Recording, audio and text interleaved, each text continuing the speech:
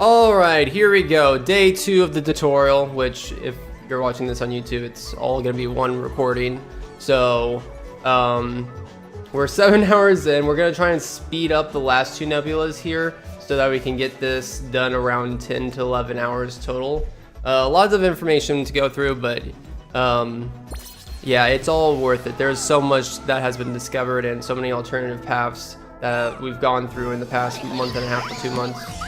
So really want to give everyone the resources needed to, from a beginner's perspective, from a top level perspective, from a perspective to be able to route stuff in the future. So I think me going into extra detail on a lot of this stuff is worthwhile. Yeah, let's get right into it. We're starting off with a fun one today, Hieroglyph Pyramid. This is one of the highlights of the run is right here. It's the infamous Hyro skip, which this has been interesting. There's a big story to how it's kind of like come about and everything, but we're gonna try and be kind of fast here to make sure that we don't waste any time. First and foremost, you're always gonna want to get this bot. It's super quick. Just make sure you hit it, and then you can jump right after this bot to do a spin stall and then jump up with your jet boots here. You need sprint speed here, so just make sure you're not like doubling your sprint speed. Make sure you land and hit the bot right as you land, and then right after you go out of the bot animation, make sure you're prepared to jump away from here, spin stall, and jump up here. You can also grab the edge of the bridge like that, so you can actually like go from this angle over here to grab it. Or if you just want to play it safe, you can just straight up go this way up here, and that's more direct. You can make this line right here or ledge grab right here without sprint speed, so that's pretty nice. Now the bridge of doom. Kill this guy. So this bridge, the way this level works is once you go far enough, specifically what I use as a cue is this crack in the bridge. Always identify where this crack in the bridge comes from. The cutscene will start relatively right here, about 1 board past this crack. So the cutscene will be kind of like be in this. It's actually a little bit more further up like that. It'll be kind of like in this red rectangle of doom. If you cross this threshold, even above it, you will trigger a cutscene that sends you to the bottom of the level, and you will have to play through the level from the start to, from the very bottom to the top when you when it happens. So what Hyro skip is, what the infamous Hyro skip is we do a way to kind of like hover around the checkpoint here, around the cutscene trigger, to skip it and go directly to the end of the level right up there. But in order to do that, like you don't have enough, even with spin stalling, you can't make enough distance to go around the bridge. So what we do is, there's actually 2 methods. One of the methods is much more popular than the other, but essentially we need to find a way to give us more distance than what we can normally get normally. So let me erase that and show the first method that was found. The first method that was found was to try to use the height of jumping on these boards, because they're kind of rickety, you see, and sometimes you can gain a lot of height bouncing off of this. The bounce here is found to be unreliable and inconsistent, but sometimes if for some reason you're good at activating, trying to figure out how to activate that bounce, you can use that bounce to get yourself extra height to clear the distance. So let me try to do it here. That's not going to be enough height. That's sort of the idea, is to use the board to kind of like launch you in the air. so you can cross the gap while going around. And then essentially what you're aiming, there's like one board that's lower than the others. You're trying to aim for the board right after that one to land on, which is kind of like, you can kind of see it like right there. It's bending down just a little bit. So yeah, let me see if I can try this again.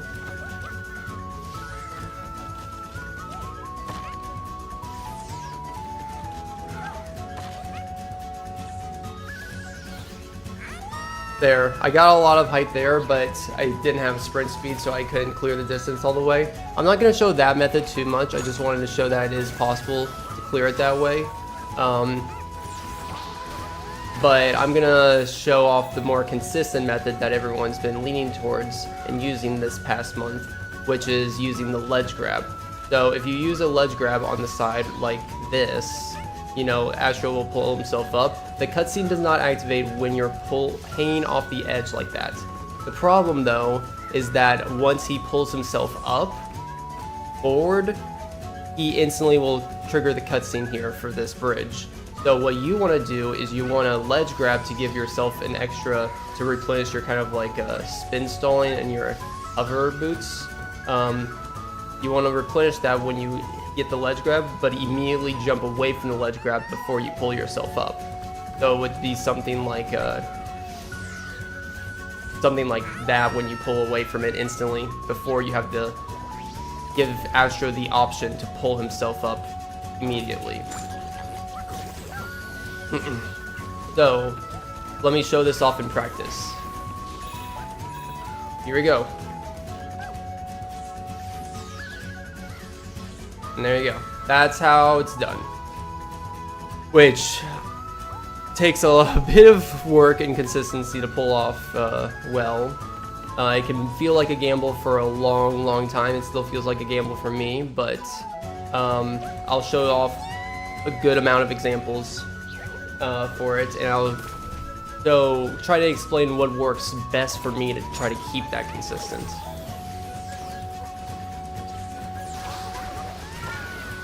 So again, use this crack and like try to like jump right past this crack on this board and right after this like little rope thing. That's when where you're aiming to run off. You can go like remember that if you're going to collect this bot over here, you're probably going to be coming from this angle, so it might be good to practice coming from this angle. But also if you come after you die, or if you need a reset level, because if you activate the cutscene by accident, you don't die, so you would rather want to restart the game. I mean, restart the level instead of continuing on. But yeah, be wary of the direction you come from when you're practicing. But essentially what I'm doing is I'm gonna be trying to go away from the bridge, roughly like a meter or so. Usually I try to, here, let me see if I can paint a little picture here. The idea is when I jump off the bridge right here, I try to go away from it enough that I'm kind of like lined up with the blue ears over here, kind of like linearly. I try to make sure that that's like I'm heading in the direction of the blue part on the ears, and I try to go forward towards that. As soon as I've used my spin stall and my hover and I start descending, I start moving immediately right as I'm falling down slowly to grab the bridge. So it's pushing yourself away from the bridge a good amount, trying to maintain as much distance going forward, and then once you start falling down, you turn immediately right into the bridge, get the ledge grab, and then once you get the ledge grab, you want to instantly pull the left analog stick in the opposite direction, or kind of like upwards direction more, and try to jump out of it. So let me show it again.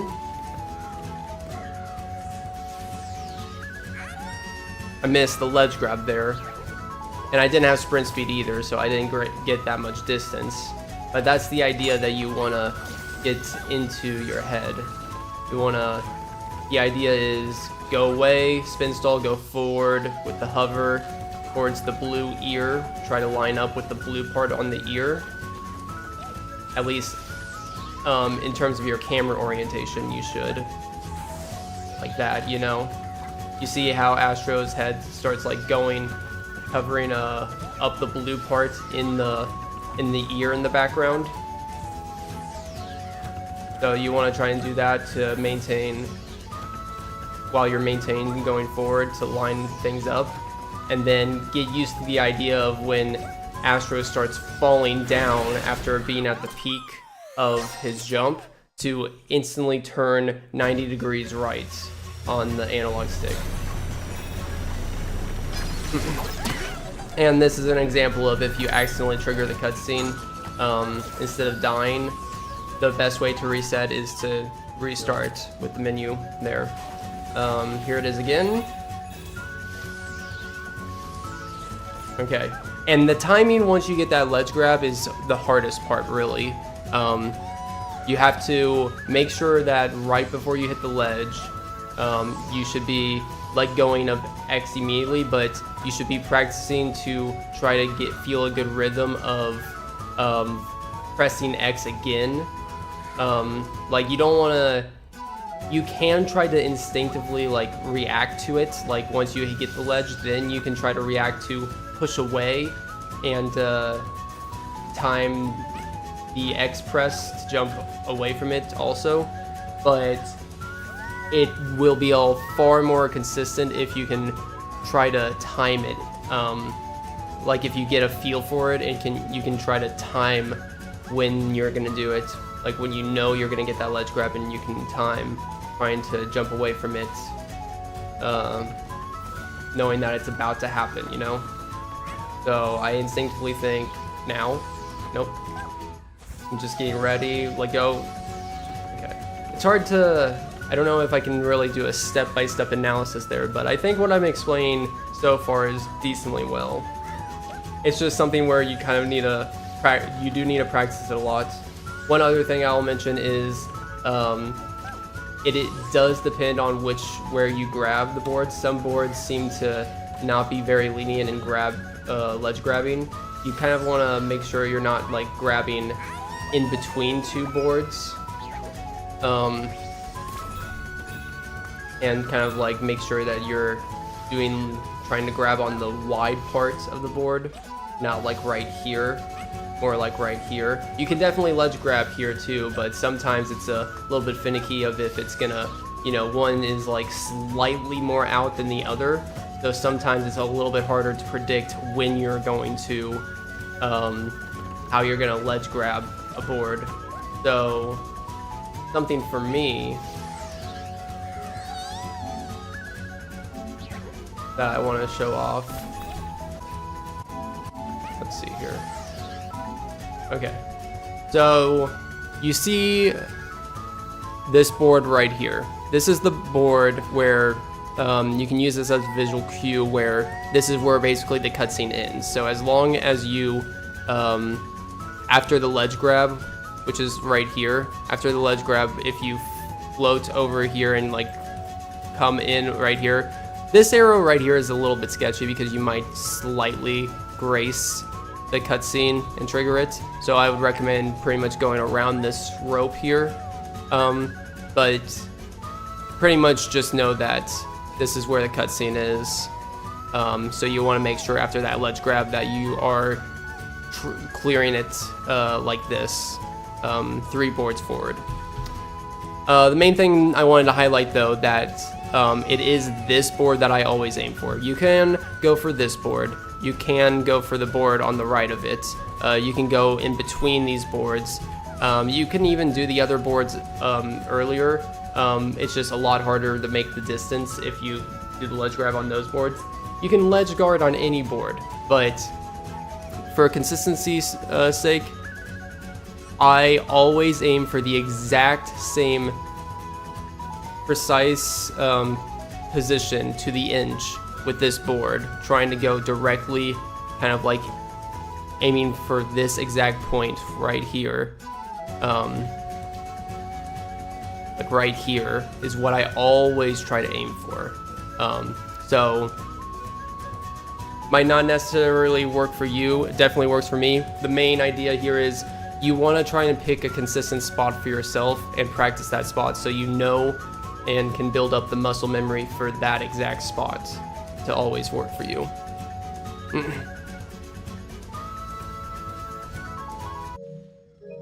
So I'm gonna show it one more time and then we'll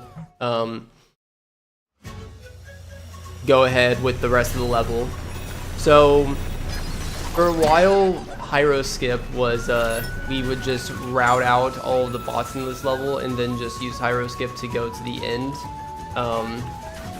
But now, just last week, I found a way where you can do this skip and then be able to go back down to collect some bots and use like its post-level state to use a bird rope to take you back to the top, and also like death abuse with a checkpoint at the top. I'll explain this after I do this one more time, but a little reminder of what we're doing here. We're gonna jump off after this crack in the board here. We're gonna try to line ourselves up with the blue part on the ear in the background. We're gonna spin stall first, then we're gonna hover, and then as soon as we reach the peak of our hover and you start noticing that you're descending, as soon as you start descending, you're going to immediately turn 90 degrees right. Just hold that right direction, and then right before, as you're about to come down onto the boards, let go of the hover, and then rely on your muscle memory to sort of know when you're gonna ledge grab and push away in the opposite direction with the analog stick to the left or up left, and another X press to jump away from the ledge grab before it pulls you up. Then after that, you can do another hover and spin stall to get you to the end of the bridge where the cutscene isn't active anymore. So let's go. Just like that. Definitely one of the hardest things. So if you practice this dozens and dozens of times, it's still not clicking, it's don't worry, everyone's been having issues like that. Best thing is definitely to try to keep up a consistent pattern of how you're approaching it. Don't try to mix match. Something that I've seen like Exilius and Mix do is that they try to stay very close to the boards and then they just quickly turn towards the ledge at the last second. That might be a method that works better than you, but I have tried to experiment with this a lot, and this is the method that works the best for me. So that's that. So now on to the rest of this level. So originally we would just go forward and you would have to do the final bit of this level without using the power-up. I'll show that at the end, but right now I'm going to show the alternative route here that saves an extra 20 seconds on top of Hyro Skip. So originally, it always depends on what bots we're routing in and out, because, you know, if we're doing Hyro Skip, we're routing out a few bots, because since we're not doing the regular level, so depending on what bots are being routed out, changes how much it saves. So regular Hyro Skip, just that bridge skip alone and going to the end of the level, saves about 15 seconds. Now when you add it with this new route where we're gonna go down and get some bots, it's gonna save an extra like 20-ish seconds on top of that 15 seconds. So first try Hyro Skip with going down and getting the bots. We'll save 35 seconds over doing Hyro normally, getting all the bots there, in most cases. So what you do with the new route is that you want to go down here on the nose of this guy, and you'll see coins spawn up here. Okay, when you see coins spawn up here, it means you got this checkpoint here So like I can literally die right now and I'll have that checkpoint that sends me back up here at the end of the level, okay?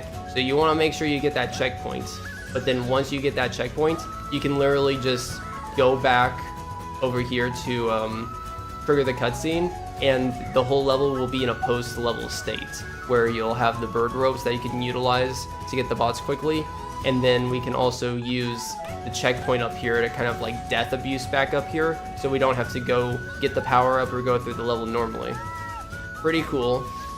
You just have to kind of so the area where you can kind of get the checkpoint is pretty much anywhere around here.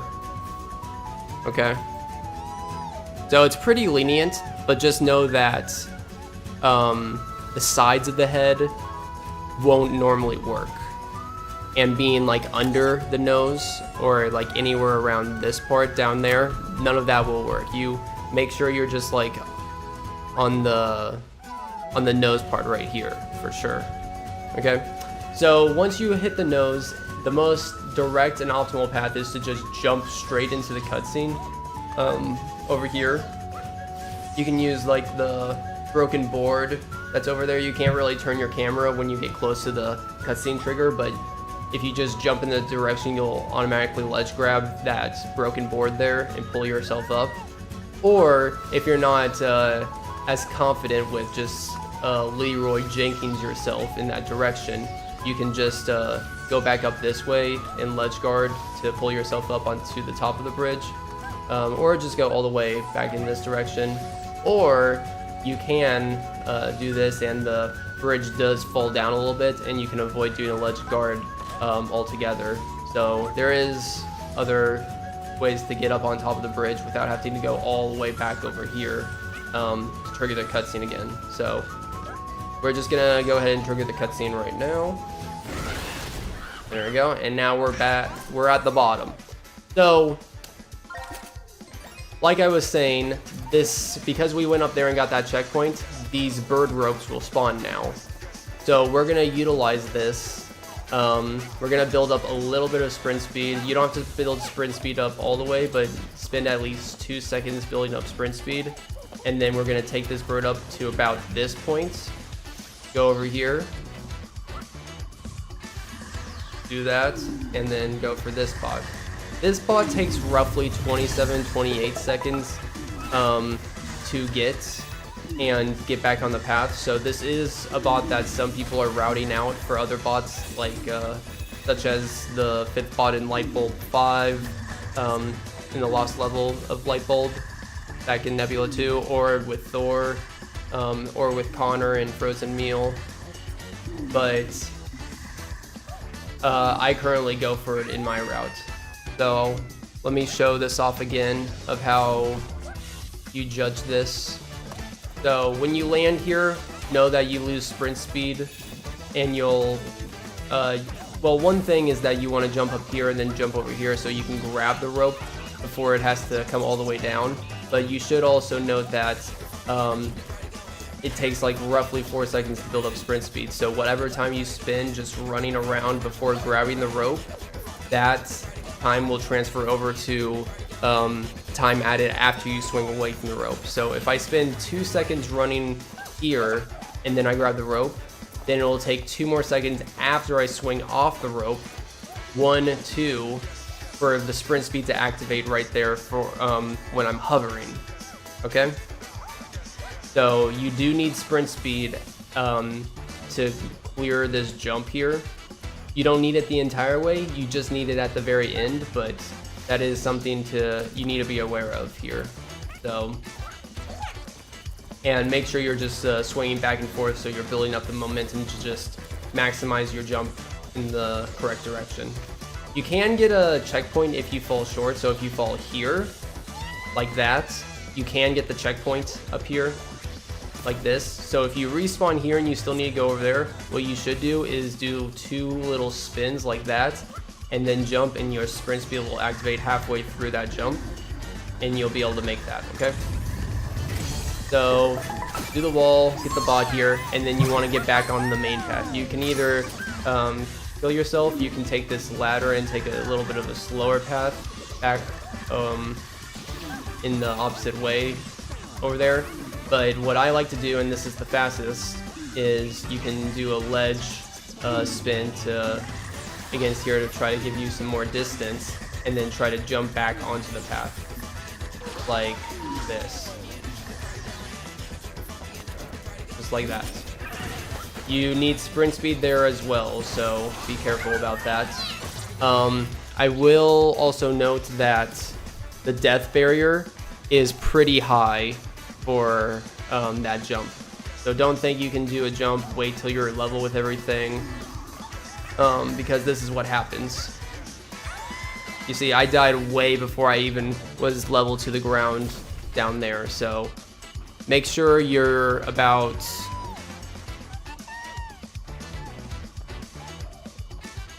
kind of like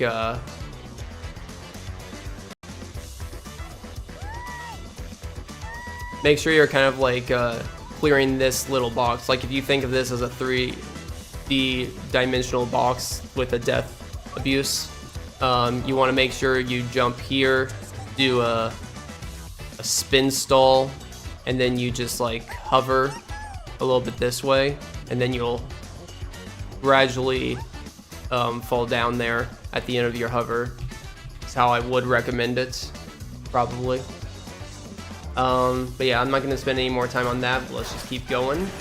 This bot's pretty simple. Just make sure you go for this guy first. That guy will always kill you if you instantly go for that spin. There's no way to even do it quickly. So just go for that guy, and as soon as you hit him with your hover attack, with your jet boots, then you can start charging up a spin and go for the circle there. You can get that bot. That's a pretty quick and easy bot. Now we're gonna go for this jump, for this rope over here. Make sure to kill this guy right as you get over there so he doesn't accidentally snipe you as you're going up, but then start swinging. As soon as you see yourself actually moving forward, you want to jump off the rope there. So show this off again. You're gonna go directly up for a while. Okay, you're gonna go directly up. As soon as you start seeing the bend move forward, that's when you can jump, and you want to aim for the nose here, because what you're doing is when you activated the bridge cutscene and you got sent to the bottom, you triggered a checkpoint at the very bottom there that you can't avoid no matter what. So at some point you have to come back up here to re-get this checkpoint, because so now that I've touched the nose of this guy, doesn't matter if I already activated the checkpoint here previously, every single time I hit the nose up here, I get a new checkpoint that takes me to the top here at the end of the level. So we make sure to get a new checkpoint up here, and then we fall back down to get a bot here. Okay? Another thing to know about this bot is that, let me just death abuse so I can show the pathing to this bot again. So if you're going to be jumping from this nose here, it might be a little bit of a tight jump to jump from here. You can like come up here first and then jump there, or also know that you can jump off this this slanted roof that you see right here. You will start sliding as soon as you land on it, but it does replenish your jump features to, you know, be able to do another spin, do another spin attack, do another hover, jump off it. So just know that you can use this to replenish all that stuff like this. You see? But yeah, however you make it over here, you get this bot, and then you immediately want to go for the Lara Croft bot, which is gonna be over here. I theorized that you could maybe death abuse and then use the slanted roof there to kind of like push you in the direction over here, but this doing something like that is a little bit slower. I do want to note that there is some investigation going on where there might be something where you can utilize something like this to jump on these little holds, which are very hard to jump on. You have to be pretty precise, but use that to jump over here, and then you can jump over to this bot that we got first. This is another way to get this bot instead of using the rope there. So, and the reason I'm mentioning this right now is that if you fail those little jumps and you fall down, it's right next to Laura, so you could, there's a possible route being investigated where you can try to go for those jumps to get this bot, and if you fail that once, you can just get Laura after you failed it. But I would recommend the current route, which is after you get this bot over here, to go directly to Laura like this. And also know that there's another jump rope bird right there that takes you to the top if you need it for some reason, if you messed up your checkpoint spawns or whatever. But yeah, from this bot up there, you want to go directly to Laura on the ground here. You can either try to time it to go under these, or you can make sure that you just like land here and then go around. Either of those is fine. Then you go down here. For this bot, you want to do a short jump here, but then you need to walk by holding your left stick forward only a little bit. But then right when you're about, you can basically use this line between these two guys as a measurement. As soon as you reach this line, you can full sprint run to Laura without being hit. I actually aim a little bit before that, about right here. So like at the start of this crack in the board is when I normally aim for to start my sprint. But yeah, so normally you're gonna land right here. I do a short jump, then I do a walk until I reach that board, and then boom. And something to note is that when those go down when you run there, they'll be fully replenished, so that after that bot animation, you can instantly run left, they'll kill you, and you'll death abuse back to the top here. So ain't that amazing? Love utilizing that, using that death abuse. But yeah, that's gets you 5 bots on this level, with the option of possibly routing out that wall bot over there if you feel like a different 30-second bot is easier for you to get, since the methods to get over there can be a little bit tricky. But yeah, with that, we're gonna do the end of the level here. So the level here intends for you to have the power-up, like the kettle ball that you turn into a little metal ball to get through this section. You can get through it without it, and don't mind that like frame drops there, that always happens. But you can get through this section without it, but it can be a little bit tricky. So you can see if you just jump off right there, you can almost make it, but not quite.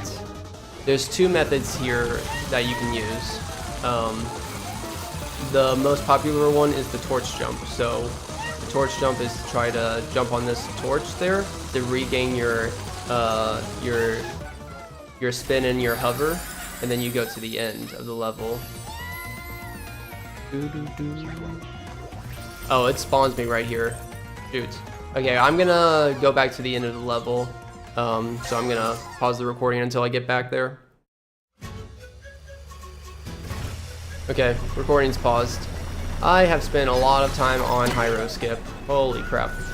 I mean, it's all good information, but I just spent so much time on all that stuff.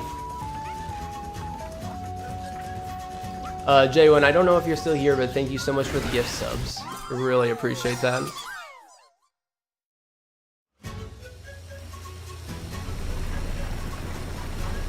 Thank you, Hans.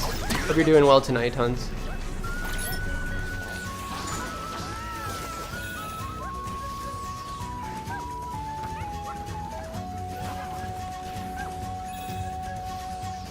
What's nice about having played this game non-stop for the past 2 months is that I have a lot of stuff to talk about, but that's also the problem, is that I have a lot of stuff to talk about. So, you know, depending on the person, you might find all this stuff interesting or not, but it's cool to have one video showcase all this. Okay, I'm gonna start the recording again. Okay, so we're back here at the end of the level. So the other method, other than the torch jump, is to kind of aim the jump where you fall off at the end, where it doesn't immediately go into the spike. So I wait a second here, and then you can fall off the edge there. And I still didn't make it, but you can make it. It's very, very tight. But yeah, as long as you don't slide into the spikes, as long as you slide into like the dark abyss. Ooh, not like that. As long as you slide off without hitting the spikes, you get a little bit of extra momentum and distance that allows you to possibly make it all. Something like that. Something to note there is that you can do it on the right side too, but you have to be extremely quick. I never can figure out how to do it by going on the right side. If you want to do it on the left side there, you just do what I did and kind of like wait a second. What is this? Oh, well, that is weird. I've never seen that happen before. Okay, well, I'll just ignore that this is happening at the start of the level. So now that I've shown that off, I want to go back to the torch jump, because torch jump is the most popular, and I want to show off my consistent method to pulling off torch jump. So, let's see here. Let's see if I can get a screenshot here. Kind of show this off well. Well, it's a little bit hard like this, but essentially you have 4 of these spikes on the floor, right? You have 1, 2, 3, 4, right? These 4 spike squares. What I normally do is between the 3rd one right here and the 2nd one, I try to line up my jet boots to go to the crack between both of them, and then as soon as it hits the crack, then I head immediately to the right into the wall, and then slightly forward at the end, and that almost perfectly aligns me with the torch here. So to show this off a little bit, you kind of saw I stopped my jets as soon as I hit that crack between the 2nd and 3rd one, and then I started moving right. I didn't have enough height in overall since I wasn't starting from the very top, but that's the sort of idea that I use to make that torch jump. So something like this.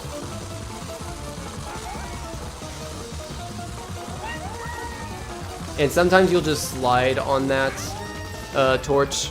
Sometimes you can land on it a little bit. As long as you slide or you actually land on it and can like get another jump off of it, you will replenish your jump abilities of another spin stall and another hover. So yeah, just know that. It's something like right there, turn right, and then go a little bit forward once you hit the wall, right before you descend into it, and then you can get replenish your stuff on the torch and make the rest of the distance. But yeah, that's Hyro Skip. There is a secret exit over there, but we don't take it. But it is something where if we find a glitch that can get us out of bounds to it, it might be something that might be routed into the future, but because that lost level does give good bots, but problem with it being right now is that we don't have the power up to get us up to the secret level anymore, and it kind of takes a little bit of time to access the secret level through some RNG walls. So, but just know that that is there in case it's something is found to bypass the out of bounds to get there quicker. But yeah, that's Hyrule Glitch, one of the most infamous levels in this run. Now we have 2 more chiller levels, more calm levels, before having one of the most notorious like we have pretty much the most notorious level in the run, followed by 2 sort of chill levels, followed by another one of the most notorious levels in the run. So this nebula is just all over the place. So let's have a good time with Bubbling Under. Bubbling is a good level to get all the bots in because it's one of these small open world levels where all the bots are like within a short distance of each other. There's nothing that we can do really to speed up our movement underwater, just like this. Just make a direct path to this and then hit it. You can hit just as it comes up here, and then like start swinging away a little bit. You want to just look for that yellow icon on the chest. Once you see that, you can start swinging away so you get a little bit of extra distance before you get the penguin gadget. But yeah. But yeah, we have a new gadget here, the penguin gadget. You press R2 and you start swimming pretty fast in every direction. It's really cool. Allows you to go up out of the water pretty high. Might want to build an intuition of knowing how long you're staying up in the water and how high you actually go, because sometimes if you're like swimming up and if you didn't mean to go out of the water, if you do pop out of the water, you have to go all the way up and back down. So be wary of accidentally popping out on the top of the water.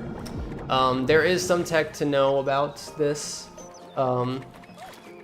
Even though I just said that it can waste some time if you accidentally pop out of the water, you can cancel your jump going out of the water under certain circumstances to shorten the jump. Something like this. If you spin before you're at the peak of your jump, you can cancel it and fall quicker into the water, okay?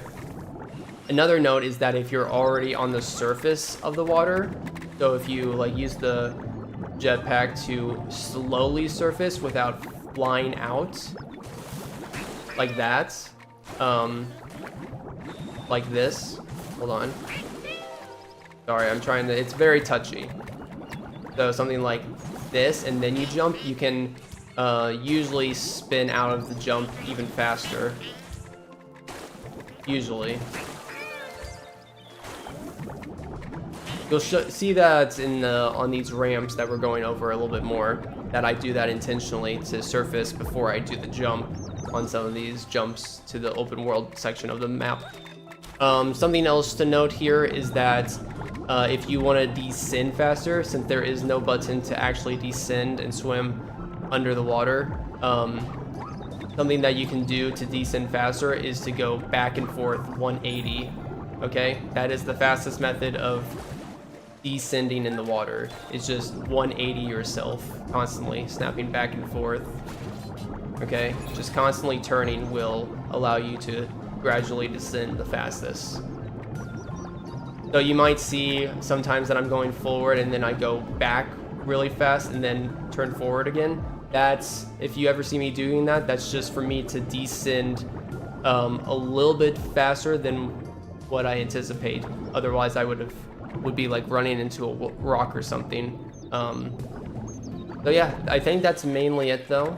I guess one other thing to note is that when you're going out, you can use your jump abilities of hover and spin. So you can really extend the amount of time that you are above the water from your jump by, taking advantage of that full dive, then hovering and spin attacking right before you actually land back into the water, okay? Which will be handy for the spaceship bots later. But that's about all you need to know.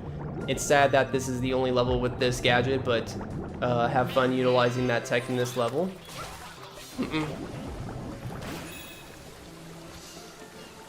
So on every one of these dives that you're doing, where you're diving out of the water, make sure you're spin stalling early out, so you descend into the water quicker.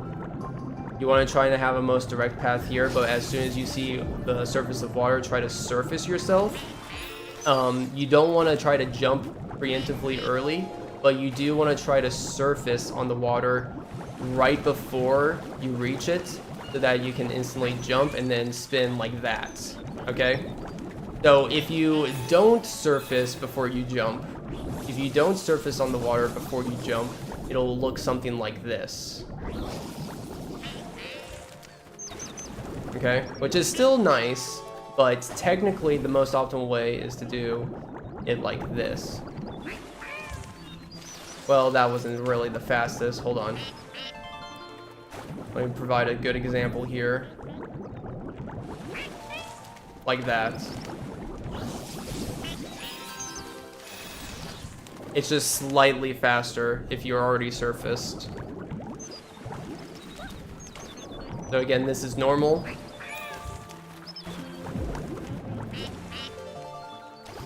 And then this is if you're already surfaced. Okay? So not much of a difference, but it is optimal to make sure you're surfaced before those jumps. Then after those jumps, try to make the most direct path here, stay to the top as much as possible, because the route that we're going to do here, now that we've unlocked the open world section here, we're going to get all 7 bots in this section, and we're not going to free the starfish. I know it's sad, but technically it's the route in the first few weeks did have us saving the starfish here, but we have decided to finish the balloon breeze level instead of finishing this level, because it is very slightly faster to do that. Although it is definitely worth getting all the bots here and then leaving planet after you get them all. So you're not going to complete this level, but you're going to get the bots here. So the path that we're going to want to take roughly here. Let's see.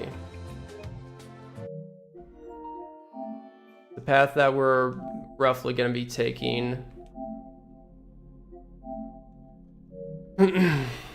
So the first bot that we're going to get is going to be over here. And it's going to be the spaceship bot, okay? It's going to be up above water. And then after that, we're going to descend down into the back wall here for the second bot, okay? After that, we're gonna go over to Octodad over here, and he's gonna be our third bot. Let me that better. After that, we're gonna try to descend down to the volcano, not the volcano one, but the treasure chest one, down at the way bottom here, down there. Then after the treasure chest one, we're gonna go immediately up to the volcano one, which is kind of like around here, not exactly there, but it's around that area. Then after the volcano one, since you're already going upwards, you're gonna utilize going upwards even more to go straight upwards to get a rope swing right here to swing yourself up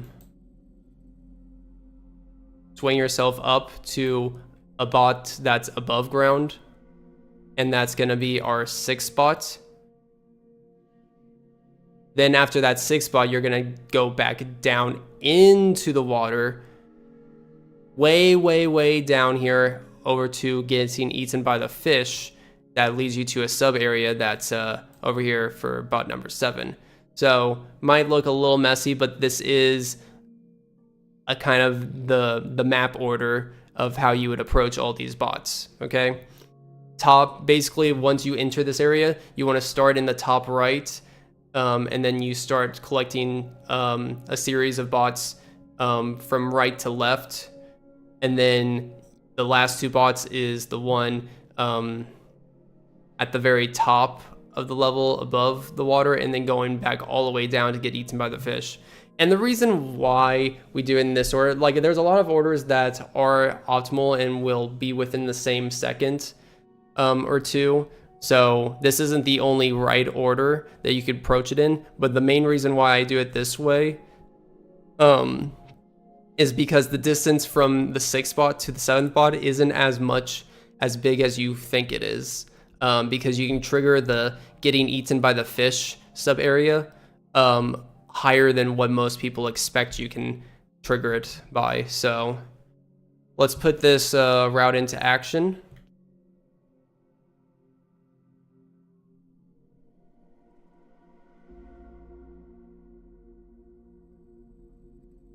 Okay.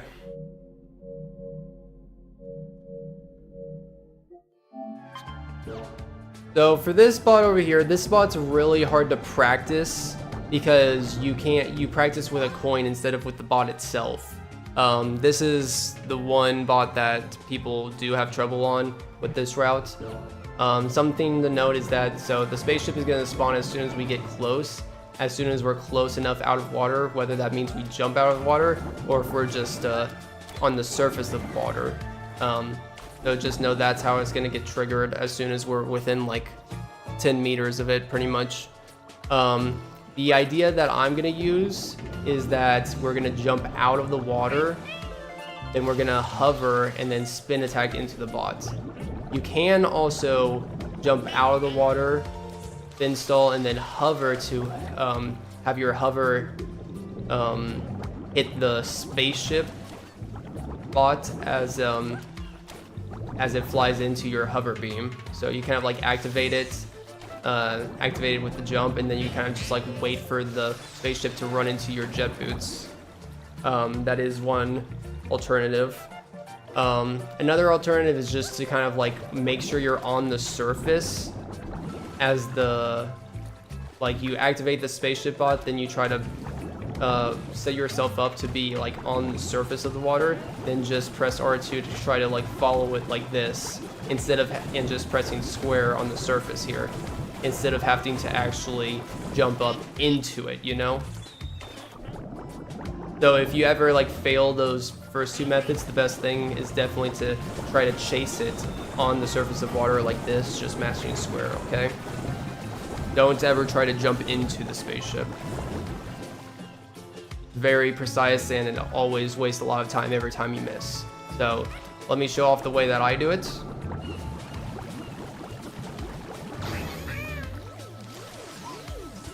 I missed. Okay, but that's basically the idea. And then if you miss, you can just like follow it like this and get it this way. So the other method that I was talking about here, where if you don't want to do a spin to spin into the bot, you can do the same thing where you jump out here, do a spin stall, and then hover into the spaceship as it lines up into it. But I don't know the exact, I don't remember the exact distance that it follows, but it will always go like right here, roughly.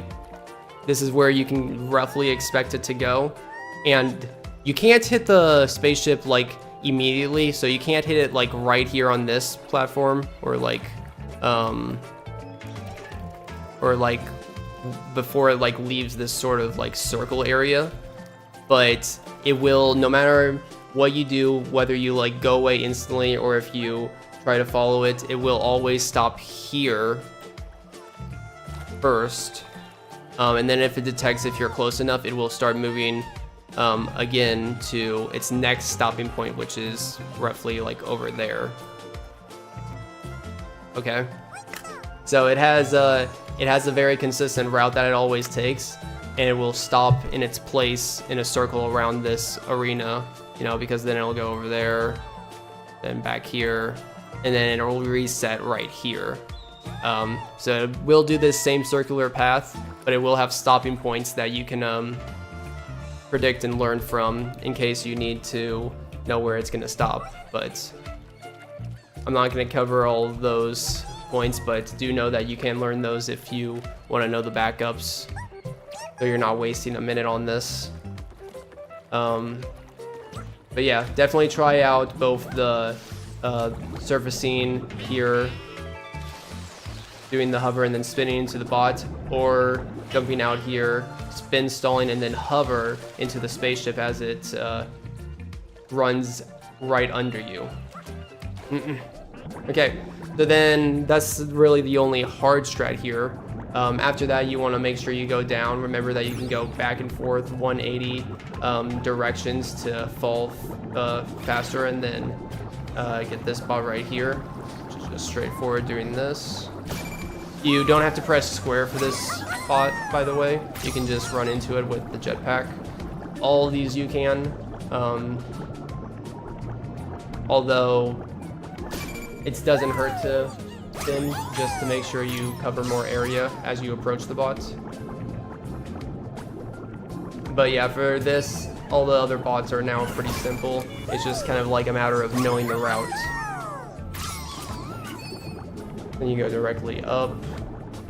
Would be careful, don't go too fast past this bot. Try to stop yourself right at the base of this volcano and then gradually go up, because if you go too high, it is a lot harder to recover going up and going back down than it is to just stop yourself a second before you hit it and then just slowly rise into it, okay? After that, you go straight up, and you want to go for this left rope, and you want to try to approach it from the left side. So you want to try to approach, you can come out of the water on its right side, but try to, if you do that, try to curve around onto its left side so that you can fling off it instantly like that. So again, you're gonna grab the rope about 2/3 of the way down, and you're gonna kind of the ideal way of doing this is to grab it 2/3 of the way down. You're gonna slide down as you do the swing, and then right before the peak of the swing in this direction, just instantly jump. So you do that in one swing here, like that.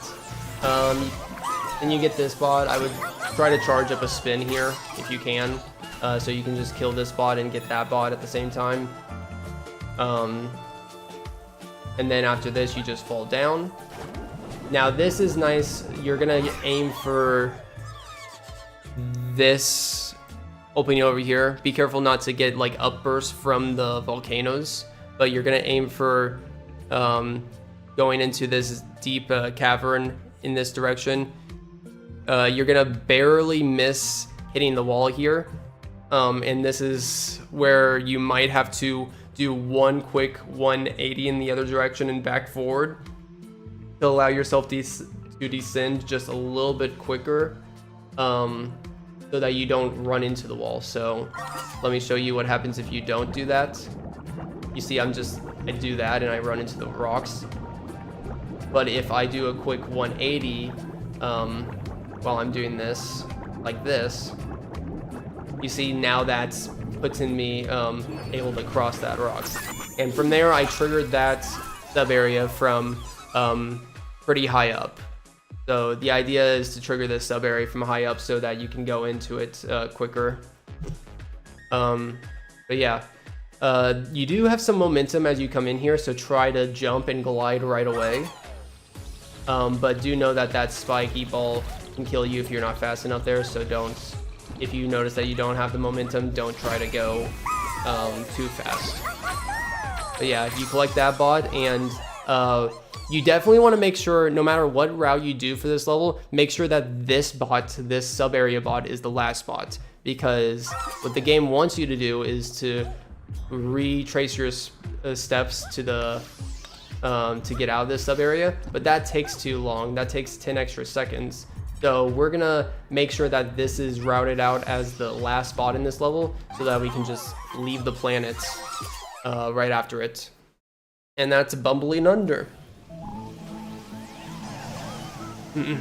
Now we have Balloon Breeze, which this shows a return of the power-up from Sky Garden from the very first level. We had very little exposure to it in Sky Garden, but back. The main ideas for Balloon Breeze, again, or for this power-up, is essentially that you want to remain in regular bot form, and reduce the amount of time that you're in balloon form, which we'll cover everything again once we get there. But this first part, you can use this bug to jump up here, but you don't have to use the bug. If you jump right here, basically, if you use the peak of this little hill here, right to the left of this little stem leaf thing, you can jump off that to have enough height to get over the ledge here. So, and you want to make sure you have sprint speed, which you should automatically have sprint speed.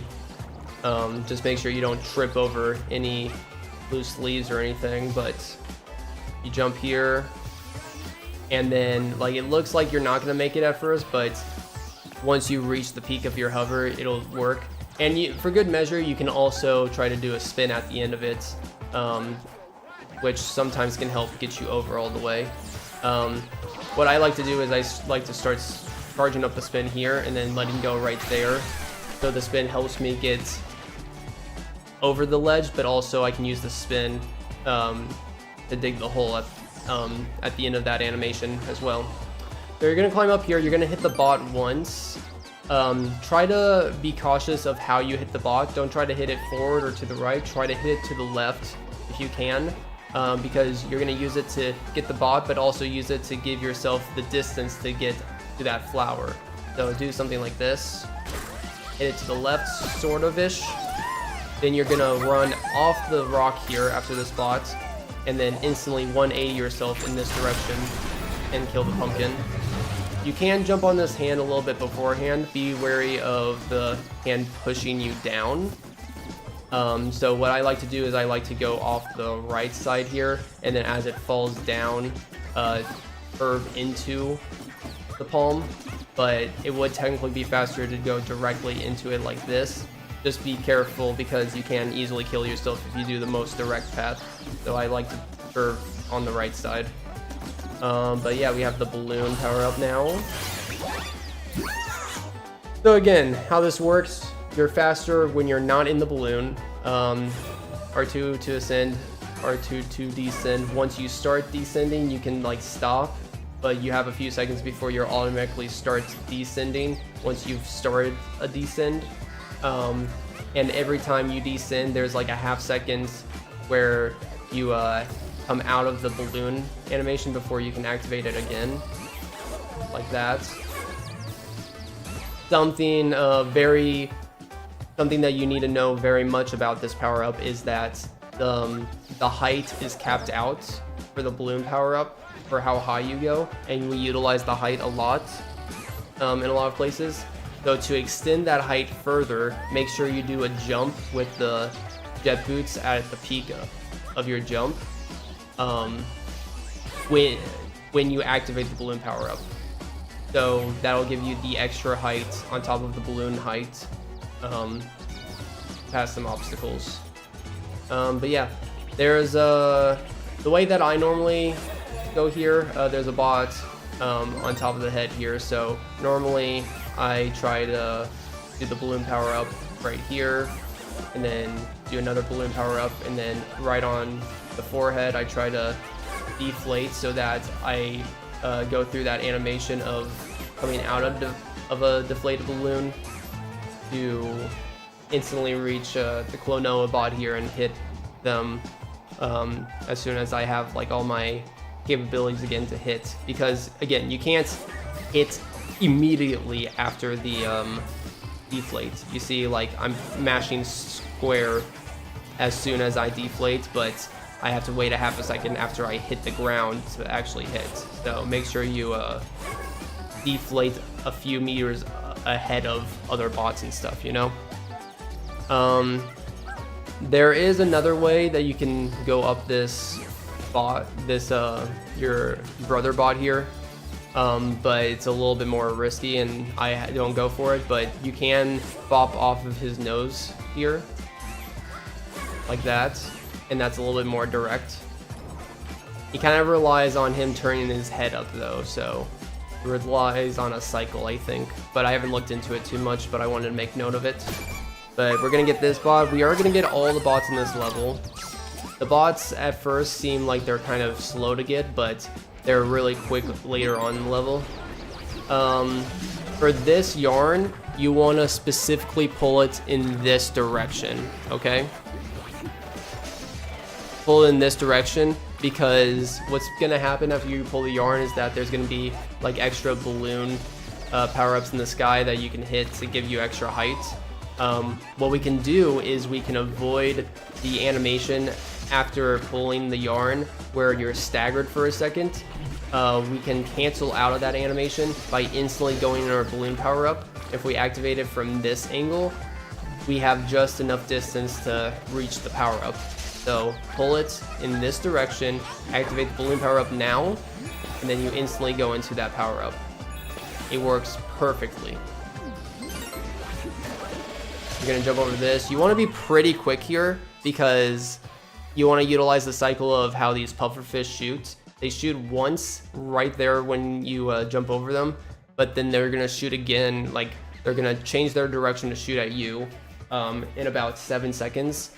And that gives you just enough time to pull the yarn to have this this squid come out and then blow up the squid so that it sends you to the next area. So try to be pretty quick here so you don't have to avoid getting hit or having to wait on the enemy attack to go to the next area. So yeah, this is pretty straightforward. Something I'm gonna note really quickly right here is that watering can. You can actually go inside the watering can and get the bot as it comes up. You don't have to wait for it to be in place of where it goes eventually, but it's very quick.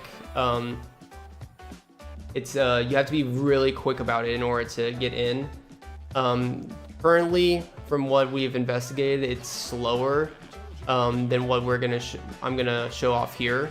But do know that that's something that I think has some possibilities to be investigated further. Because if you can get that bot in the watering can and then leave the watering can before you're pushed back into before he like leaves this platform, this first platform that you're on, it could end up being very beneficial routing wise. But yeah, just know that's possible, but that's not how this is gonna go, how the current route goes. So we're just gonna stall here for a second, wait for everything to go through, but then once the purple flower pops up, we're gonna hover above it. The hover is gonna open the flower a little bit. You wanna make sure you keep on moving in a circle so you're not killing your sprint speed, but then like a half a second after it starts opening, you can go down and hit the bot. You can actually get the bot instantly if you're just hitting rapidly on the flower from the top, but I find it, and a lot of other people find it, really difficult to deal with. It's absolutely like not intended for you to just like try to get the bot in instantly there, but it is possible to get it practically instantly if you're just standing and punching on top of the flower there. But I try to hover to open it up and then spin around in circles to keep my sprint speed up and then hit it as it's fully opened up. But then you're gonna go in this direction here. Remember to keep your balloon power up on at a minimum, only when you need to. Try to deactivate it there on the side of the wiring can and then just glide over to this bot. Now to the left of me on this lily pad, the squid launcher is gonna spawn. There is a thing that can happen where if you're very quick about it, you can get an instant squid launch. So like as soon as you start launching, it'll just instantly teleport you to the flower that you're gonna end up, and you can skip like 2-3 seconds of the animation of the entire launch sequence of it taking you over there. I've only gotten this once or twice, but this is something to be aware of, to keep an eye out for. I doubt I'm gonna get it here, but let's see.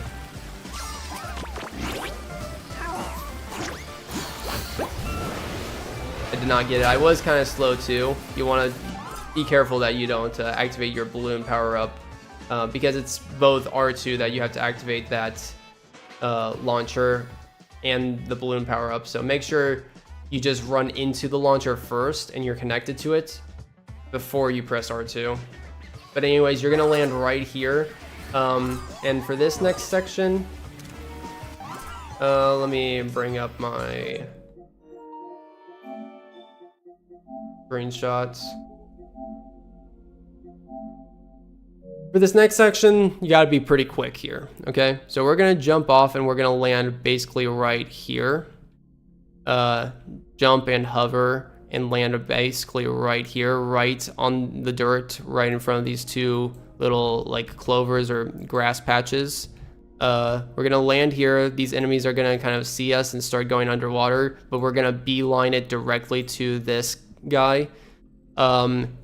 You're gonna blow into this once, like initially blow into it, and then as soon as it starts deflating the very first time, you can press X, you can jump out of it, to jump out of the animation for it. And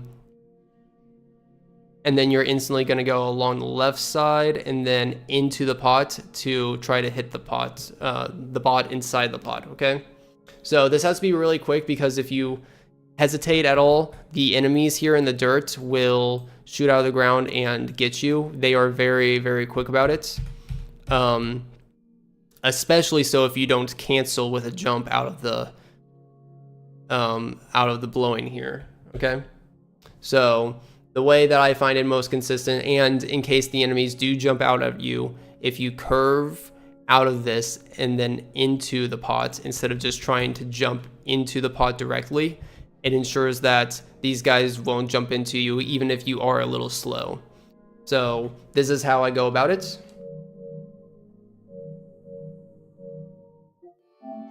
I'm gonna try and build up sprint speed first. Okay, so it'll be something like this. Jump out of it, go to the left, and then run in to hit the bot. If you want to wait, the bot will jump out of the pot, so you don't have to worry about being precise to go into the pot and having the enemies dig up under you as you land. And the bot will just be like in front right here, so that you can just quickly land and hit it within a second of time. If you are kind of scared of those enemies, which, you know, it's just like delaying yourself by a second or two. Like you can just cancel out of the deflating animation, activate your balloon to be in the air for a second or two, wait for the bot to pop out of the pot, then you deflate down and then hit it. And that's a way for you to kind of avoid the enemies altogether, pretty much.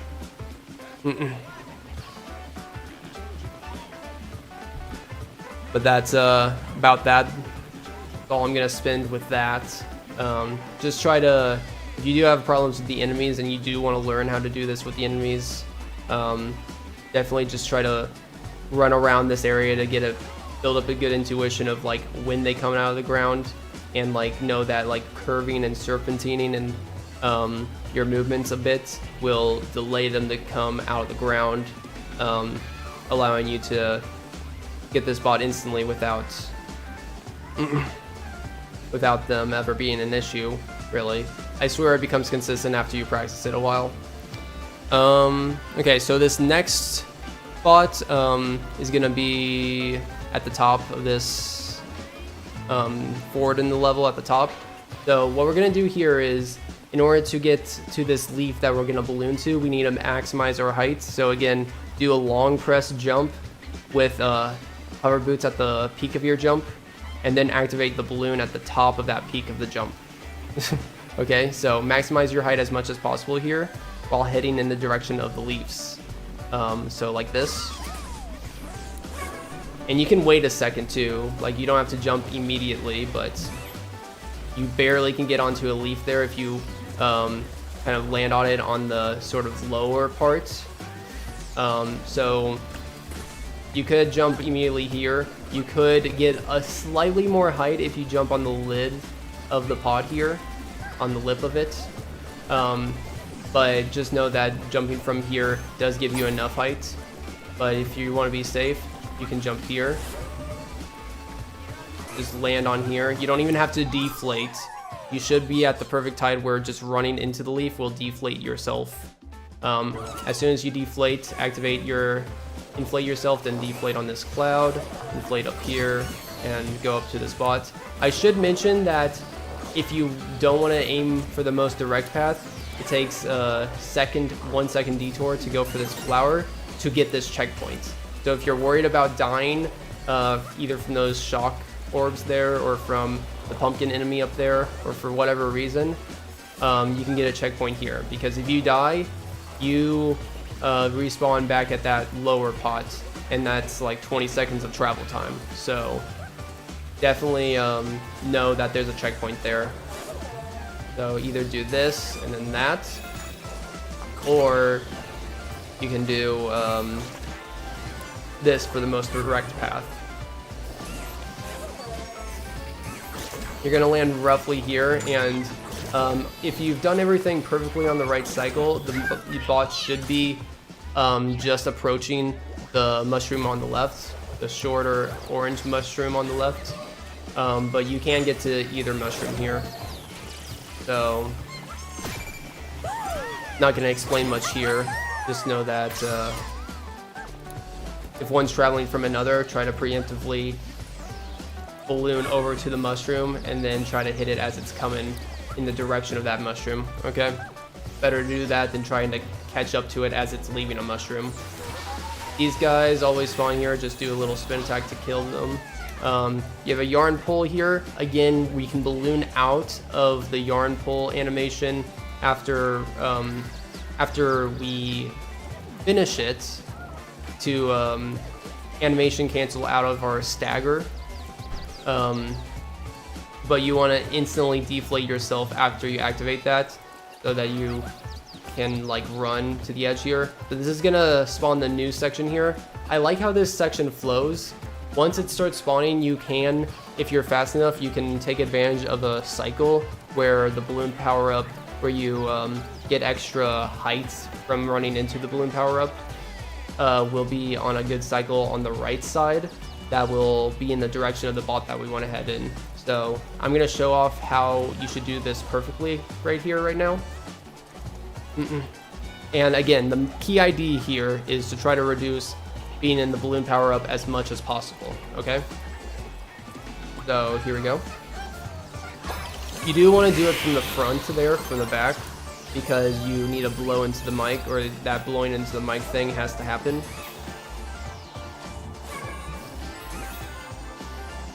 So don't pull the yarn from the opposite direction. But you see, like, whenever I activate the balloon, I'm almost always deflating like within a second later to reduce the amount of time. And then the balloon power up there will be on the right cycle, so you can instantly go to the bots. Otherwise, if you're a little slow, you might have to get that balloon power up when it's rotating to the left side. So that might lose you an extra like second or two. Oops.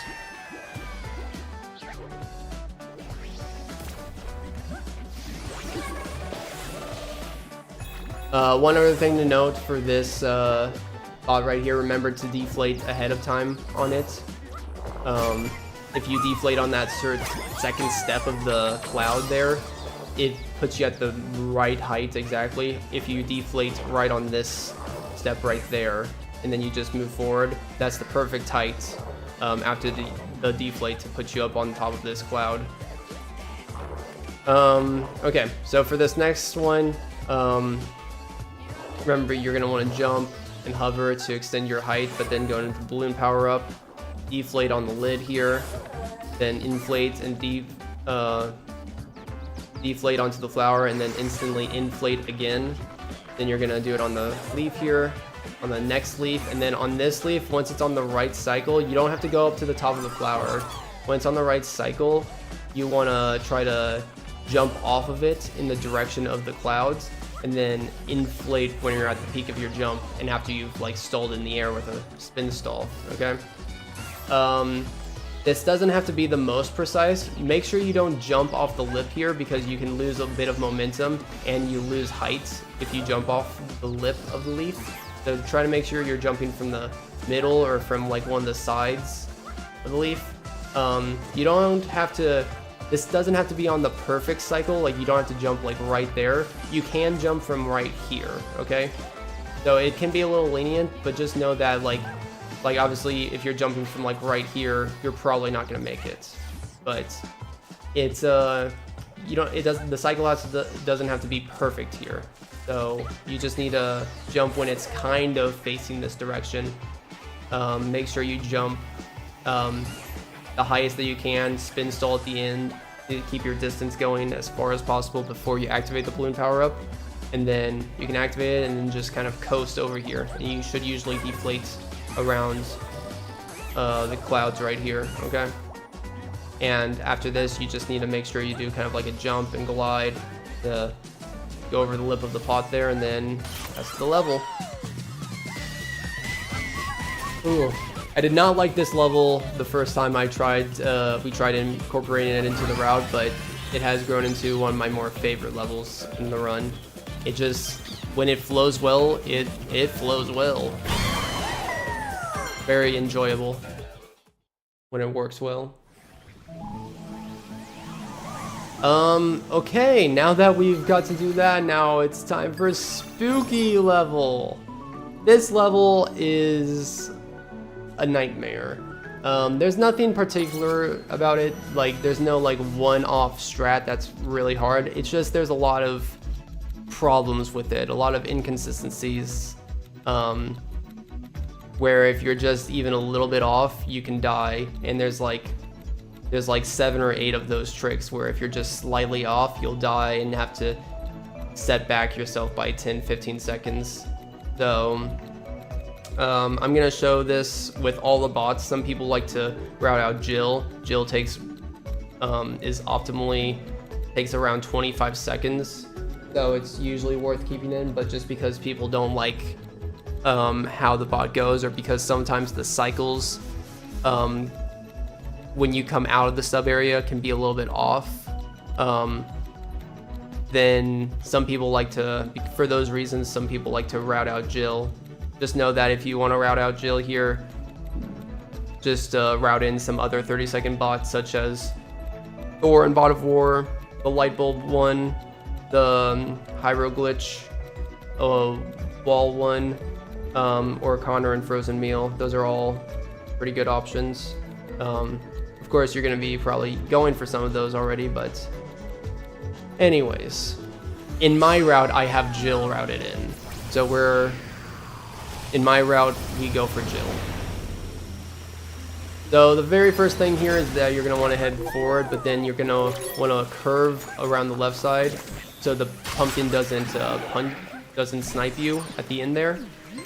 And then you're going to go right into this flower, try to charge up a spin and just get like the corner of it so you don't have to spend extra time going directly into it. You know, try to curve to the left slightly before hitting it to reduce some of that distance. And now that flower will open up this gate, but as soon as you get close enough to this gate, it will close. Okay? So what the game usually wants you to do right now is to go over to this yarn, pull it, and get the time power up for this level. So it's the same power up that we've seen in the casino, where you can stop time or slow down time with it, and you're gonna have to utilize it a lot here to kind of like make very precise jumps and be very cautious of making sure that you reduce how much time you're using to minimize the recharge time on it. But anyways, we are not even gonna get it right now. We're gonna do a skip to skip this, and for some reason, if you go far enough in this level without that power up, it will automatically give it to you. Pretty nice of this level to handle that, because no other level does that.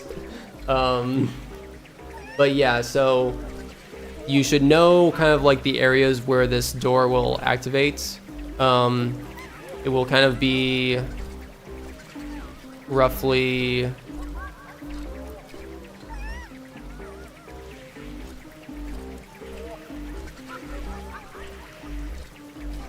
roughly around here, and this is kind of like extended up a little bit.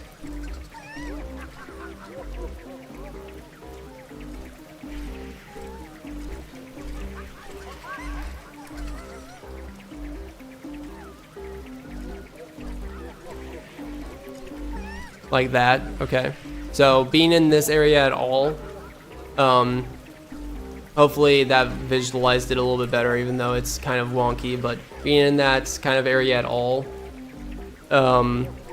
will activate the door to shut, close. So it is worth noting that if you go around it on the left side, or if you're jumping over this, you will not trigger that. Okay,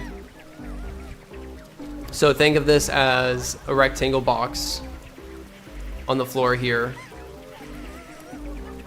and you want to try and go around the left side and to have enough height to be able to clear it. Okay, something like that. So yeah, both height and distance away is important. I should also note that the ceiling is a lot higher to be activated, so like you can run into this and the ceiling is a lot higher than the trigger being right here. So it's not like one regular rectangle, it's like a very complex shape of triggers that you're trying to avoid to keep this door from closing. But anyways, what we're gonna do is, once you spin the flower, your pathing is gonna be roughly go to this square block right here, jump onto it, then you're going to line yourself up to jump on this pillar right there. It's a little bit hard to see right now, but you're gonna jump on this pillar, and then from that pillar you're gonna jump into the wall and curve around the wall, hugging it to bypass the gate. And again, having sprint speed and hugging the wall on the left side are the two most important things, but you do have to have enough height.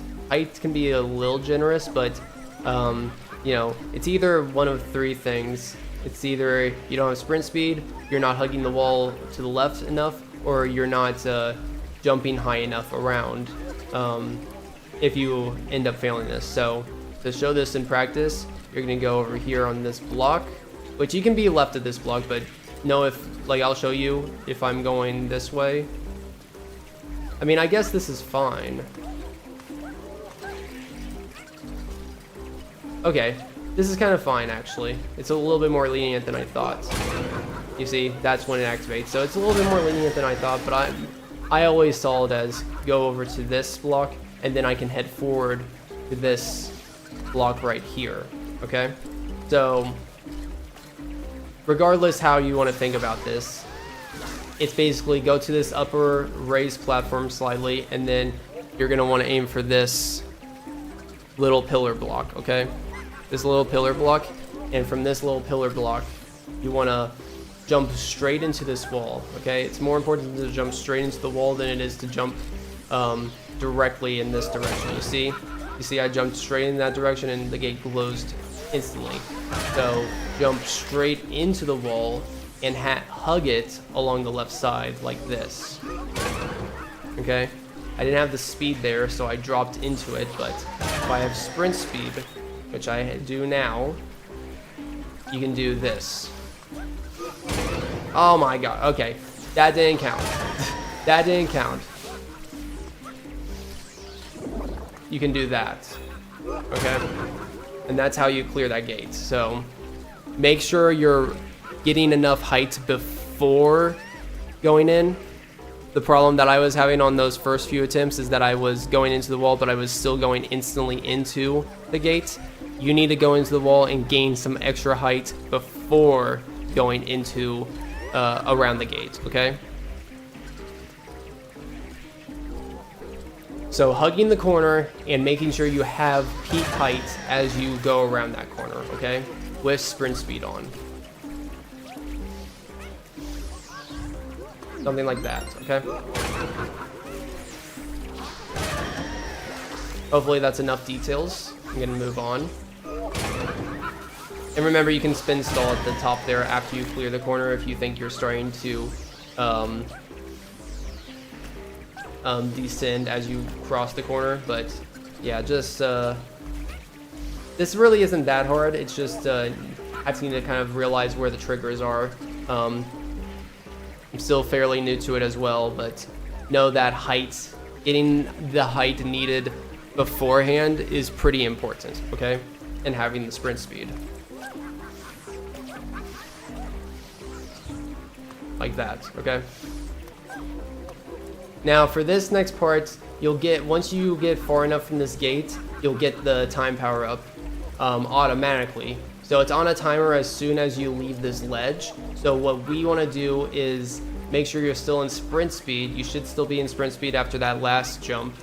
And you want to aim jump directly in the direction of the pink glob. If you do this perfectly and you don't like hesitate at all, you'll get the power up right as soon as you reach the ledge right by the pink glob enemy.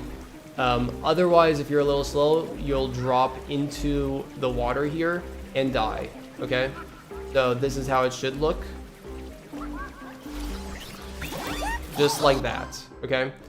And the reason you want to do this instead of going to one of the platforms on the right is that if you go on one of the platforms on the right, there's a glob enemy will glob you right after this animation and kill you. So it's, when you're doing it this way, not only is this the most direct path for you to just go speed running wise, but the glob monster will shoot at you. It'll hit you while you're in this animation, but it won't kill you because you're invincible in the animation.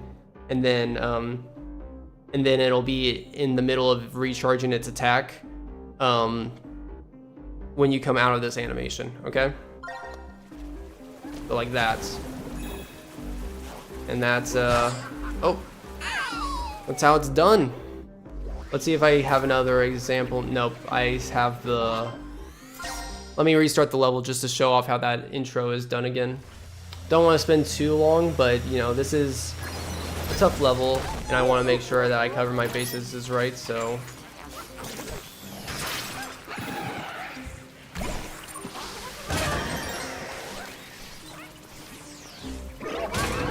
Damn, okay.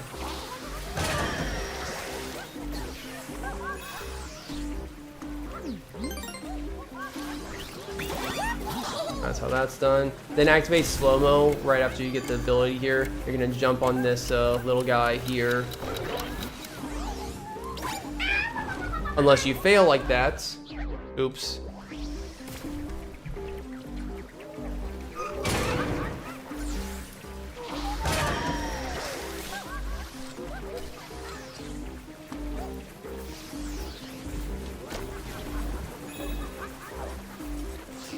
Okay, so again for this, activate slow-mo, try to predict where this guy's gonna be. This isn't too hard really. And then you're just gonna jump up and hit that guy immediately. For this next part, activate the slow-mo right before you get to these knives. For this bot on these knives here, make sure to hit it from the back side of the knives here. So from the direction that I'm standing in right now.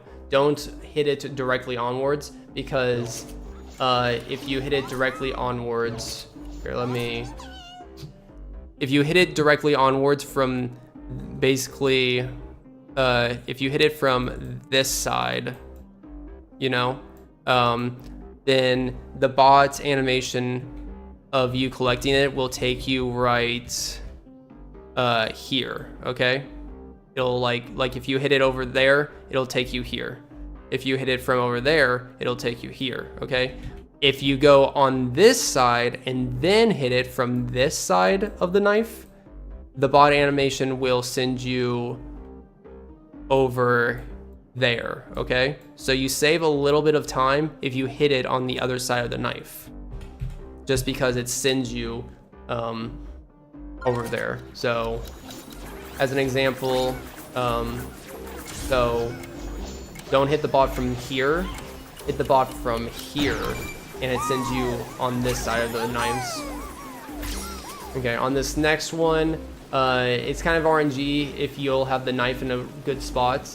So I just activate time to slow down instantly after going out of that previous spot. And if a knife isn't in the position, I just do this. This is the direction I go in. Although if I'll show you what happens if the knife is in a good position for you to jump on it.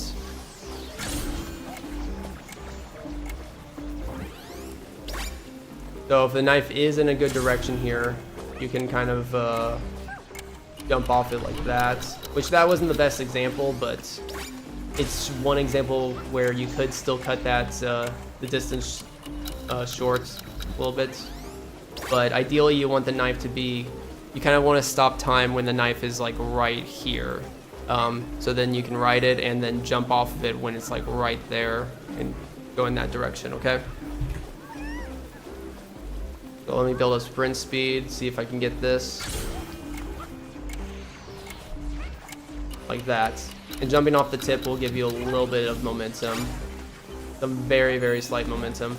One thing I do want to note is that it is possible to clear this jump from here over to there, where you use the mic ability. It is possible to clear that, but it's very hard and precise. I would definitely recommend just using the knife in some form of motion as a foothold in slow motion to reach over there. But technically, I've never done this before, but technically this is possible. Yeah, you do a ledge guard, which ledge guards can be a little slow, lose you like a quarter second or something, but yeah, ideally you want to try to just do a little hop off the knife like this. And if you one thing I want to note is that you will get the checkpoint of where I'm respawning right here.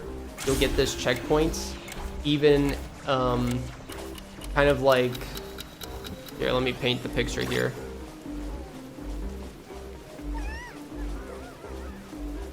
This is kind of the box that you'll kind of like get this checkpoint. So if you jump off the knife here and beeline it over here, you'll just barely cross the corner to get you that checkpoint over there. Which it doesn't matter if you get this checkpoint or not, but just as a backup strat in case you die, it's nice knowing that you can get that checkpoint if you just curve yourself into it a little bit instead of going the most direct possible way you can. Okay, so as a backup strat, know that you can activate that checkpoint even after jumping off of these knives towards the mic power up over there. Okay, so jump off the knife here.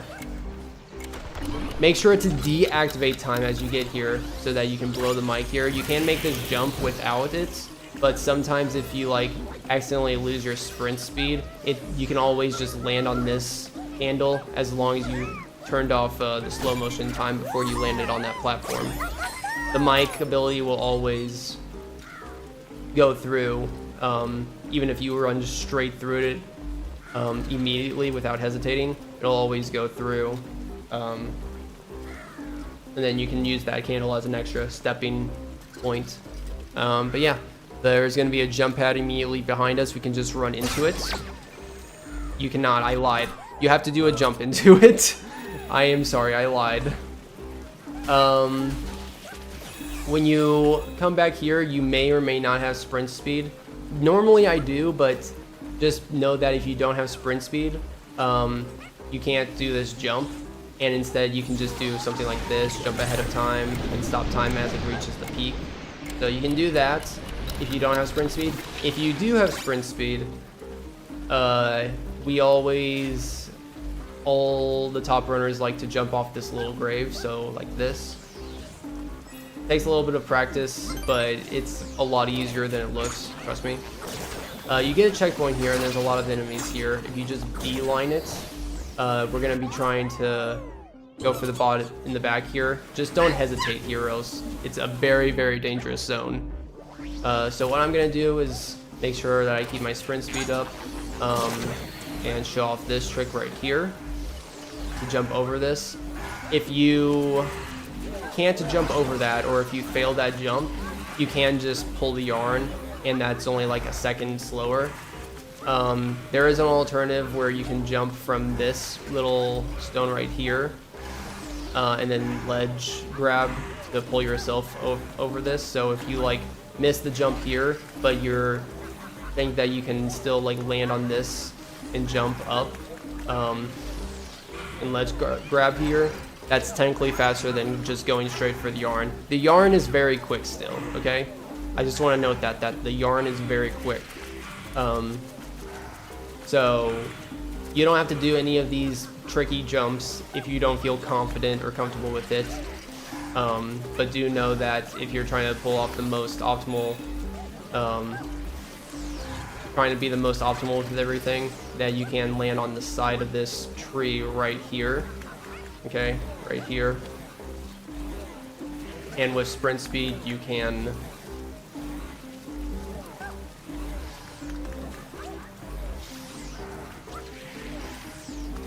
I find it better when you hover above it more and deactivate your hover into it. So don't just jump into it. I don't find that to work very often, but I find hover dropping into it to work a lot better. Okay. Another method, another way that you can go about this if you want, which isn't much faster, but if you want to clear that wall without pulling the yarn, another thing that you can look into is doing something like this. I don't have sprint speed, but if you had sprint speed, you can clear that. But yeah, this is another jump that you could utilize. So lots of possible methods you can do here, but honestly, the yarn right here, pull to the right, and then just go in, and that's usually that's still pretty quick, just doing the intended method. Okay, the clam here, I hate the timing with it. I don't have a good strategy to make sure that you can do a good timing with it, but just know that even if it's about to close, you can still go inside it and hit it. Okay, just make sure you're not like jumping into the lid above you, otherwise it'll kill you. Cryo says it's a good intuition to try to stop time when you see the mouth, the clam's mouth close, or when it is closed. That way, by the time you press the button, the clam's mouth should be open by that time then.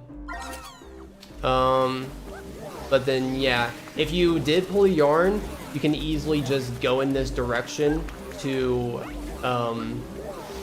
keep going on the intended path. But if you did skip the wall there, you will have to use one of these guys, which I would recommend keeping time stopped to find one of these guys, which this guy right here will always be like within this sort of perimeter, you know?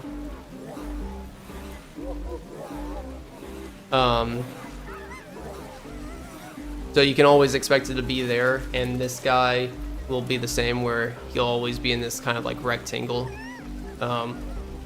So just know that when you go out of this bot that you can like stop time. Maybe, I don't know if you actually have your time recharged by that point. Just know that this guy will be randomly in that rectangle there. You do need to stand here, by the way, okay? On this platform right here, you do have to step on it at some point. There is some trigger here that is required for you to hit on here, so you can't just otherwise parts of the rest of the level won't like load. So don't do something like this. Don't do this thinking that you're being kind of smart, even though that is smart thinking, especially from a speedrun perspective, to try to do direct lines and everything. But in this specific case, you do need to touch like right here in order to get a trigger to spawn the rest of the level. But after that, we're just gonna go up here. I do want to note that if you want to deviate by a second or two, you can kill these two pumpkin guys to get a checkpoint here. And I recommend that for all beginners, because the jump at the top here is something that I've seen everyone fail, myself included, several times. It's a lot harder than you think because there's a lot of things that can mess you up, but I'll explain that in a second. But yeah, definitely if you're a beginner, make sure you kill those 2 pumpkin enemies to get that checkpoint, okay? Stop time when this comes down.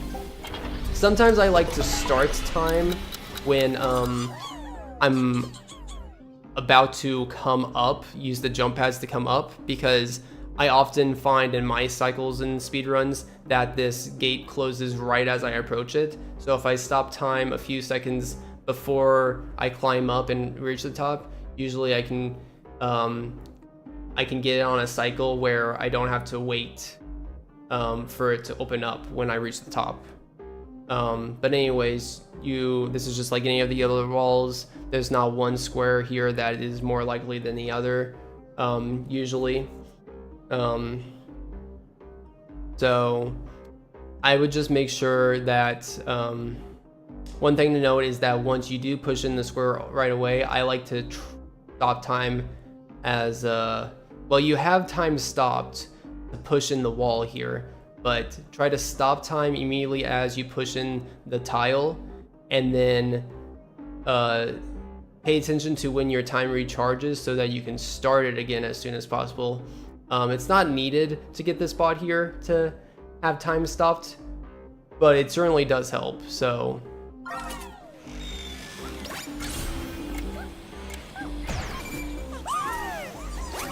I don't have any real strategies for these couch bots other than to just like make sure you minimize your time with your time for reaching this wall, and then stopping time, pushing in the thing, stopping time as soon as it's pushed in, and then run out a little bit and then run in, and by the time you run in and jump on the green couch, you should be able to stop time so that you can precisely aim for the brown couch. But yeah, so after you get the bot on this brown couch, your sprint speed will always be gone, okay? You can't keep your sprint speed maintained. So what that means is that you have to wait, you have to build up momentum for 4 seconds before your momentum gets improved again, okay? And we're gonna utilize our sprint speed to jump from here over to that next checkpoint over there, okay? Here to here. Got it? And I've seen everyone go about this a few different ways. The way I go about it is that I just curve a little bit, I go all the way over here, then I turn, and then boom, and then go in the direction of that platform. And by the time I jump off, like right when I jump off is when my sprint speed activates by me taking this sort of path, like going kind of like this. My sprint speed will usually activate right here. This is around the 4-second mark. If you just beeline it directly from the couch and go over here, your sprint speed won't usually activate fast enough. I will also mention that there is a lot of things in this area that will trip you up and will stop your sprint speed, and you'll have to spend another 4 seconds trying to do it. These mice specifically, these mice right here, they start from over here, and then once you like start running over here from the brown couch, they start scattering over in this direction, right in the line that you're trying to go against. If you accidentally run into one of them, they will stop your sprint speed, okay? So be wary of that. Some people like to climb this, right? Oh, they like to climb that pillar to get a little bit of extra height. I don't think that's necessary. I actually would advise against it because I feel like that's more lenient for you to ledge guard onto it like this. You know how you're like Astro Bot leans off the edge. If you ledge guard, then you're gonna lose all your sprint speed like that. So if you feel more comfortable with it, you can do that like this. You know, you can just like instantly frame jump off of it before you have a chance to run off and ledge, have the ledge grab you. Something that I've also seen people try once is to kind of circle around here, like jump off this, but circle back and then jump off this pillar up here, and that gives you a little bit extra height. But again, even though you have the extra height here and it's technically a little bit closer, you don't have the distance to cover that unless you have sprint speed. So if you ledge guard up here as well and you don't have sprint speed, you have to spend another 4 seconds building it up. I think it is technically still possible. I mean, I guess you could probably do a spin without sprint speed. Yeah, and then I didn't hold forward there all the way, but I think you could just barely make that. But I'm showing those just in case people want to mess around with those and they find them more consistent. I recommend, though, doing this kind of path where you start over here, then you move over to the coin and then jump off. And while you're in the middle of your jump there, you should have sprint speed activated and you can make that jump fully, just like that. Okay? I'll show it again.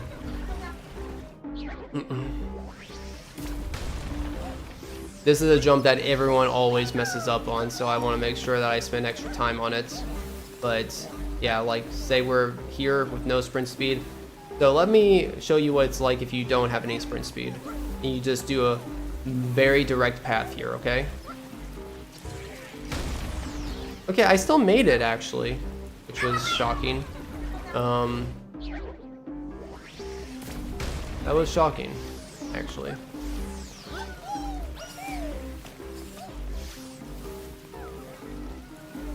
Okay, let me try this again.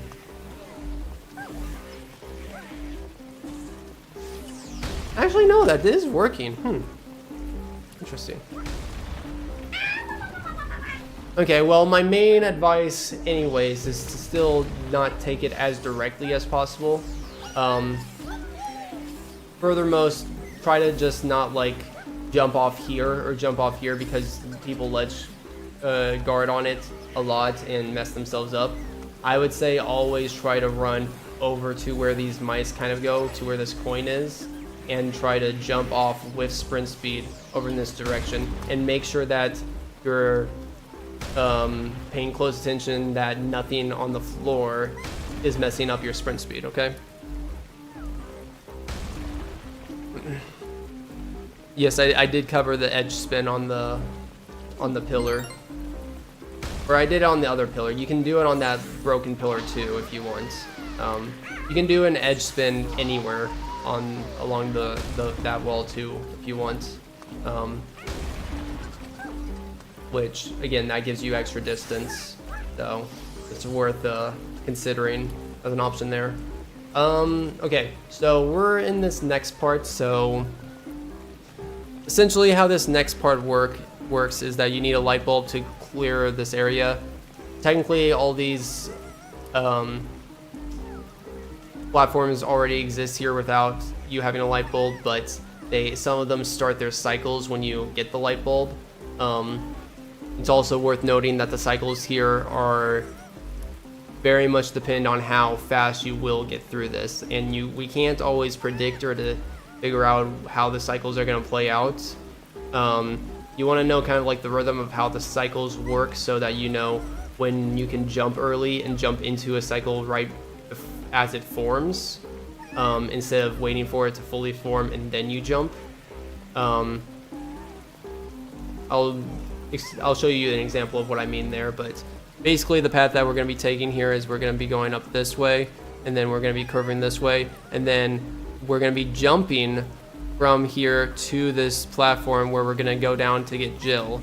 If you do not want to get Jill, if Jill is one of the bots that you have decided to route out, then you can just immediately go over here doing this path, okay? But if you do get Jill, you're gonna go over here, curve around this way, do a jump from here over to Jill, drop down to do the sub area bot. You do the sub area bot, you come back up. You come back up right here.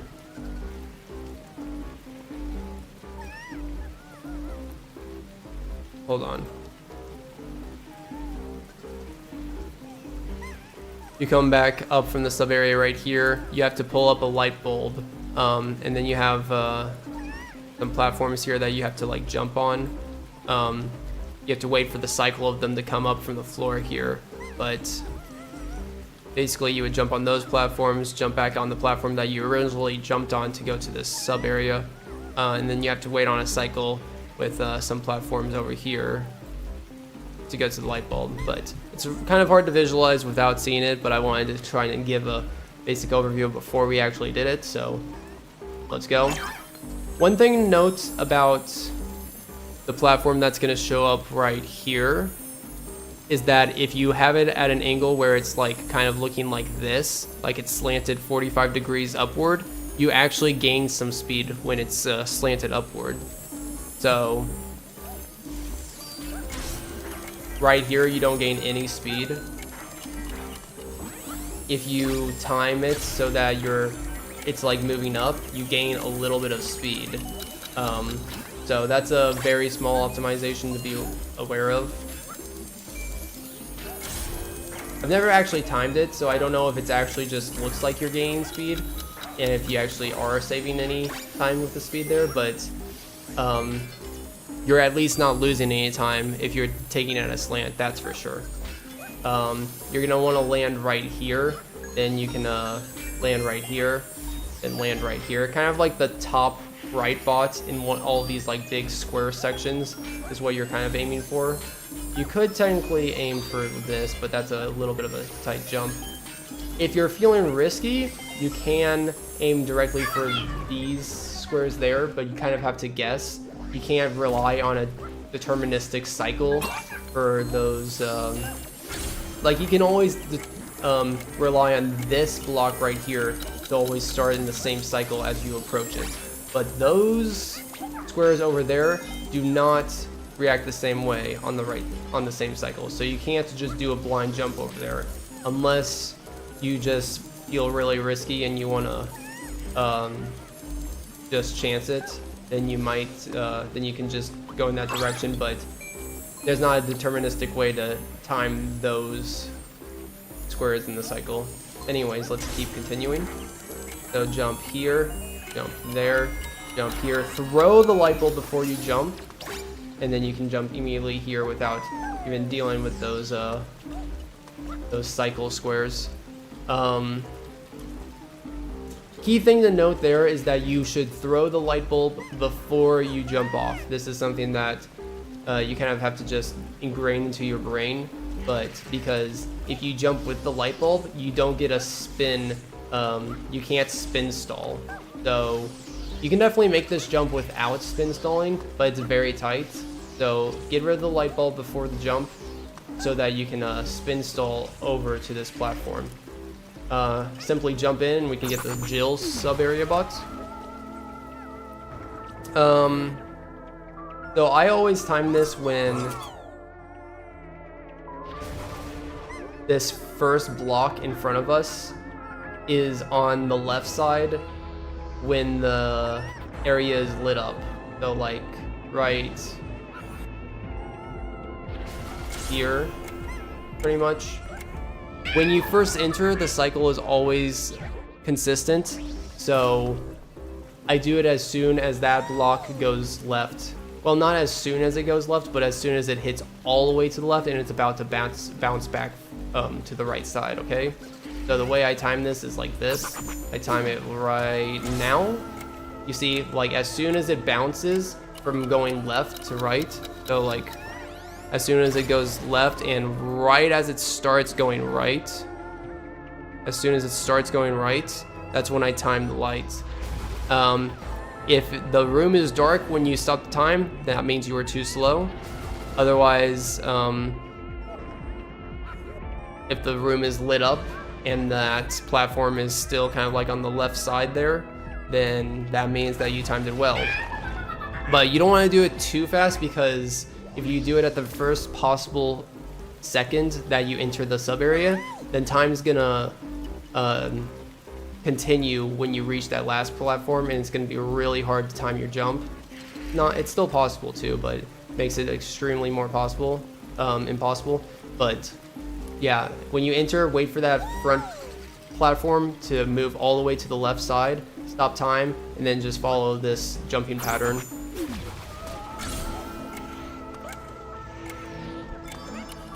Aim for the middle right here, the middle right there.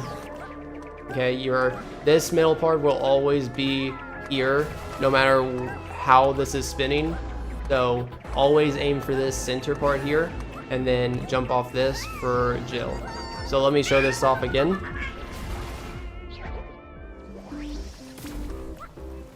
Stop time when it goes to the left. Jump from the big coin here. Aim for the middle part of this platform. And then jump the rest to Jill. So yeah, especially jump for that middle part of the platform. If you want to aim a little bit more past the coin, like the big coin that we jump from, if you want to be a little bit more forward so that you reduce the distance to that middle part, feel free to do that, because again, like, it doesn't matter if time stops and you land on that middle part, you just don't want the room to go dark while you're in the middle of that jump. That's the big important part. Or you don't want to stop time like this when the room's all dark. You see, I waited a half a second too late there. So again, watch that that first front platform to go left. You want to reduce some of the distance, go a little bit more left of that coin, and then jump from the middle, and then jump spin into Jill. And then you can go directly forward. And then when you come out of the sub area, the cycles aren't going to be the same here. You do need a light to throw at the door. There's no way that we can pass the door fast. The fastest way is just to pick up a light and throw it at the door to open it. So you do want to pick up a light here. Although you can get over there to the next checkpoint without the light, but it is worth picking up the light here. And then you're gonna have to figure out a good cycle for this. You probably want to start building up your sprint speed right here, but you can start going either when it's kind of like this and kind of like run into those first three platforms, those last three squares as they come up, or if you catch this at the end of a cycle, as long as you started time without that first block having flipped. It's hard to, you can land on these blocks when they're like halfway down like this, okay? But just know that it can be finicky and you can like slide off sometimes. It is possible to launch yourself with those blocks, but know that any launches with those blocks are only gonna send you up vertically. You can't horizontally launch yourself up, so it's kind of useless if you do launch yourself off of those things, but it can be a little bit fun to just play around with. So again, the cycle here, you do want to build up sprint speed when you go for this, but try to deactivate time as you jump off those blocks, because you want to have your time recharged by the time you reach the next cycle right before that checkpoint over there. So something like this. And then if you memorize these cycles enough, you'll know that you can jump off the left side. Like, I think of this kind of like as in a 1-2 fashion. So it's like 1, 2, 1, 2, 1, 2. So after they start forming after the 2 again, or when they're at the 2 position, that's when you can start jumping off, and then you stop time as they form the 1 formation, and that's when you can, yeah, stop time and land on them. So it's like 1, 2, 1, 2, 1, 2, 1, 2. I messed that up, sorry. Man, I'm providing such a good example of this. Wow. But keeping a 1-2 count definitely helps you kind of time the cycle here. But 1, 2, 1, 2, jump when it's 2, okay? 1, 2, and then you can stop time right when you're starting to fall down from your jump after they form into a 1 formation, okay? You can throw your light bulb. Don't throw it too early, otherwise it won't connect. Make sure you see the blue arrow. I usually like to throw it right here, about right here.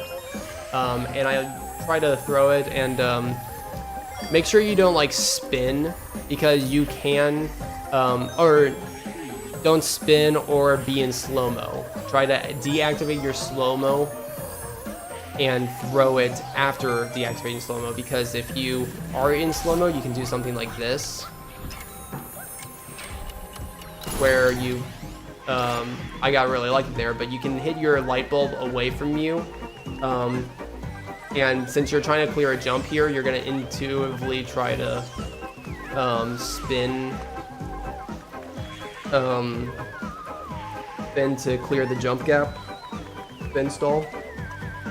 So just know that you should stop time.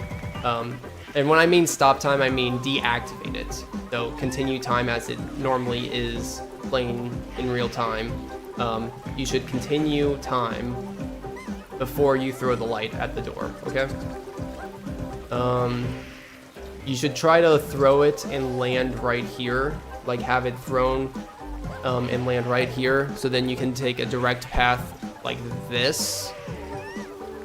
In this next area, what I like to do is I like to jump over the chameleon on the right, so I kill it with my jet boots. And then if you have sprint speed, this cycle is usually pretty consistent here, where you don't even have to really time it. You can just look at the direction that I head in, and reliably see at what position I'm at when I stop time. So watch this.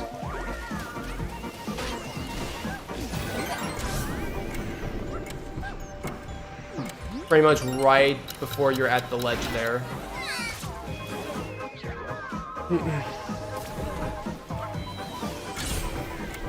Which,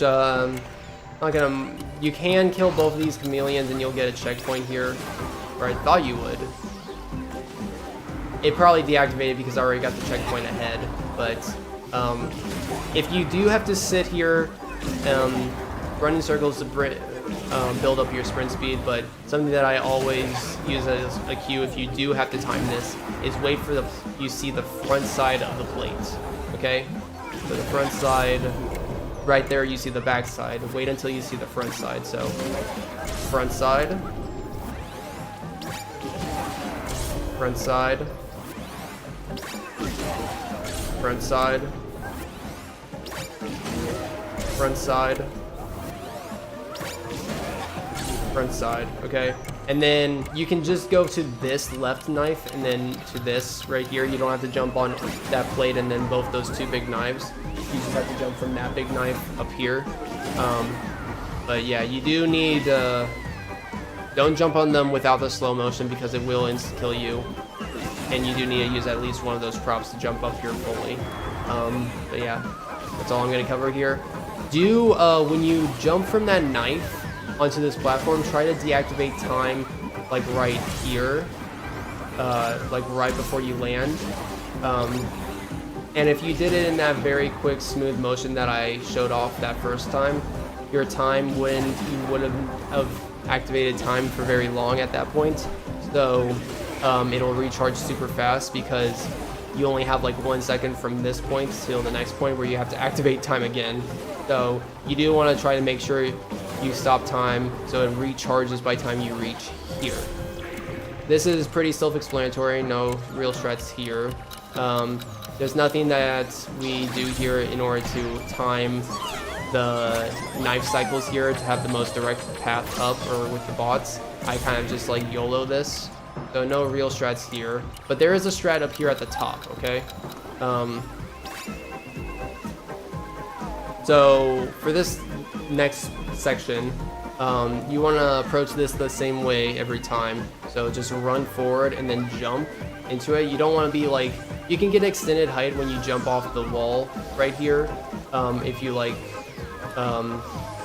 glide and spin then after you come off it. I would say don't do that and just like land on the ground right here, run forward, and then do a simple jump into this. This will make sure you get knocked back in the same position to time this next strat, to help timing with this next strat. So what this next strat is going to be is normally there's going to be a lot of platforms that move in a circle, and you can only land on those platforms when you stop time to land on them. But for the very first cycle, for the very first few seconds that they're activated, you can actually land on them and ride them around without being in slow motion. So we're going to utilize that to ride the first cycle all the way around to the other side, to get to the end. And this is really nice because like this also works for 100% because the puzzle piece is right there, and like it just like works out super well, super good. But it does take a little bit of precision to time the slow-mo for this. So what I'm gonna say is, so first we're gonna run and jump right here and jump into this. Then it's gonna knock us back right here again. We're just gonna hold forward after we're knocked back here, and then we're gonna do the same thing where we're gonna jump here and forward. When you jump here, you're also gonna you're gonna start the slow motion, okay? When you jump here after being knocked back and after things, you see the ghosts behind the gate here. When you approach sort of this little like light slab here, or like these, this like light stone slab on the ground here, is where I'd say you wanna kind of think about jumping and stopping time right there, both at the same time pretty much. Other ways that you can figure out how to time this visually is that after you get knocked back and you start moving forward, you'll notice one green like blob effect there, one green blob effect here, and then after that, basically you can think of this as like a 1, a 2, then you wait 3, and then 4 will appear. So if you're just counting about a rhythm in your head, like 1, 2, 3, 4, 1, 2, 3, 4, green will pop open here on 1, another green will pop here open on 2. You wait on 3, nothing happens on 3, and then you want to start slow motion on 4, and that's when a platform rises up here that you're gonna jump on. Okay, it's kind of hard to explain that without you seeing it, but hopefully that builds up a little bit of the intuition beforehand, and hopefully it makes sense after I show this to you. But let me show this off in full motion, okay? Which we only have one chance to do this per level, so pay attention, because you can't just retry this strat on checkpoint, okay? So here we go. Get knocked back. Did a little bit early there actually, but you land right here. You can build up sprint speed while you're going here. I did this a little bit early. Oh yeah, that wasn't done as well as I liked it to be, but essentially I did have like the right idea.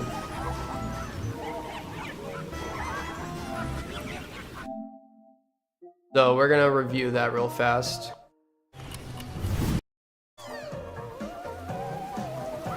So I jumped into it, you know, I used that same point where I jump from normally to keep things consistent. Doesn't matter how you do this, just recommend you jump in the same consistent fashion that you normally do.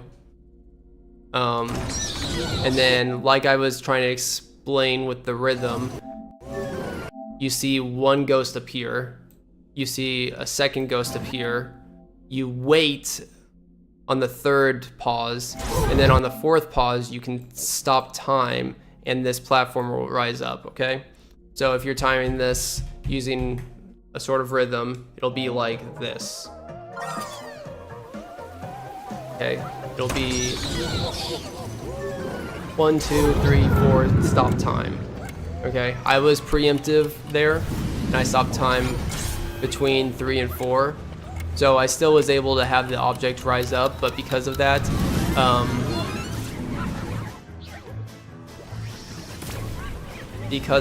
you can see that I couldn't make the whole distance there.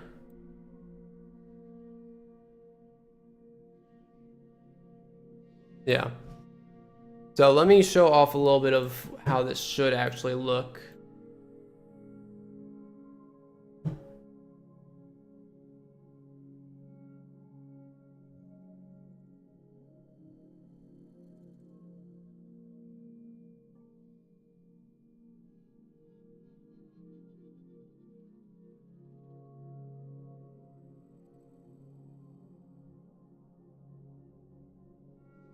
So, like I said again, you can use that rhythm of seeing the ghosts. You see 1, 2, 3, 4, stop time. And then you land on the platform right there. And then you can basically, your time recharges perfectly where you can mash the time to try to restart it. Don't mash it too fast, otherwise you'll stop the time after you activate it, but kind of like steadily keep pressing R2. And as soon as your time recharges, you can activate the time again perfectly so that it immediately stops right here, enough for you to clear the distance here. And it also allows, it's also nice because the cycle with stopping time to break the glass on the end platform here lines up perfectly as with this as well, if you're fast enough. So it's a very cool strat. Know that if you do have difficulties with this, because obviously I failed it there, so you know it's something that you have to work on. But if you like fail it, this only saves like I want to say like 5 to 7 seconds over just doing the path normally. Which the path normally is just the casual approach, is like stopping time, jumping on the platforms to the middle platform, and then stopping time again to get to the end. But yeah. Definitely, again, the biggest notes here is try to be consistent on how you approach the gate, because depending on how high you are or what angle you go at from, the knockback away is going to be different. So try to do a reliable, consistent path on how you approach the gate to get a consistent knockback away from it.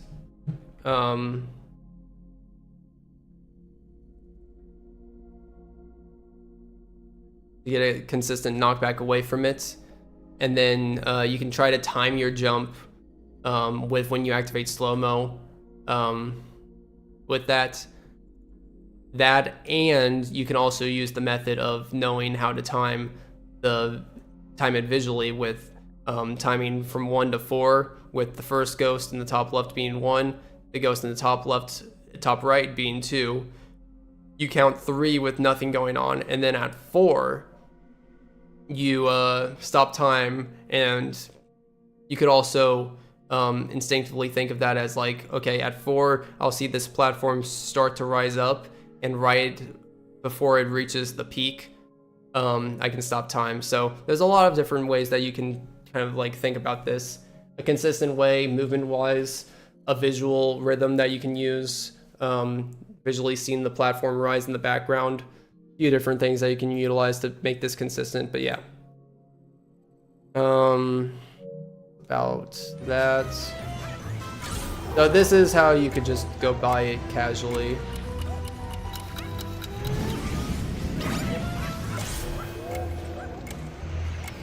Again, it depends on the cycle, but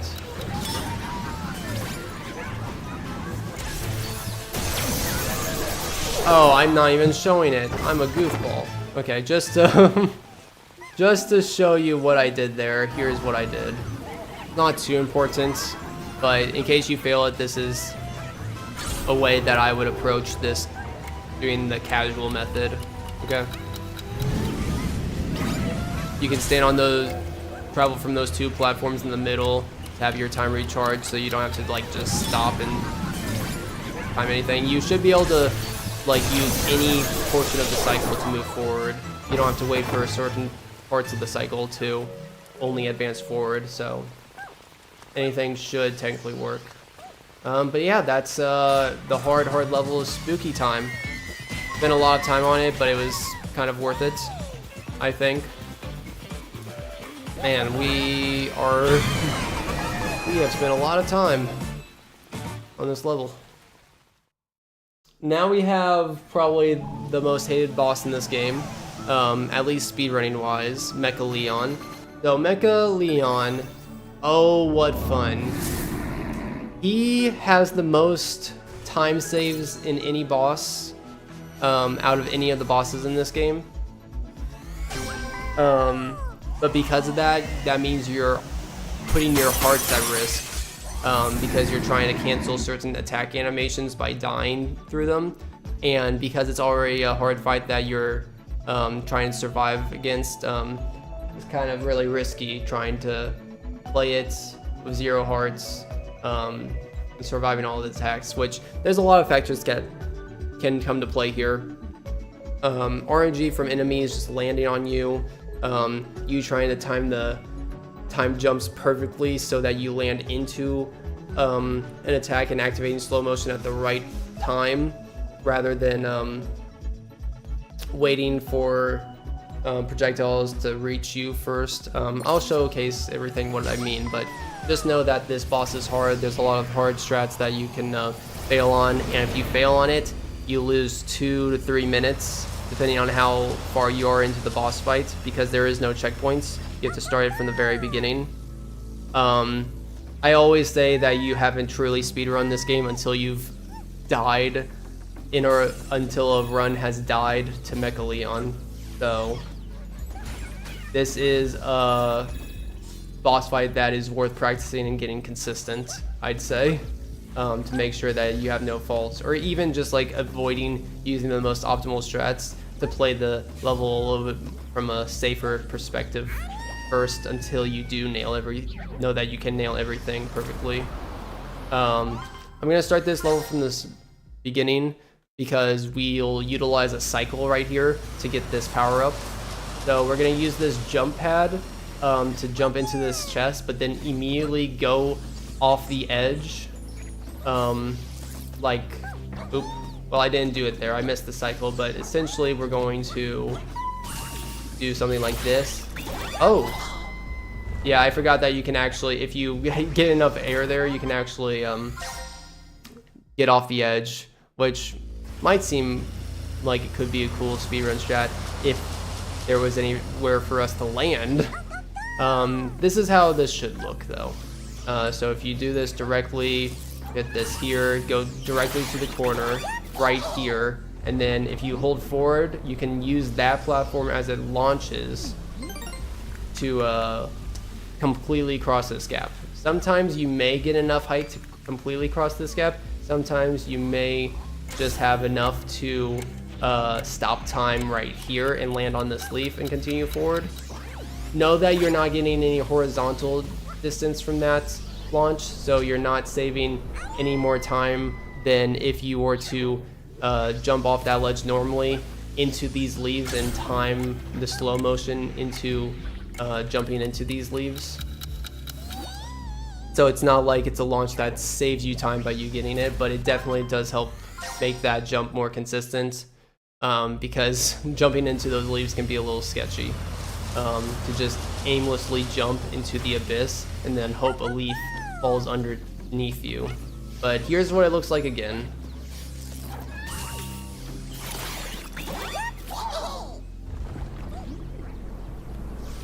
Which I don't have much advice for building up the timing for getting launched. It's something that I would say you need to practice, but definitely aim for where I do on the ledge. If you're a little bit more left or right on the ledge than where I am, I'll show you, but I always aim for to the left of these like little pink flower things, kind of like where this rack is right here. Okay, that's what I always aim for, because for this section here, for like these two like blocks right here, you can just run up it. If you are like right here and you run forward, these block you, okay? So you can't run forward immediately. But if you like land, whether you land here or here or here or here, or no matter what, as long as you land like right around where the left of these pink little flower things are, you can just run forward and straight off the edge into the ledge as it comes up off the ground. And I don't jump off the ledge, I just run off it, okay? I just run off it when the ledge comes up, which right now it's ledge guarding me, but yeah, that's just something that is worth noting. It's also worth noting that if you get this chest from like over here, you won't have enough time to run over in time. You see, like I still made it on the platform, but I wasn't able to utilize the ledge jump from it. If you do miss the ledge jump, this is how you would normally time this. With going for the jump before the leaves are in position. Since you don't want to wait on the platform before the leaves are in position and then jump, you want to try to maximize jumping ahead of time. It can seem a little sketchy at first, but trust me, it's not too hard once you know exactly the positions to stop the leaves in every time and know to jump there every single time. But I would rely on the launch mostly here, so.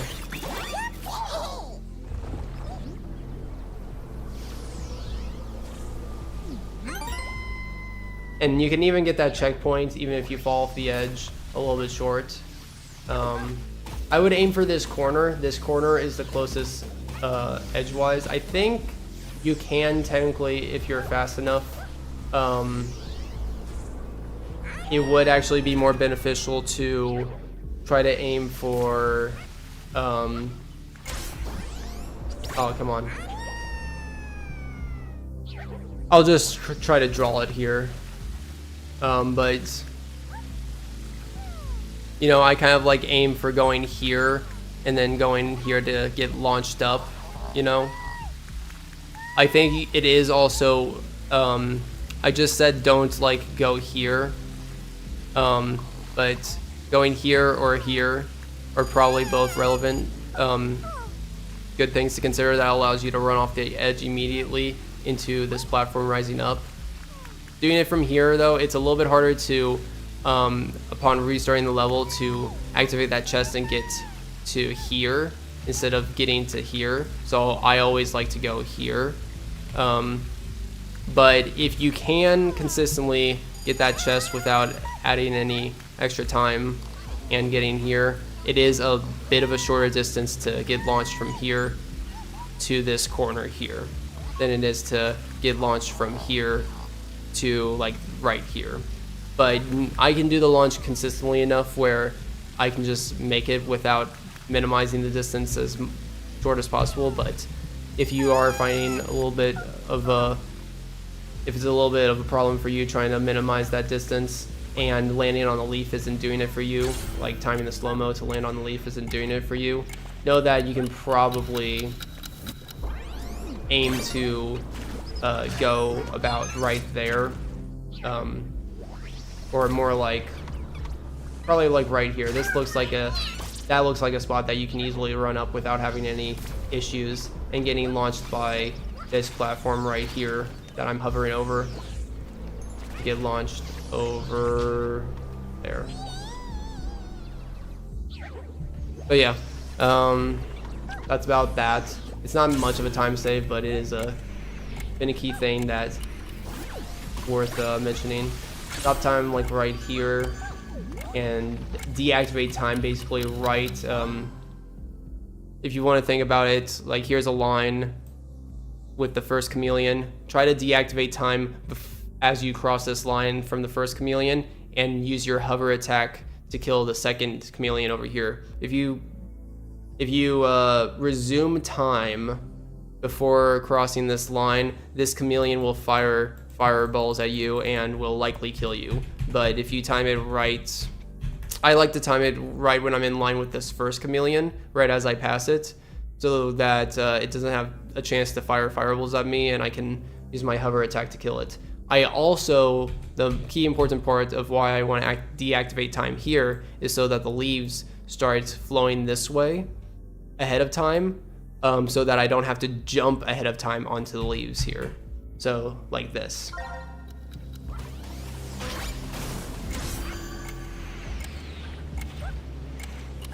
There you go. Now we have our boy, Mecha Leon. So how Leon works is that he's gonna have some attacks where he's gonna send enemies out to attack us that drop from the sky. It's annoying because these enemies can sometimes drop right on top of your head. So they do have mostly consistent spawns, so you know relatively the areas that they will fall down, but it is still a little bit random. He'll also do an attack where he shoots fireballs out from his mouth. These are the attacks that can be shortened if you die to them. Every one of them can be shortened, but because we only have 2 hearts, we're only gonna die on 2 of them, which will be the final 2 versions of the attacks, because those are the longest performing attacks, and it saves like about 15 seconds to die to them and cancel the animations of them ahead of time. But I'll show you what I mean just with this first attack. So with the first ball attack that he fireball attack that he does. Also, you can fight those enemies in slow motion. Just make sure you deactivate time as you're killing that last enemy. Otherwise, you're gonna be wasting more time. But it's this fireball attack here that can be shortened on every phase of this boss fight. Okay, so we don't skip this first fireball attack in the run, but you can. I will die to it right here to show that it will skip it in full, because he does one full motion of going all the way to the right and going all the way to the left. If I die right now to it, it's a hard one to really see how it works because it's so short, but if I jumped off the edge as he started that attack, it would have been a little bit more clearer to see that it worked. Because normally you don't want to run into the fireballs. You can die quicker by jumping off the edge as he fires his first fireball, and that's quicker than waiting the extra second for the fireball to actually reach you. But that's the idea, at least. And again, we'll only do that with the second and third fireball attacks of the boss, okay? So for the first bot, for the first like adds attack for the enemies, you can always expect a chameleon to be about right there, and right there. There's always one in the very front, in the very front left, and the very front right, okay? So ideally you probably want to either go from left to right or go from right to left, okay? It's probably the best way to clear some of them, but sometimes one can fall faster than the other, but normally that's how I treat it, going left to right or right to left. For this, you don't have to stop time. You, the fireball will either be on the right side here or it'll be on the left side, but there will be one patch here that's either on the left or right side.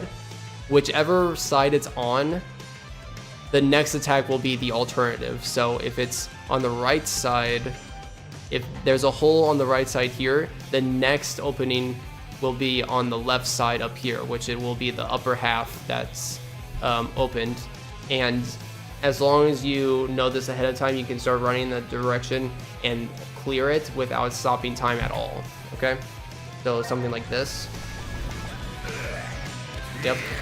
Then for the tongue here, you want to try and get the tongue as close up as possible. Maybe not like at the very front, because at the very front then it's a little bit hard to get a spin attack on his uvula, but roughly this is usually a good spot to aim the tongue to hit the edge. And you want to stop time when the tongue hits the floor, but something that you also want to do is try to right before it hits, you want to try and go off the left side here and then try to jump onto the tongue from here.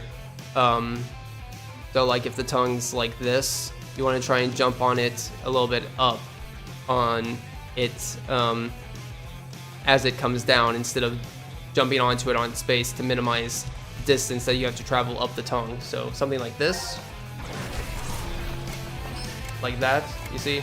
So I didn't just like jump away and jumped at the base. I instinctively knew that I would be able to jump up and use the hover boots to climb and reach up the tongue from right here, okay? That's a small little optimization that you can do. And make sure you start charging up a spin as soon as you go up the tongue, and release it when you're at the top, okay? So don't single punch that. Just make sure you charge spin all of those. So here there's going to be some disc blades that he shoots at us. Now, the casual way of handling this is wait for the disc blades to be shot out, stop time, and then leave the platform and start jumping on each of them.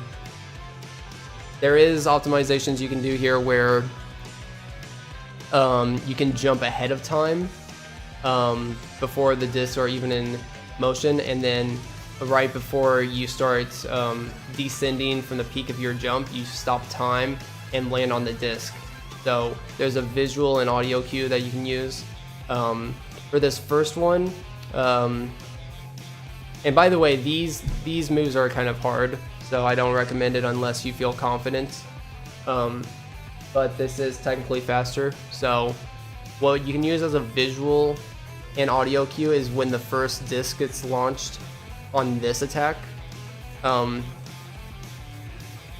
So when you see Leon kind of open his mouth for the first time, or when you hear the little kind of sound when the disc comes out, the very first one here is when you can jump off the edge, start your jump, your long pressed high jump, and then activate your hover boots after you do a long jump, you do a spin stall, and then you activate your hover boots at the end.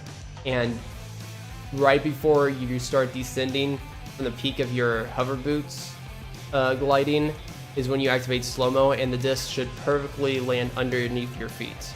You do want to end with the hover boots so that you have enough height to, or I like to at least, so that I have enough height that I know that I'm like rising up as the disc goes under my feet, rather than the spin, I'm at a consistent height as the disc comes. So it's a little bit preferred for me, but here's what I mean by all that. So when we hear and see the first disc leaving his mouth, we're gonna jump off the edge, okay? Ooh.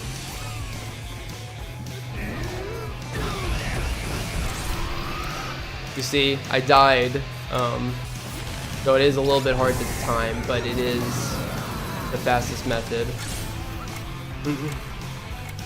These missiles here, you can use slow-mo to get past. There is a way where you can jump off the edge, and the missiles won't follow you directly, but I think it is a little bit faster to like try to aim up at the front here of the boss fights and have the missiles blow up sooner rather than later. But that's a sort of section that's we're all not extremely sure about what's the best way of doing the missiles, or if it's worth using slow-mo for a second to avoid the missiles. We're gonna go through the first phase here again. I'm actually gonna pause the recording until we get back to the spot that we were at. Okay. Pause recording. This is going to be a pain to explain stuff for Mecha Leon because I'm going to want to show examples, and we're going to have to redo the fight a few times for sure.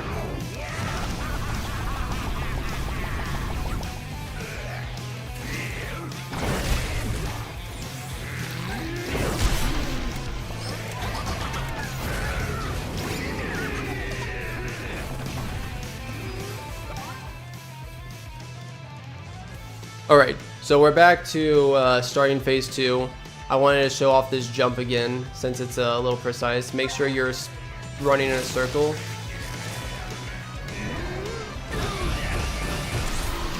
And then again, you kind of like time your jump. And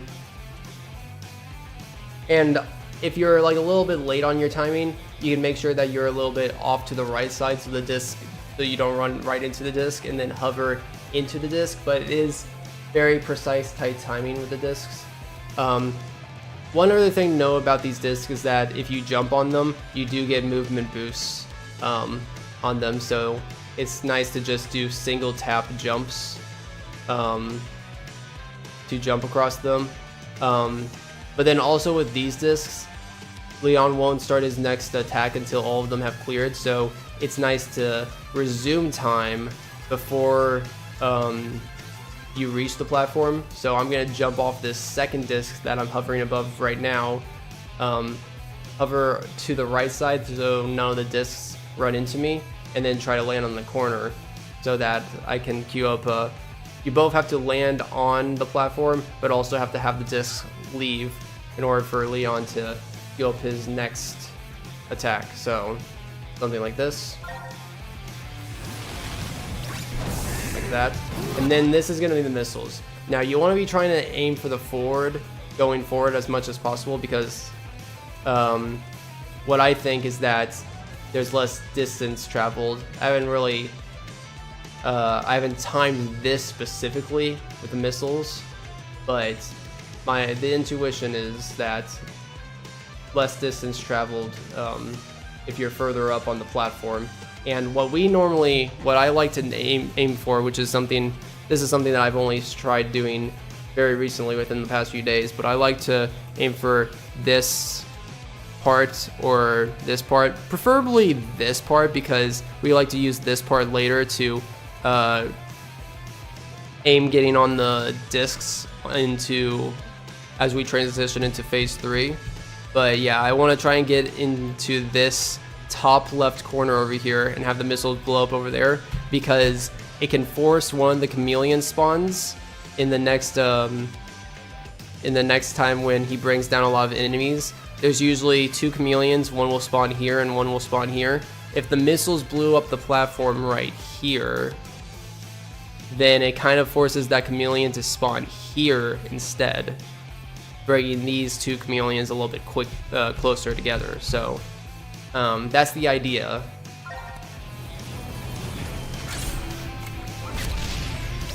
Like that. So then hopefully, like I said, that chameleon will be in the right and the front. Yep, just like that, exactly as planned. And there will be 3 electric guys, which I recommend going for the chameleons first, and then deactivating slow-mo so that the electric guys will come closer to you, will run faster to you after you kill the chameleons. Definitely don't recommend going for any of the electric guys while you have the chameleon still up without slow-mo on, because the chameleons can be really hurtful without having slow-mo on. So try to get rid of the chameleons first. Make sure none of them land on you too. They will kill you if any of them land on you. It doesn't matter if they aren't shooting fireballs at you. If they land on you and crush you, you will die. So make sure you're avoiding all of them until all of them have landed, and then go for them, I'd say. But yeah, that's that. Now here, he's gonna shoot a second round of missiles, but immediately after the missiles, he's gonna do his fireball attack. Now, we want to try and skip this fireball attack as quick as possible. We want to die on it as quick as possible. You don't want to die too fast. You want him to start doing the fireball attack, otherwise it won't count as skipping the attack. So basically, you want to be prepared after this second missile launch to kind of like hover above a hole and spin stagger above a hole, and then as soon as he opens his mouth, just let go of your hover and fall into the deep pits below. So here's what I mean by that. Gonna do this, activate slow-mo for a split second for that, and then when he opens it, we cue the death sound of Astro being like, ah, right when he shoots his first fireball, okay? Any sooner and it's, you're not gonna skip that fireball animation. And again, ideally you want to be trying to aim for being up close more, like have him sticking his tongue up closer after you respawn and heading to the front of that platform, so that you have to reduce the distance that you have to travel up the tongue. Okay. This, jumping on these discs ahead of time are a little bit harder for me personally. Now, what I normally use, actually there's a few things to note here. So, casually, let me try to pull up this in the media gallery. So, casually, what they expect you to do is to do slow-mo, go on one set of discs, then jump onto this pillar, then wait for a second round of discs to come and jump on them over to the last platform over there. What I think some of us definitely did in our casual playthroughs unintentionally was just go jump on the disc and go to the final platform immediately with one cycle of discs. So if you did not know you could do that, you can do that, where you just if you stop time at a specific time, which is basically right after the disc destroys this sort of I don't even know what to call it, that sort of like root or branch, you can stop time right there to land on it and then jump on the 3 discs and use a hover and spin stall to make it to the end platform without having to go through more than one disc cycle there. But yeah, you can also do the same thing as we did last time, where you preemptively jump off the edge and time landing on a disc and stopping time all at the same time. For when the disc reaches here, landing on it and stopping time as you fall down. You can do that, and that's a lot of things to think about all at once, but that is the optimal way of going about this section. If you do try to time a jump, stopping time and jumping onto the disc as you stop time, then the visual and audio cues for that is kind of like after he shoots his last disc, the 3rd disc from his mouth. So he's going to be like, paw, paw, paw. It's on that 3rd one that you want to jump off the edge. You want to do a spin stall and then hover.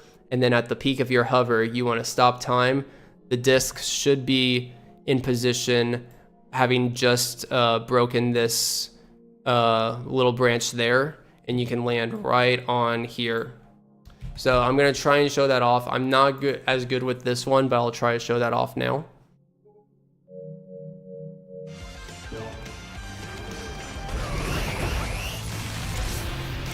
Ooh, close. Pretty close.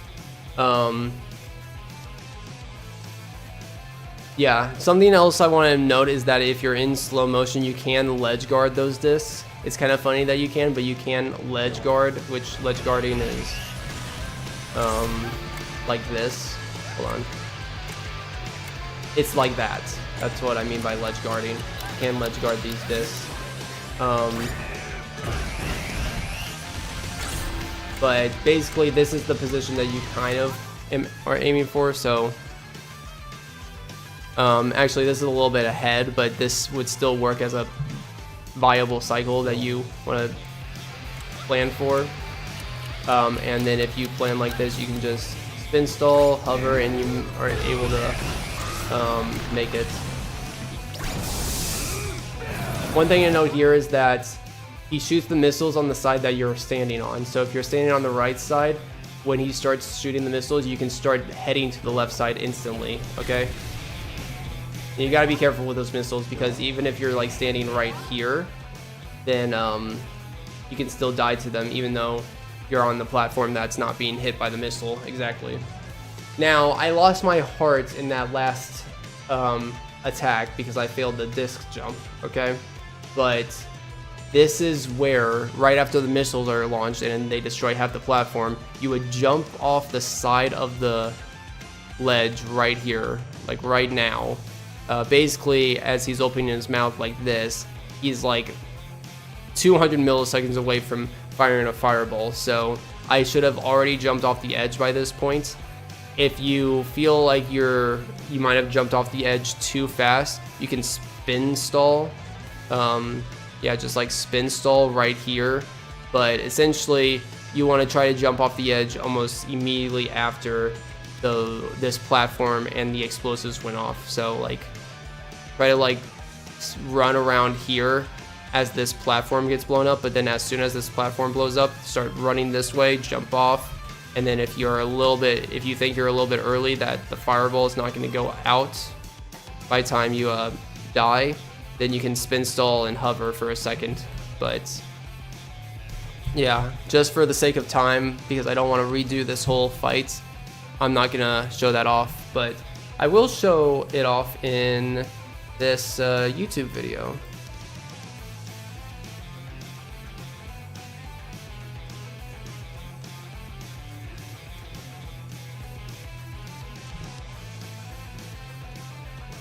And here's another example of the discs here. I think I do the safe method here, yeah.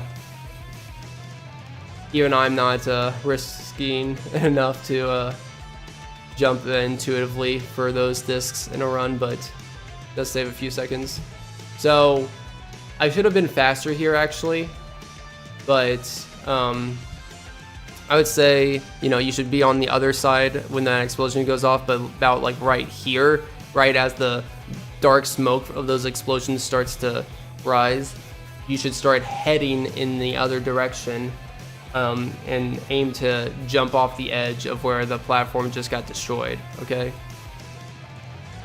So I spent an extra second there than I should have, but that's the idea. Yeah. I should probably show this off actually. So let me, Exilius probably does this. I'd imagine he does.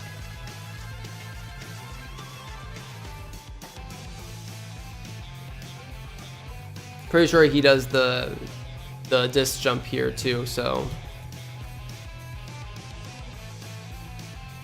Listen in. Oh, you can't listen in actually. But visually you can see that he jumps when you see the third flash come from the mouth. So there's 1, 2, 3, and he jumps right at the third flash of Leon's mouth. And you can always use the audio cue too. And then he jumps in this direction, activates time right as the disc goes above him. You have to time it very carefully to make sure that because the upper part of the disc that's like right in front of his face right now can definitely kill you if you don't stop time quick enough. But that's how you time that, at least with that jump.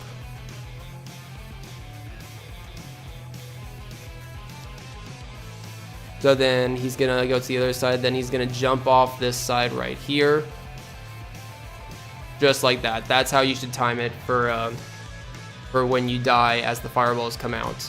But yeah.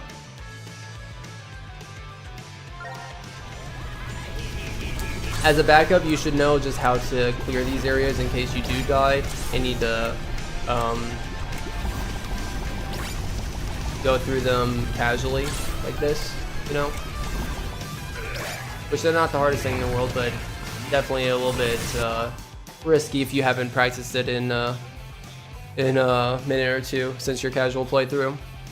So now he's gonna drop another set of enemies. We only have half a platform, so we don't have to worry about as many enemies, but half the platform also means that we have less space to avoid falling objects, and you can get stomped on pretty easily here. So know that especially just for the confirmed spawns of the enemies instead of just the random objects that fall from the sky, the confirmed spawns are 2 chameleons and 1 electric enemy. So the 2 chameleons are going to be vaguely here in these positions, and the electric enemy will be like a little bit in front of them, between them, okay? So you can expect them to spawn roughly in that spot, okay? I like to go for the chameleons first and then end with the shock guy, yet again, just because the chameleons can be such a threat, and I want to take care of both of them with one slow-mo motion, okay? So here's how this works.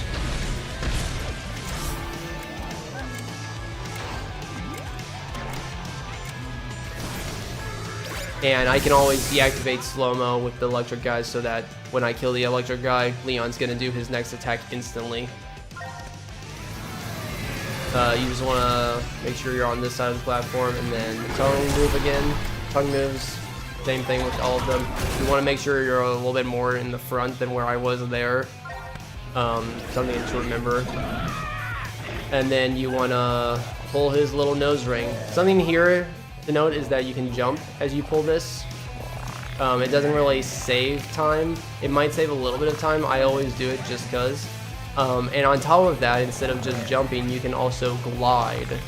And just make sure that you're, again, it doesn't really save time. It might save a little bit of time. I've never actually timed it, but you can jump and glide, and it feels very fluid. Once you see the animation of him struggling, just even a little bit, then you can pull it.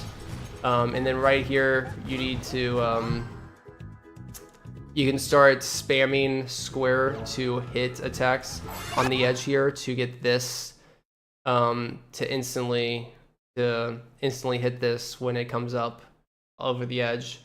You can time it.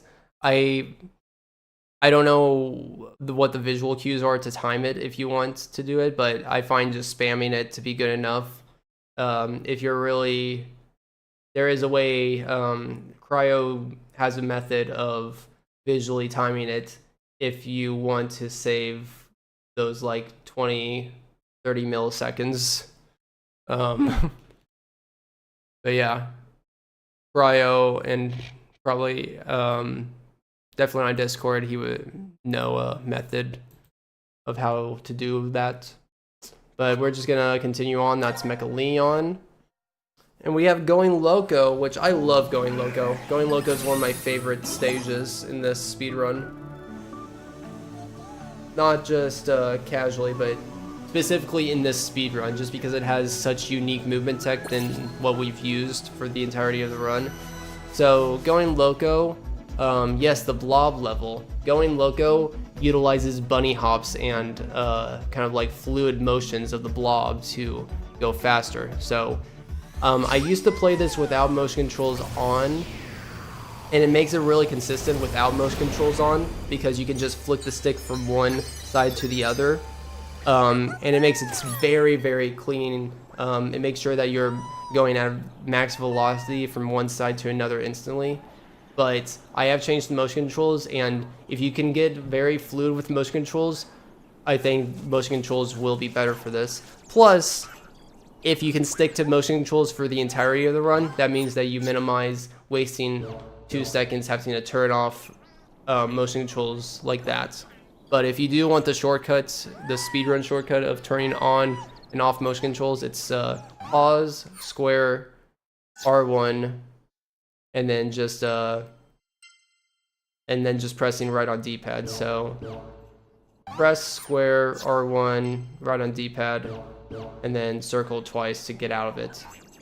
Pause, square, R1, right on D-pad, circle to go out. And the good thing about how the menu is set up right here, it doesn't matter if it's on or off. You just do one right D-pad press, and it automatically will go to the next option. Because you see right here, I'm pressing right, and it goes to off, even though the off is to the left. I know my controller's in the way, but I think you guys get the idea pretty well. You should. But yeah, here's blob level. So let's just activate this at first. So one thing to note, make sure your controller is always in a motion control sense. Make sure that it's always face down. Don't make sure you're like holding it like this as you're skipping the cutscene. Okay, you want to make sure that it's in a level position every time you skip a cutscene or after every bot that you collect. Okay, But yeah, if you make sure that you're in a level position, then know that, you know, tilt left, it goes left, tilt right, it goes right. Something to note here is that if you are tilting all the way left and then you immediately tilt all the way right, you can get a big speed boost in the opposite direction. So you'll see this better when we are doing it in the 2D areas, but you'll see me constantly just like flip back and forth. But you can like kind of see that you'll pretty much adjust to the motion that we have it flipped. So sometimes you can kind of like slingshot him. Like if you're going a little bit left, you can use the you can kind of think about it like you're not tilting the blob, but you're tilting the world around him. So if you tilt right, you can think of it as the floor under him is tilting right.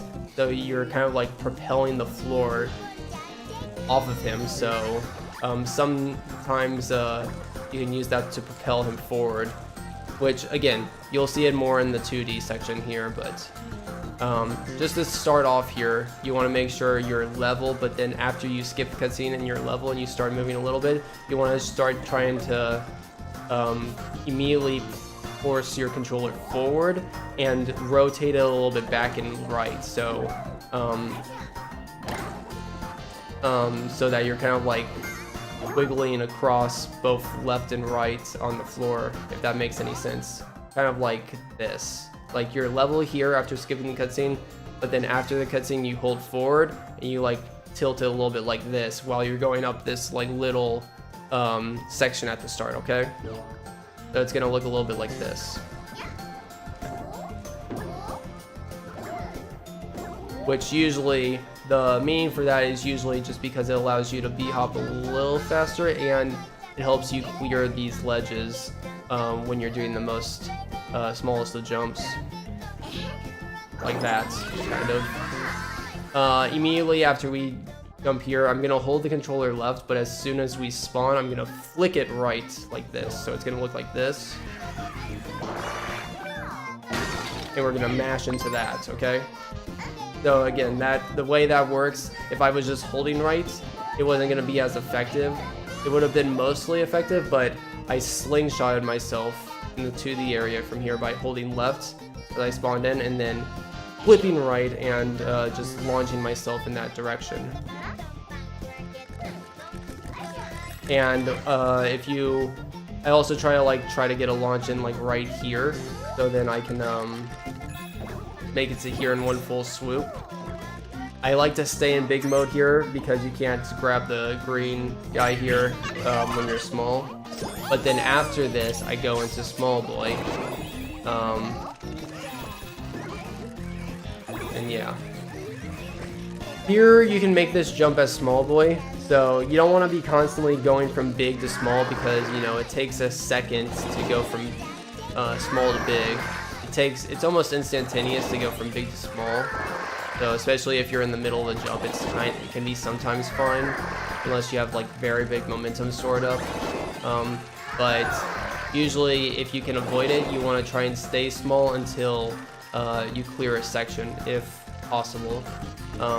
So there is a way, if you're right when you land here, basically when you're kind of like, if you look at this like purple flower in the background, this is the center right here. You want to be kind of like right below that center and a little bit to the left. And essentially you want to kind of be in this spot. You want to tilt your controller a little bit to the right so you start moving to the right, but then launch yourself to the left and you can instantly get up here, okay? So this is what it looks like. If you can still make it if you don't tilt right and then left and you only tilt left, so this is what it looks like if you tilt only left. Okay, but I find it helps build, like again, because of that little slingshot motion, in tilt right and then left, and that helps as well. Which this can be a little lenient, but again, don't do it from too far away, and then or too close up, and then if you try to do it from too far away, then you don't you hit the wall a little bit from a little bit lower, and you don't carry as much momentum. So the key idea is to try to clear it, but also keep the momentum going. I often die to these things, so it can be a preference on if you want to go big right here. But again, you should try to stay small this entire time, especially if you do this jump right here. If you go big up here, you should just go big when you get down here. It can be pretty quick if you go big from right here. So if you go big right here and then just like launch yourself and B-hop, which B-hopping, if you don't know what B-hopping means, it means pressing the jump button as soon as you touch the ground. And by doing that, it helps keep your momentum going. And it makes sense for the blob here, because as more fat of the blob touches the ground, there's more friction that can be caused that causes it to slow down. So you want to B-hop to make sure that not as much of its blobbiness is touching the ground, causing friction to take place. So if you want to, you can go into big mode here and then just launch yourself and B-hop to the end here. Otherwise, my preferred method is to stay a small boy to avoid the animation of growing big, and just launching myself like this, and then kind of like launching like that. Okay, here you just utilize B-hops all the way. Just hold forward and make sure that you don't jump into any of the pits. Make sure that you're ready to adapt instinctively to hold back on the controller and to hold a little bit left and right to make sure that everything's adjusted right. But let me show you that section again. Sometimes a lot of your momentum can die by breaking through that wall, but sometimes it can carry forward. It's nothing's really consistent there. I always do try to. You don't want to get the jigsaw puzzle, because remember that you lose 3 seconds back when you go to the crash site if you collect a jigsaw puzzle at any point in any level. But I do try to aim for the left side right here of the jigsaw puzzle. I never try to clear this gap to the left of me altogether. I always, you know, try to aim for like basically right here. Because we always land about right where this yellow flower thing is. But then after that, we tilt back left and try to clear this thing. You can overshoot this thing, but it's generally pretty high. So you can kind of, if you have very big momentum, you can still activate it pretty well. So just know that. But I have had too much speed that I've completely overshot it, so it is possible. So try to slow up at the end, at least a little bit. You don't have to come to a dead stop, but try to slow your momentum a little bit as you come to the end there. For this next section, what I find best is to go into the small boy instantly. You don't have to. You can definitely do this big boy all the way through. That is an option, and you can still do it fast that way. But I will go into small boy, and there's a few things to note here, but I'm gonna go along the right side instantly to avoid any of the propeller things trying to push me around. So like this, like that, and then this thing right here. Let me try to detail something with this thing right here, okay? So if you're pressed up against it where it's you have like an L formation kind of like formed there, and you kind of like land on it right there, you can jump off this side as it starts going down. You can jump off to the side to the right and be able to make the jump over to where the bot is, over to the left. It's very hard, but if you have the momentum and it's at a right angle, you can make the jump without like hitting the ceiling. which I'll try to go for right now, I suppose, but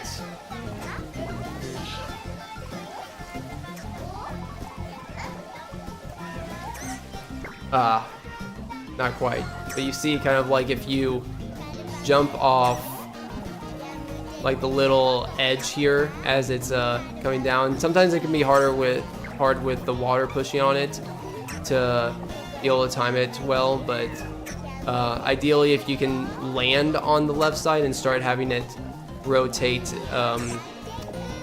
downwards, then you can kind of slide off it and jump right there and land right here in little mode, so you can avoid having to go into big mode here at the bottom. But something that I've never bothered practicing too much because it only saves like a half a second or a second if you can do it. When you reach the bottom here, you just want to go into big mode, and then you have to do 2 big jumps to get this bot here. Although I will say there is a way to get this bot with 1 jump here. Similar to the method that I was showing in the other 2D area with the small bot, we kind of do the same method with the big bot here, where we're kind of like slingshotting ourselves by rotating right and then left. So we'll do something like this, and that can give us enough height to get the bot in 1 jump. It's very tight, so as a backup, if you miss this, just do the jump regularly from right here. But you can get the jump in 1 motion here if I can do it correctly. So close.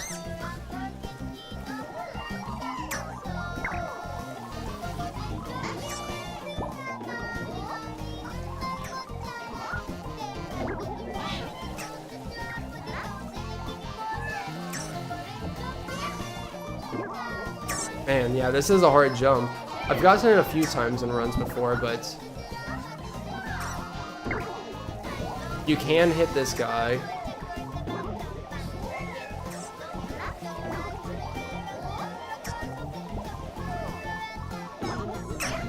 Man, yeah, it's very close, but not quite.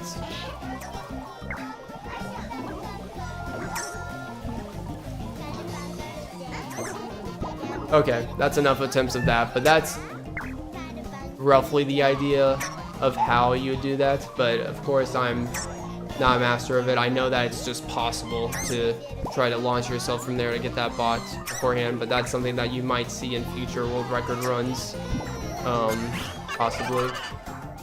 But we'll just get the bot regularly. Okay, now you want to kind of aim for right here, right below the pink flower landing, and then you kind of want to do that slingshot motion to sort of push you through this thing, especially if you're like starting to move kind of slowly. Definitely like move in the other direction and then slingshot. That's the best performance of slingshot is if you're moving the controller in 1 motion and you realize that you're not gaining as much speed as you normally would after in like other instances. So like if you like hit a ceiling or anything and you lose some momentum, quickly slingshot your way back around to build that momentum up a little bit. So from this second step right here, if you slingshot yourself from here, from left to right, you can make this jump. Okay, so you can skip this little green guy. Sometimes you have so much momentum being built up from here to like from here through this wall, the green glob, that it's worth just using the green guy to push you up. But if you do have a little bit of lost momentum, or if you can time it well, set it up, I would definitely try to bounce off from this second step. But again, it can take a little bit of a setup, because you don't want to bounce, you don't want to jump off from the edge of this step. You want to try to position yourself from the wall of the step here against the left, and then slingshot yourself up and then do a jump off that corner to get up here. But that's a small little optimization. This pink guy is always on a cycle, so sometimes he'll be up when you get here, but just hold left as soon as you go up, and then the smash X to bunny hop into that bot. Now just launch yourself from there. Like what I like to do specifically from that bot, like from this position right here, I like to specifically just yeet myself, and usually a good yeet will just very smoothly flow like that. Okay, it's very satisfying, but this can actually save a good amount of time if you do it right. But practice just like completely flipping your controller here, not just like not just a single like very quick rapid yeet, but like a good you'll get a good intuition to it, but a mostly fast motion of going from left to right to just do that, and don't do any jumps after you land right here. Just like let it flow down the hill itself and do its own thing. Okay, do be prepared if you hit the ceiling here to try to recover, because you don't want to die through the spikes. But yeah, that ceiling can mess up the momentum, and you have to be ready to adapt to that. But yeah, if you do clear this pink gap here, I would try to go into small boy mode right after the pink mode. No, don't wait until you're like in this hole, okay? Try to do it when you're right here, okay? This right here, this, I don't see a lot of people still having troubles getting through this area, so these things will like ricochet you up. The best thing that you can do is just go right, then left, okay? This usually almost always works for me, but, and you could also do left, then right, but this just avoids you having to get pinballed back up, ever, okay? So just instantly go right, then left, and then I forget if you have to go right again, but just keep zigzagging down this area right here, okay? And then after this area, make sure you hug the wall to the left. Okay, so zigzag motion, just kind of like can I get back up there to show off this again? I don't know.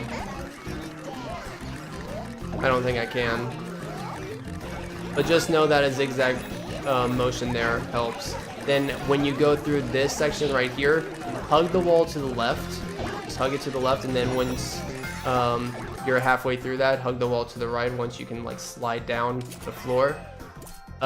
When you reach this section down here with the coin, go a little bit right and then slingshot yourself to the left once you've rolled like at least one cycle with your blob. So like that.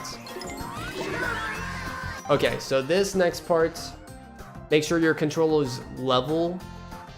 Don't be like holding it in any direction like this or that or that. Make sure it's level when you turn into Big Boy. You can do a jump out of the air here before touching the ground. Doesn't save that much time, but it is noteworthy that you can jump in the air right after you turn into Big Boy.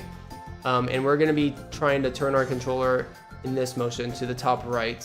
Now, it is kind of like off the edge, so be careful about your momentum. I would do one jump with a full controller upright, maybe a little bit more in the 1 p.m. sort of angle. If you're thinking about a clock, the 1 p.m.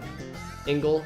And then after that one jump lands, try to lean back on your controller to try to slow down your momentum and ease into the bottom here. So like this. Oh, you see, do it before the bounce. If you're still holding the direction after the bounce, you'll skyrocket. So make sure you level out your controller right before you land, and then ease your way to this bot. After this bot, they want you to go over this way to go small and go through this area. There is a way that you can skip all this with Big Boy, and you don't even have to. You can either just do the first part of this where you like jump on this and then go into the small boy here. That's acceptable, but there's another second part if you're feeling risky enough. and this will save a few seconds if you can pull it off, but basically you can line it up to try to jump on this, and then keep jumping on the corners here, and then, ooh, I fell off, but if you jump from that edge of that platform, you can jump all the way to that next checkpoint, and you can get that bot over there, that black bot in the distance. You can get that bot instantly without turning into a small boy, and that you'd be surprised that this is a very risky move that does lose a lot of time because you fall off the edge and die, but it does save like a good 5-7 seconds if you can pull it off. So like this, and then obviously you would get the bot instead of miss it like that, but that's essentially how you would pull it off. If you feel like you have to gauge if you think you're gonna have enough momentum and speed by the time you reach that point. If you don't think you have enough momentum to clear that gap, then go into the small boy version of yourself and just do the intended way without having to go through all the pachinko type stuff that's in your way. For this next section, most people agree that going into the turning small and then B-hopping while small, because you can't B-hop here with Big Boy because the trees are in the way. So a lot of us like to go small here and B-hop while we're in small form. And you can see that I'm starting to build up a lot of speed. I am gonna die here on purpose to show off how you would do this in big mode if you wanted to. You can B-hop a little bit at the beginning, and then you just kind of slide the rest of the way, and then after these trees you can B-hop some more. So that's both of those methods there. There's another method with the Big Boy where you can try to jump on the mountain hills on the side so you can avoid the trees altogether, but it's been hard to prove that method to be faster than just going down the intentional ways with some small B-hops or going small and B-hopping continuously. But do know that if you want to investigate this area a little bit more, you can jump on the hills on the sides and try to launch yourself from there, clearing the trees altogether. Yeah, that's Going Loco, one of my favorite levels in this game.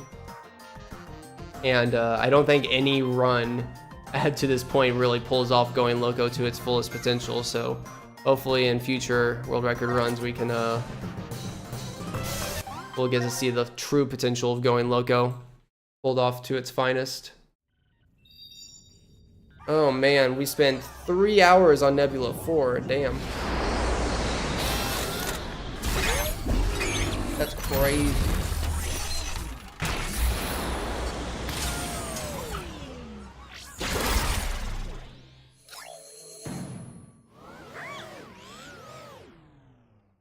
Alright, so we're gonna shake our controller a lot here. Before we shake it too much, I want to note something here. Something that, so you're gonna have to wait on all the stuff to fall out of the component here. You can use the bots in the background as an indication, like when they start cheering, you know that everything is out of the component, so you don't have to keep checking constantly if everything's out or not. You can wait for the bots to cheer in the background, and then you know that everything's out and you can flip it. Something that I find to get everything out of the component is to not just hold it directly down, but hold it a little bit down and forward. So tilt it a little bit more forward. So what I mean by that is kind of like, if I can show it off here, this is completely down, this is a little bit down and forward. Tilting it in this direction instead of just this, I find to have a little bit of extra results. It might be because I go in a motion of going from this to this, and that kind of slides things out after we knock the fan out here, but that sometimes works really well for me. But anyways, let's try to do this.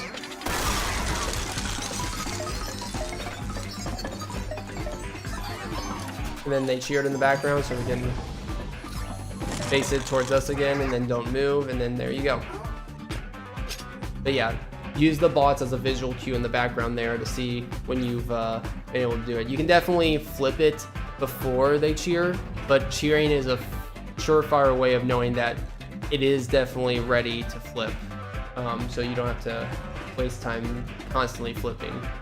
But yeah. Here, don't just constantly spam R2.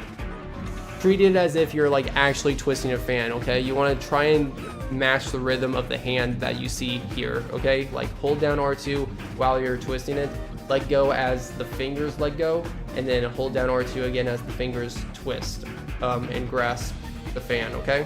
So down, release, down, release, down, release, down, release, down, release. That's the best way of doing that. Alright, now we're going to fill up our fan with Mountain Dew. So L2 to open this, open a cold one. Gonna flip it.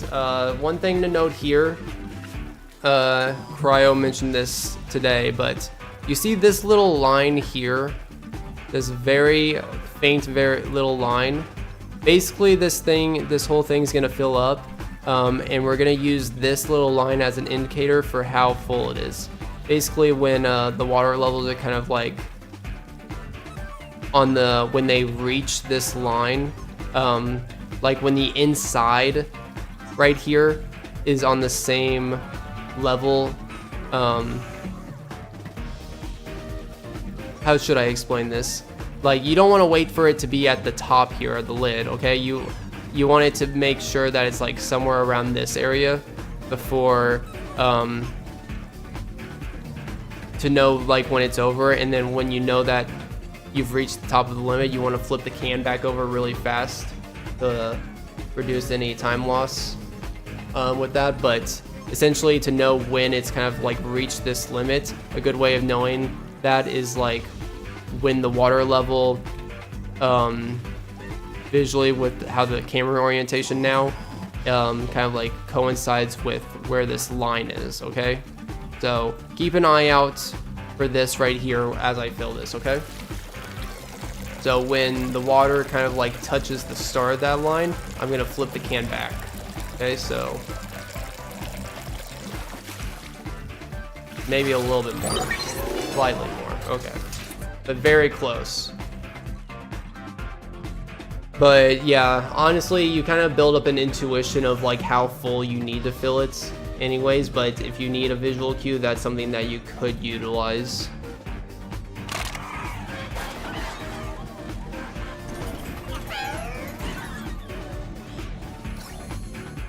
And then this stuff's all the same.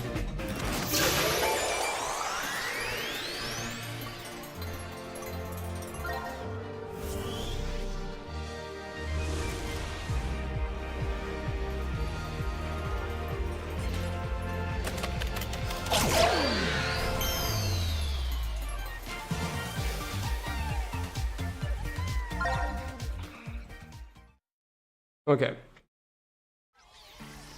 So now we have Crash Site 4. So Crash Site 4, I really like this Crash Site, although it is a little hard. So we have a rope jump right now where we're gonna, instead of using bots to kind of clear open walls, we do need to use bots to clear up the Sphinx. But apart from that, we're gonna use a rope jump and rope physics to try to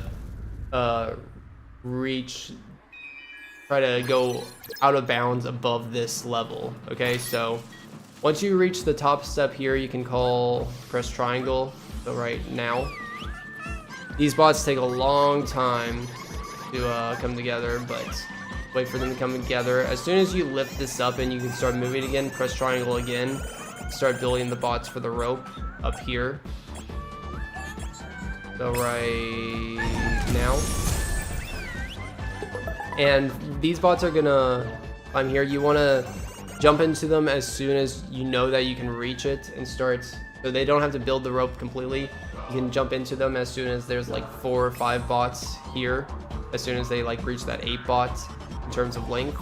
And the idea here is that we're gonna use the rope physics that we kind of that I kind of explained briefly in the Uncharted level, where we're gonna jump here and we're gonna jump off it and then rotate back into the side here, and then continuously build momentum up the rope quickly by kind of like jumping off to the side, cycling back into the front, jumping off to the side, cycling back up to the front to gain height on the rope.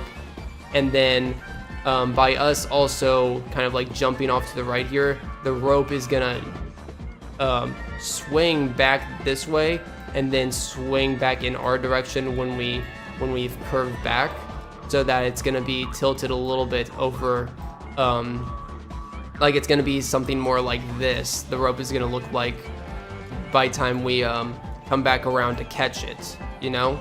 And because of that, it's gonna reduce the distance that we need to have to make a jump from here to the top of this pillar over here, okay?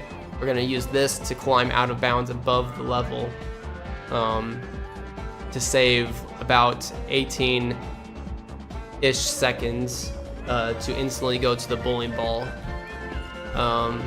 Yeah, so again, the idea of this is we're gonna grab onto sort of the front, not the actual front of this guy, but try to come at this at like a 45-degree angle.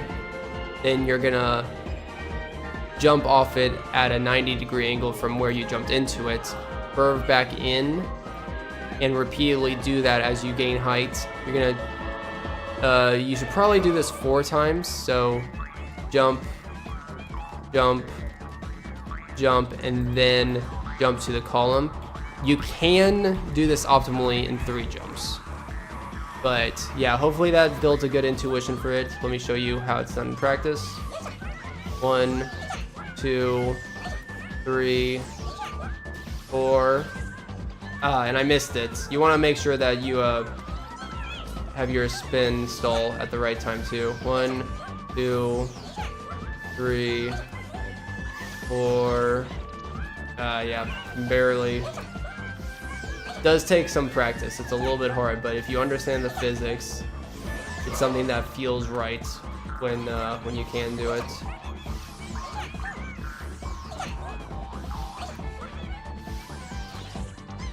And remember, you're bonking into the ceiling on the top too, so you can't use the same terminology, or not terminology, but you know, the same muscle memory that you use with most jumps, where you're like waiting for the peak of your jump, activate your hover boots at the peak of your jump. You're gonna bonk on the ceiling, so you're gonna fall down quicker than what you think a normal jump would take. So keep that in mind.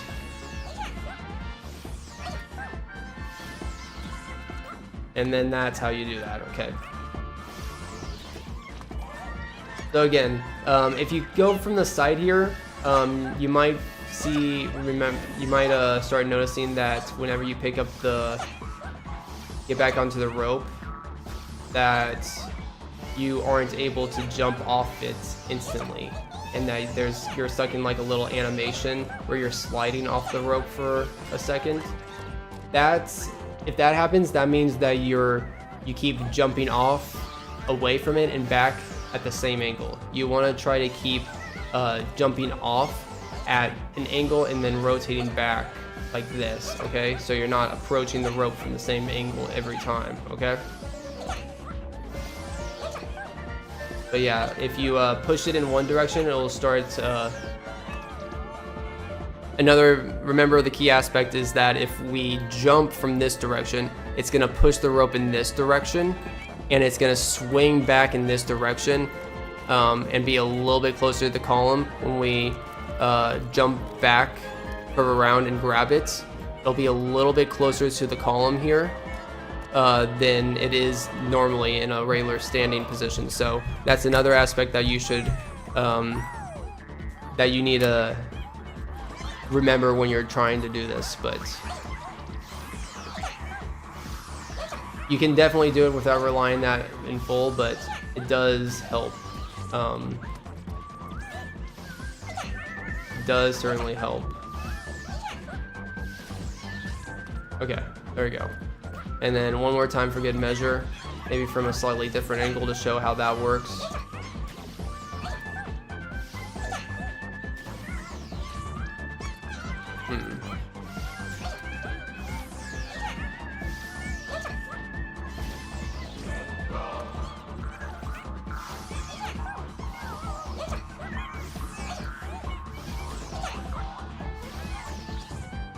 Man, usually I can get this pretty consistent, which this is definitely the right idea that I'm showing off right now, but there we go. Yeah,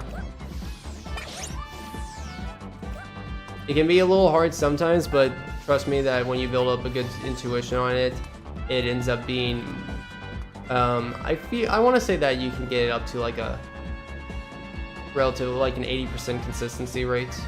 I don't know if you could ever get it fully consistent. Well, you probably can, but just know that with practice, I've felt around 70 to 80% consistent with that in runs to get it first try. But basically, after you land on this pillar here, okay, you're gonna want to jump up here, jump up here, jump over here, jump on the back leg over here, and then you can jump from the leg immediately, or you can get a little bit of extra distance made over here and then jump to it. Another thing is that you don't even have to jump on the leg here. You can just jump here. It's a little bit hard to get a footing here, but this technically would be faster. Is you can jump on this. I can't get a footing here. I don't know why. I don't understand it, but you see, you can get a footing there and jump up immediately there. So if you're keen about saving every single little second, figuring out how you get a footing on this would be the best way to go about this. But just for consistency, I jump from this hind leg there, jump over here, then jump down, everything loads in, and the bowling ball is right here. So you don't even have to build the bot wall to come up here. We're still gonna build the bot wall down there because there's a way to get all those 4 bots over there without having to push the ladder thing over there. But anyways, we skipped straight to the bowling ball. As soon as you drop down, press triangle and push the bowling ball. After you push the bowling ball, you can cancel out the animation afterwards by jumping out of it. So jump right here. And then this bot, oh, this bot's a pain. This bot is the enemy of depth perception, but essentially you want to drop down onto this bot. You can try to hover when you think you're at the right distance and then kind of move in the direction to adjust into the bot. So this is how it should look, like that. If you fail this bot, you can go over here with sprint speed and then go up here like this. If you don't have sprint speed, you can go over here and get the bot like this, or jump on this little ledge here.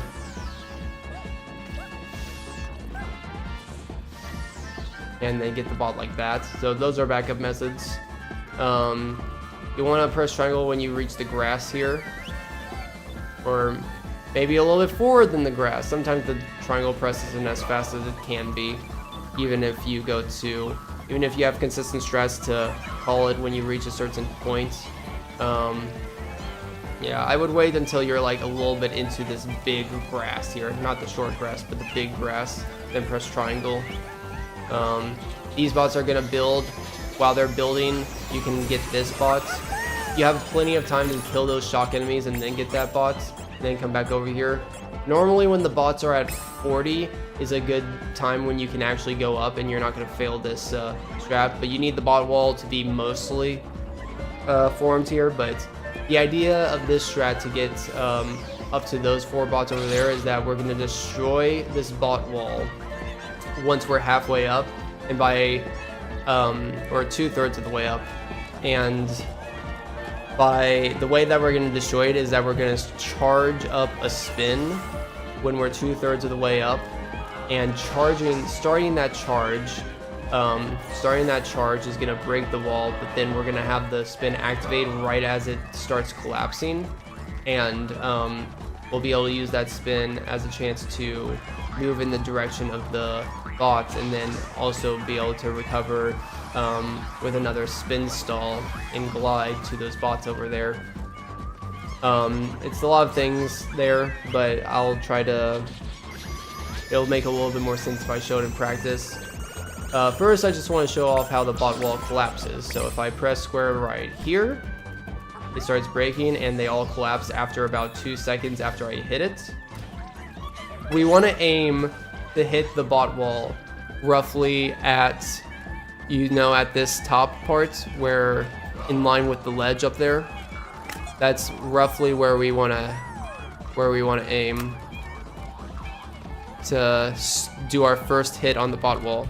Which our first hit on the bot wall is going to be us pressing square and holding it down to hold up a charge. So if you hold up, when you charge up a spin attack, you always start with a punch, okay? It doesn't matter if you want to punch or not, you start with a punch in order to charge it up. So that punch that we use to start charging up our spin attack is the punch that we're going to use to start tearing down the bot wall, to trigger it to be like 2 seconds away from crumbling down after we hit it.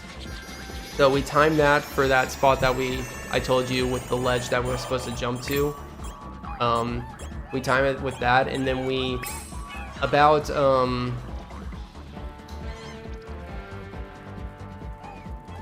we're gonna like hit it right here, but then we're gonna let go of the charge attack about right here, and then the bot wall is gonna collapse right when we're at the peak, and we're gonna fall right here. Then at this point, the spin is gonna cancel out, and we can do our hover and our spin stall to go over there, okay? So going up this wall, that first line that you see there, right here, is to start the spin attack. The circle right here is to let go and release the spin attack. This is you falling after the bot wall collapses while you're holding right. And then after the spin kind of like dissolves around this section, then we have our other jump stalling abilities refreshed, so we can use our hover ability here and our spin stall ability here. Or you can do a spin stall and then the hover ability, whichever order you prefer. But hopefully that makes sense. Let's show it off.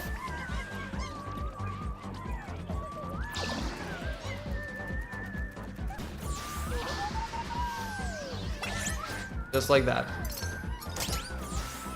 I think that's all I'm going to show about that. Once you get those bots, you're going to beeline it directly to this bot over here. And then after you get that bot, you're going to go straight to the satellite, okay? Let's do that.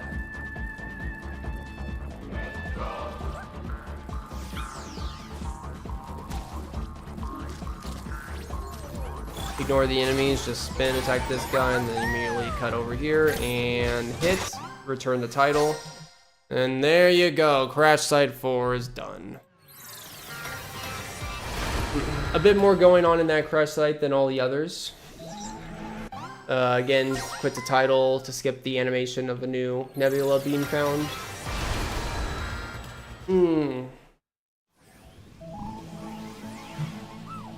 And now we're going to the last nebula of the game, of the run. Which some of the hardest levels in the game are in this nebula. Doesn't mean that the strats are any harder than any of the other nebulas, but I will say that some of the checkpoints can be a little bit harder, and especially some of the fights, especially Ginny here. Ginny is a tough one to survive against, especially when you're first starting out runs, when you're a beginner at runs. It can be pretty hard.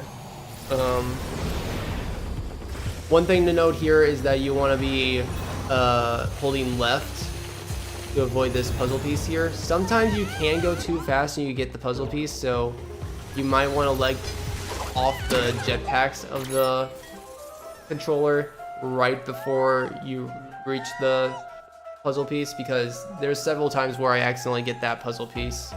But left side is the best usually, and to let off the speed sometimes slightly right before you get it. So there's 3 bots here before we start the Jenny fight. So we're just gonna immediately go this way, do a single jump up here, curve around and jump on here.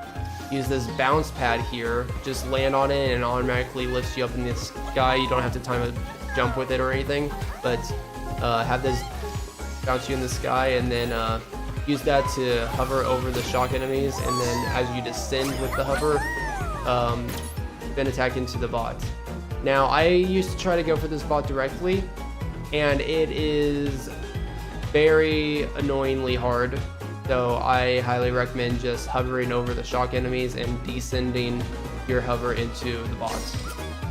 You can take this little zip line here if you want, but what I like to do best is to take these 2 bounce pads back and forth and then cut immediately to this purple umbrella tree here to go up here and get the bot just like this.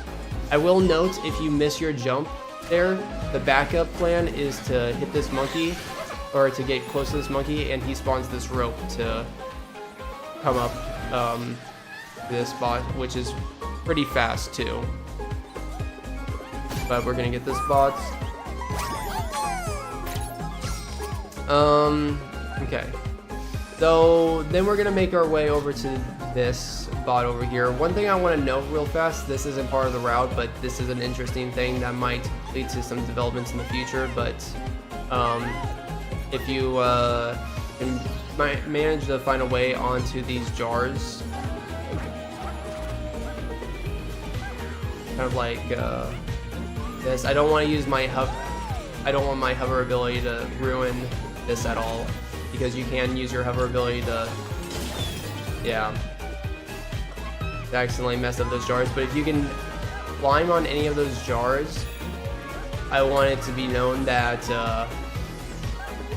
like, since we have to collect the bot and I think the bot has to fall, it's not as helpful as you might think, but you can use those jars to get enough height to jump up there, and you can actually go directly to the Jenny fight without having to pull the yarn here or anything. Okay, but essentially charge up a spin attack at this monkey to have him drop the jars, and then clear out all the enemies as you get this bot.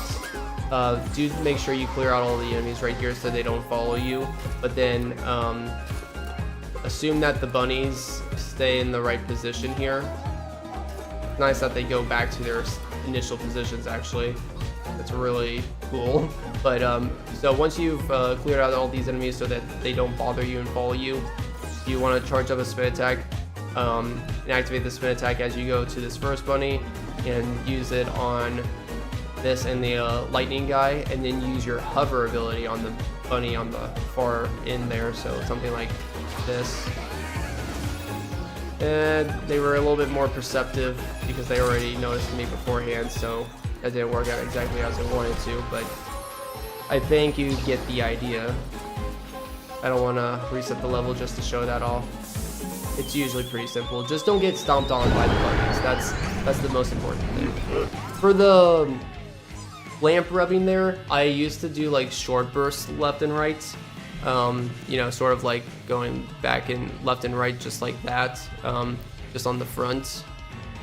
Just going like back, left rapidly. And those would be pretty fast sometimes, but I think the fastest way is to just start from one end, do it in a full motion in one direction, then do it in one direction the other way back, and it usually activates by the time you do 2 full things of that. You can, for some reason, if you're not holding the right direction, or you're only holding partial of the direction, like it'll show that the lamp is like booting up and getting ready to be like for the Jenny to come out, but sometimes it doesn't actually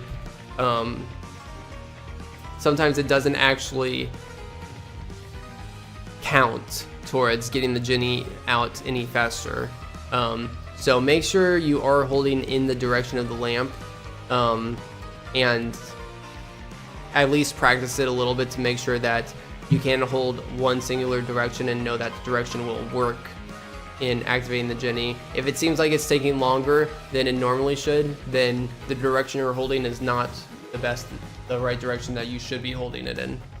But yeah, watch especially runs with the controller on board on screen to know exactly which direction everyone else is trying. I try to jump over here. I don't know if it actually helps if you jump over to the right there, but I always try it. So when we land here, we're gonna have to be very precise with our inputs. So this level is very, very hard because there is holes for you to fall in everywhere, okay? So you have to be very precise with your jumps, and what's even more important is that if you want this level done right, you have to take advantage of the cycles as they come, okay?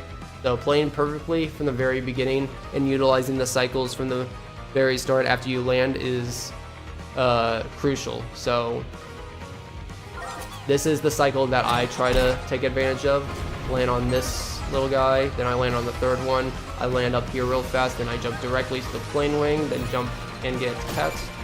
Now this is the cycle that I'm hoping for. So you see how this L is tilted like this?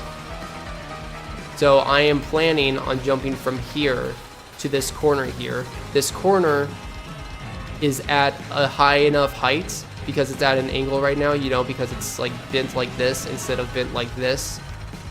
Because it's bent like this, the height is a little bit higher up in the cycle right now. So I can land on this and then jump from this over to this next part with a spin stall at the end to make it onto this next platform without worrying about being too low on my height. If this L ends up rotating all the way and you're a little bit slow and it's not at the angle anymore, I would wait a second or two to make sure that the next platform after this L platform is low enough. But if you have gone as fast as you can and you think you are gonna land on this L when its corner is pointed straight up, go for try to go for this jump that I'm going to go for right now.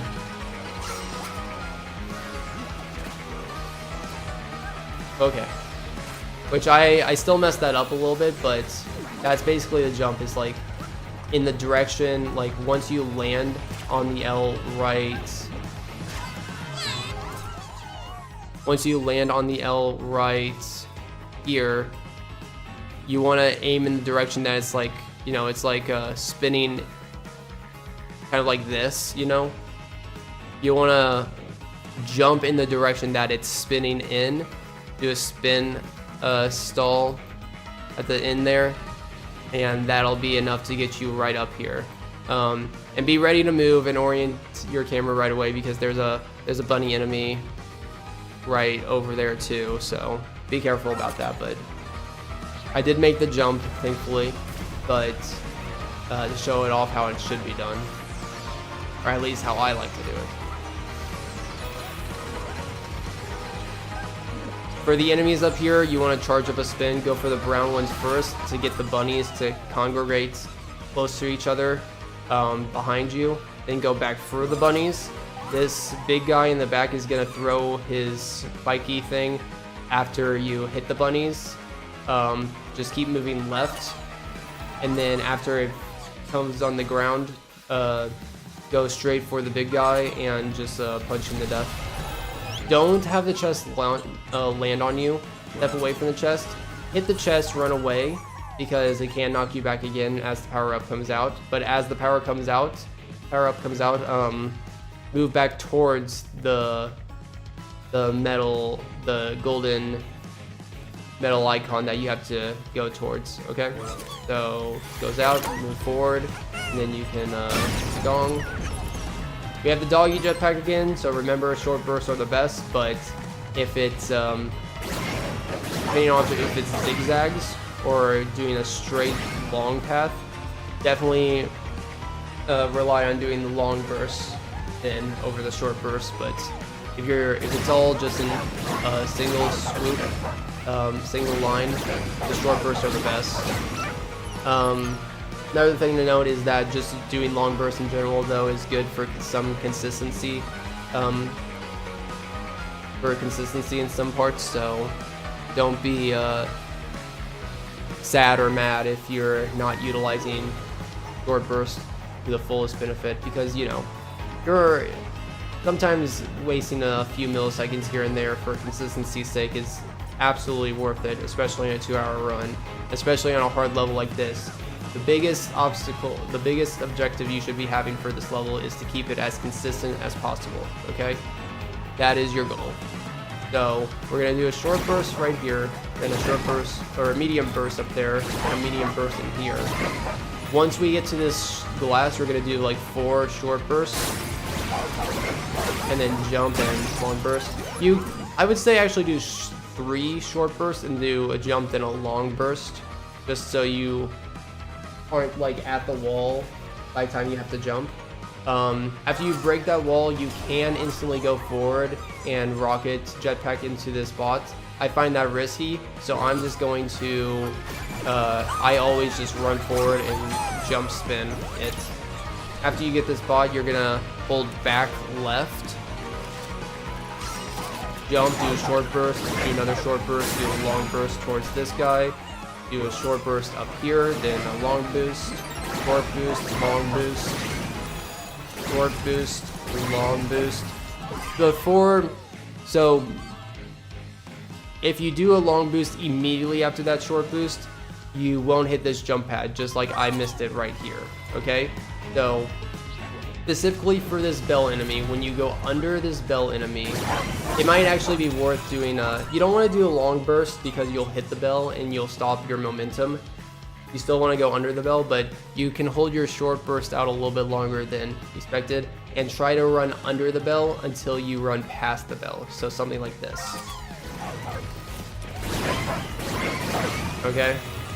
The only problem with that is that you're cutting it close for the bell actually running into you. I can't show that anymore, but if you have any inconsistencies with that, just kill the bell, okay? It's worth the second time loss. Here, there's 2 ways to get the bot, and it really depends on how you want to do the next section, because you may have noticed, well, you probably haven't noticed, but all the obstacles over here haven't spawned in yet. As soon as we cross the mark, that is about, I forget where it is exactly, but it's about right here. Once we cross the line that's relatively around here, it will start spawning all the stuff over here, okay? So if your run or the run that you're trying to follow ends up utilizing a strat that has these buildings kind of like come into view as you're approaching them, then you want to pull off the strat here where you climb the crates here, where you break off a crate. I think this is supposed to go in the sky. I think it's if you break this. Here, let me kill myself and reload that. I think it's if you kill the first one, yeah, and then this one like goes up into the sky, then you can kind of like usually climb on these. I don't usually do this way, so I haven't really practiced this, but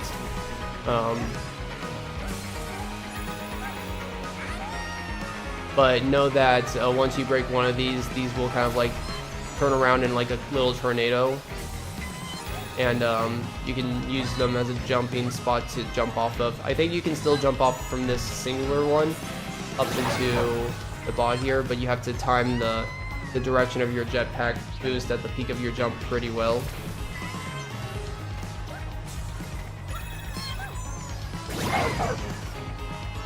They're not quite.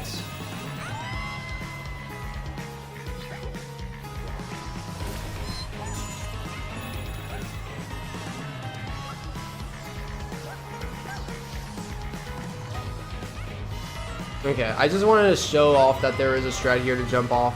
I clearly I haven't tested out this strat enough to know how it works in depth, but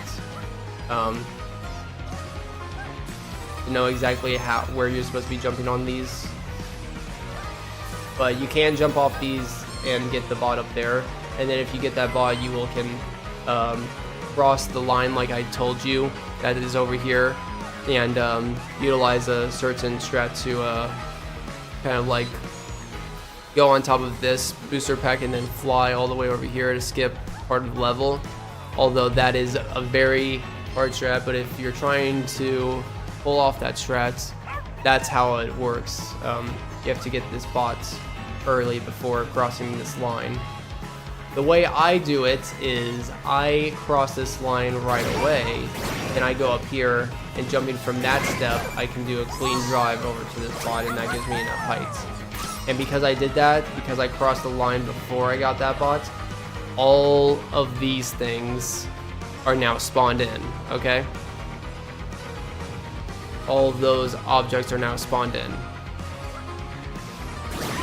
So I'm just gonna go up here. I'm gonna try and get as much height as I can before I approach this. If I get the jet, if I use the booster pad, that's fine. If I get on top of the booster pad, that's also fine.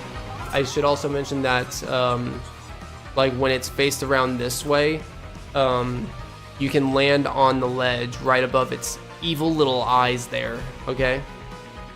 You can land on this little ledge right there. So even if you don't have a full highest jump to get you on top of this booster pad, you can still land on here and then just jump up really fast. But again, it's also not that bad if you actually use the booster pad itself. But I'm going to show you the most direct path that we can make here. It's just like that. You get those checkpoints. Gonna climb up here, skip the enemies. We have this fan here. As a beginner, I would highly recommend skipping this fan, going to get this checkpoint, then coming back and waiting for the cycle of this platform to come around.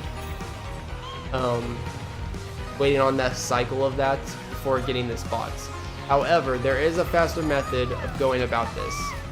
When one of these fan blades are exactly perpendicular, like right, kind of like right now-ish, we'll say when it's like, when it crosses this line, okay? So when these fans are kind of like crossing this line, maybe a little bit shorter than that, like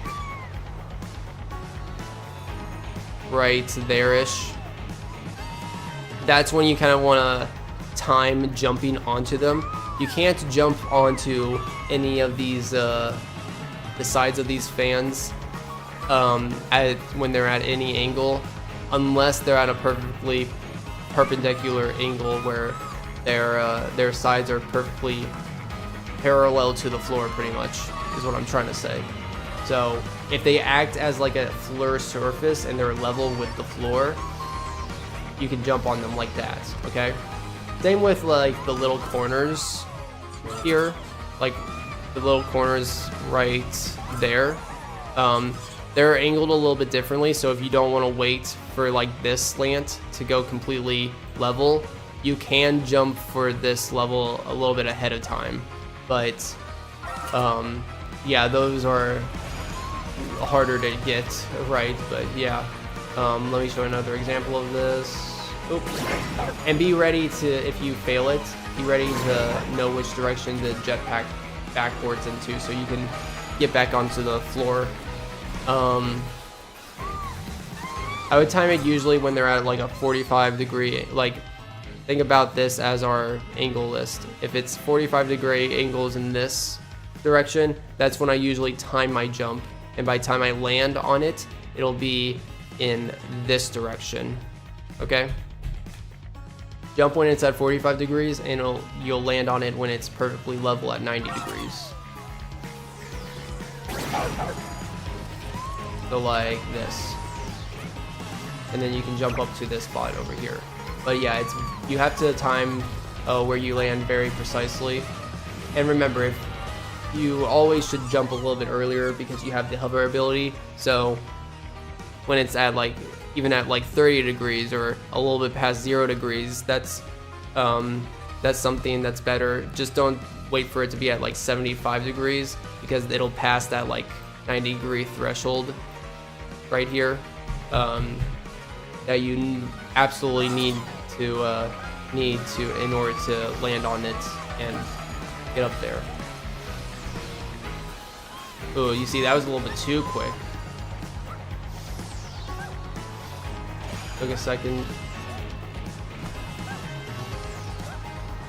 But these are all good attempts that I'm doing right here. Cool.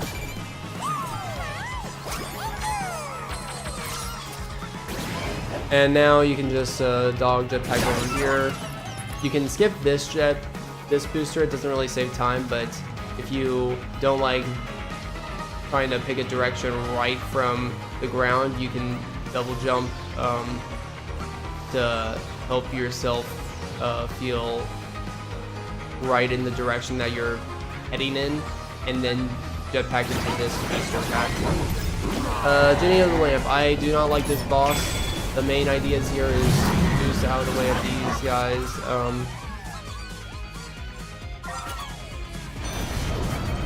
And then boost this thing as soon as it launches.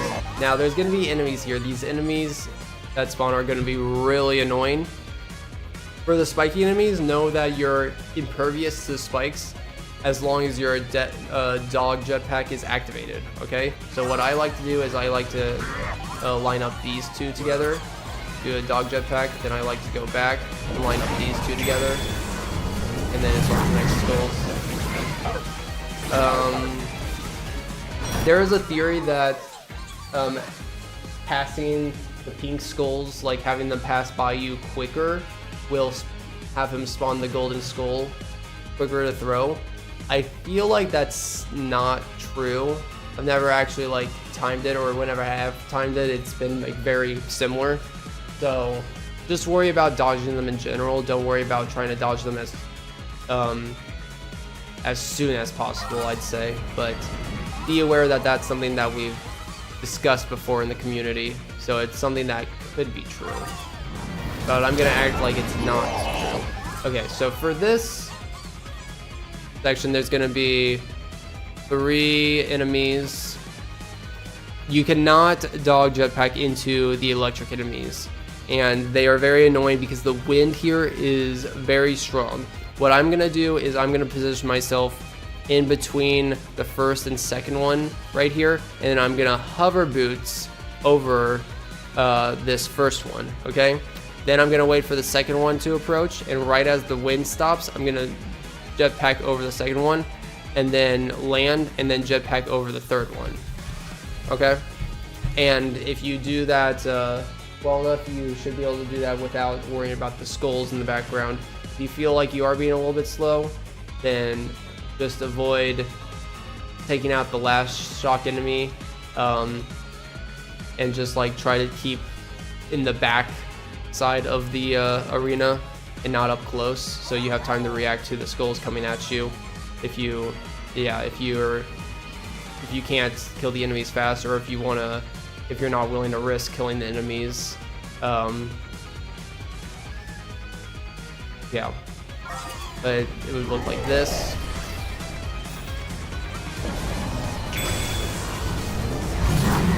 That's how I go about it. Now, for this last goal, this is the last phase. Once we hit this goal, you want to jetpack to the back side of the arena instantly, because if he falls on you, he knocks you back and you lose a few seconds from the knockback. So you want to wait until you want to jetpack to the back side of the arena, and then wait for him to hit his head on the floor. As soon as his head bounces back up from hitting the floor so hard, and it's at the peak of the bounce, then you want to jetpack back into him, and that's the fastest way you can jetpack into him without getting knocked back. So he's gonna fall right there, and as soon as his head bounces back up and it's at its peak, we can jetpack back into him. And yeah, just like that. That was pretty good. And that's the level. So yeah, Jenny's pretty hard. Definitely if you're trying to utilize your short boost on the dog, you're more susceptible to dying. The level's hard enough with the bot strats. A lot of the bot strats are very precise, so I would say don't worry too much about going as fast as possible in that level until you can do it without 0 deaths. Frozen Meal is next. Frozen Meal used to be one of my hated levels, most hated levels. It is now one of my favorite levels. I like this level and I like its strats. So right now in my route, we route out Connor, which is the sub area bot. He's like the 4th bot I think we get. We route him out. I'm gonna show how we go about getting him, but just know that I have him routed out currently. Just because he's around that 30-second mark, and if you fail it, you instantly start losing like an extra 10-15 seconds. And he's one that I tend to fail more than others, so that's why I've routed one out. But so from the start off, right here, I should probably explain. So we fall off right here, and what the line that I try to take is go from this alligator, jump from it, try to jump away so we don't have the pumpkin shoot us right here, and then glide over this first fence railing. Then we jump on one of the snow, some of the snow buildup that's on this fence over here to jump up to this spot over here without using a flower. So it'll look like this.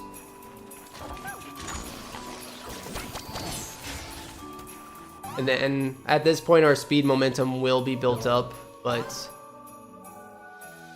I'm gonna time jumping on this hold, and be careful with activating your hover boots because your hover boots can certainly destroy the snow.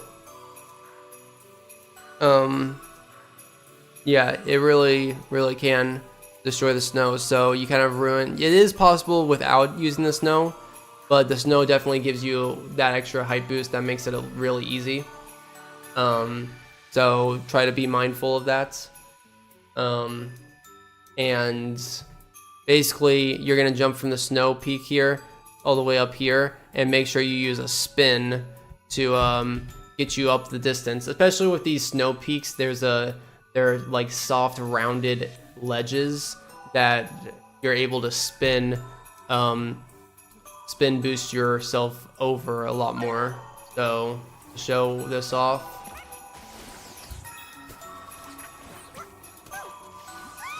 like that is how it's done, and you can use any one of these and it still works. But you see there, I use my hover boots to accidentally destroy. So if you're using your hover boots to kind of like level yourself and like prepare yourself to land on a snow patch here, make sure you're just deactivating your hover boots preemptively ahead of time. Like that.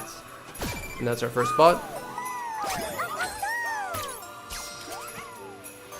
We're gonna make a direct line here by jumping on the little, like, I like to think of it as like an ear of this icicle patch. We're gonna jump off this, jump away from the missiles, but then jump back in and then spin stall to make that jump back towards the frog. And we're just gonna jump over here, charge up a spin, and get this spot. Now we can jump immediately to the right. Don't have to wait to like run or anything. You can just do immediate jump to the right into that jump pad. Break the egg here. I like to do 4 swings back and forth before you have enough height to get up here.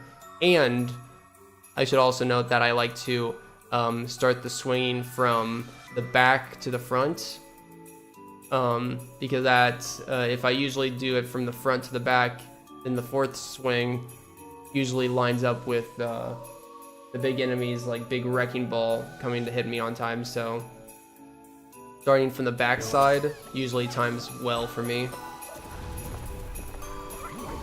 And I use my hover boots to destroy the wrecking ball guy here, so that the wrecking ball doesn't kill me on my way going forward.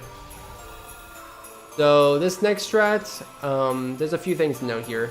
You can either look at the snowman as soon as your camera starts painting at him, look at him fully, and then once it looks fully at the snowman, you can look away and have full control of your camera. Or if you just make sure the snowman is never on your screen, the camera will never try to pan up to him. Okay, so we do have a jump up here. Specifically, we have a jump going right here. So when we go down this ramp, we're gonna want to make sure our camera is pointed this way to not look at the snowman. And then we're gonna do a very precise jump where we want to be at full speed momentum, jump off a little snow patch up here and make a precise jump over to a bot over here. If you want to just wait on the ice cubes to go over here, that's you can. It's much safer and it only wastes like 4 or 5 seconds, I think. But yeah, this is one of the harder strats to pull off in this level, so be mindful that 1, you need to make sure your camera is oriented to not look at the snowman, and then 2, you need to make sure that you've practiced this this jump. You can't use like a precise spin either to give you more distance here, because it's you don't get ledge guarded on the snow railings, or at least I'm pretty sure. If you did, it would waste a few seconds, but I don't think that's a method that you can rely on here. But anyways, I try to use this shadow here as an indication of when I first jump. Okay, so I'm gonna do a first jump, and then when I cross over the snow, I'm gonna start my hover boots, and then it's just after that, it's based off of practice and intuition to know when I need to deactivate my hover boots. You can also, the railing curves like this, so if I jump from here, I can kind of like jump into the side of the railing. So if I miss like the snow patch that's here, I can still jump from the lower parts of the railing that are all over here if I wanted to instead. So know that those are options, but here I'll show it off. I missed the hold, but essentially it's you jump at the shadow. Yeah, okay, so this is how it works for me. I jump at the shadow, I activate my hover boots at the snow, and then I deactivate them kind of like when I'm like a meter away from the snow hold. So it would look something like this.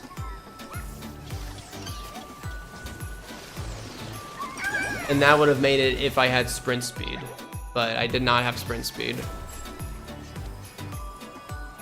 And again, with the snowman, I kept my camera pointed this way, so I never had to worry about even changing my camera. But, and remember, you're gonna go, you're gonna be going down this at a faster momentum coming from the top up here. So be sure to practice this from coming up here, okay? Oh. So close.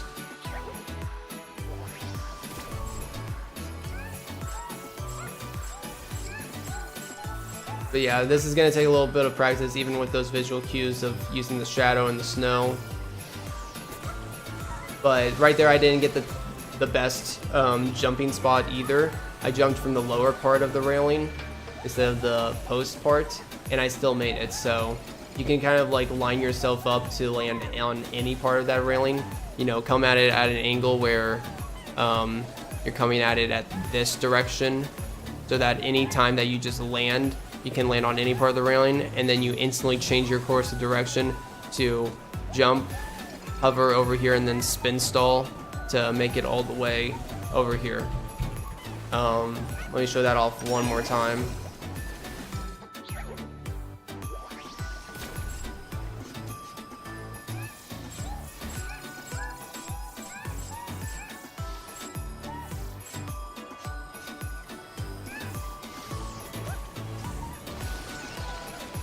Ooh, that one was very close. See, it's nice when you jump on the top of the post with the snow on it, because then you know for sure you're gonna make it as long as you have sprint speed.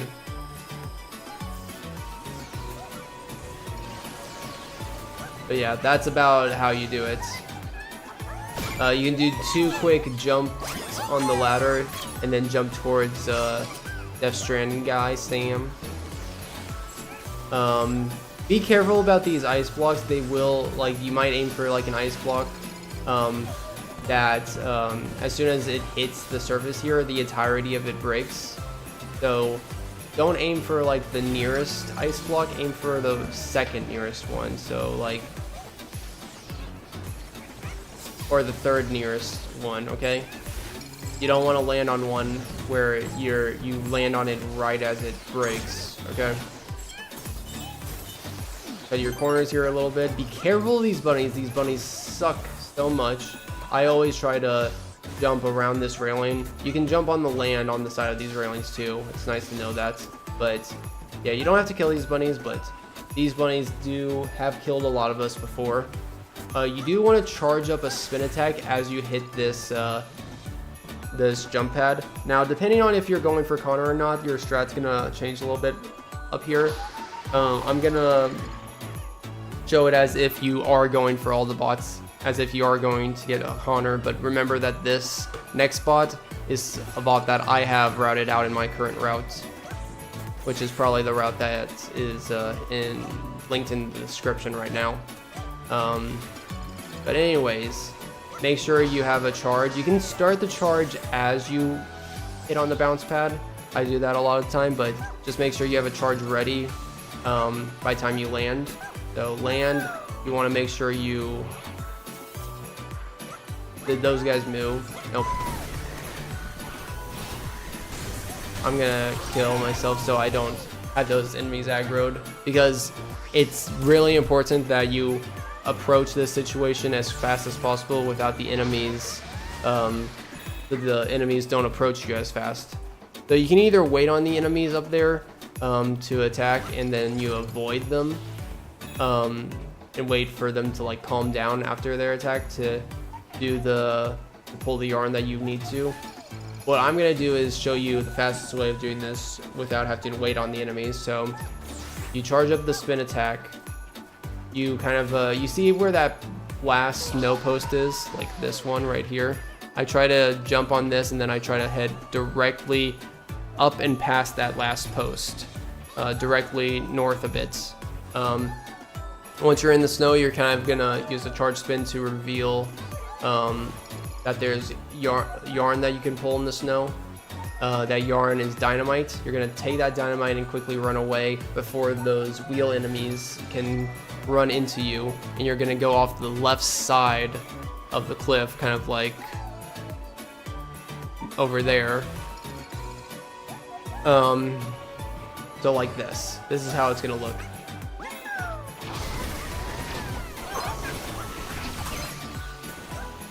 And then once you're off this edge, make sure you're not too close to this wall, okay? Because you'll blow yourself up. Make sure once you fall off the edge, you just drop straight down pretty much. You can still run in circles to build up sprint speed, but don't go any closer than where you just fell from, pretty much, and then throw the explosive. You are on a timer with the dynamite, so...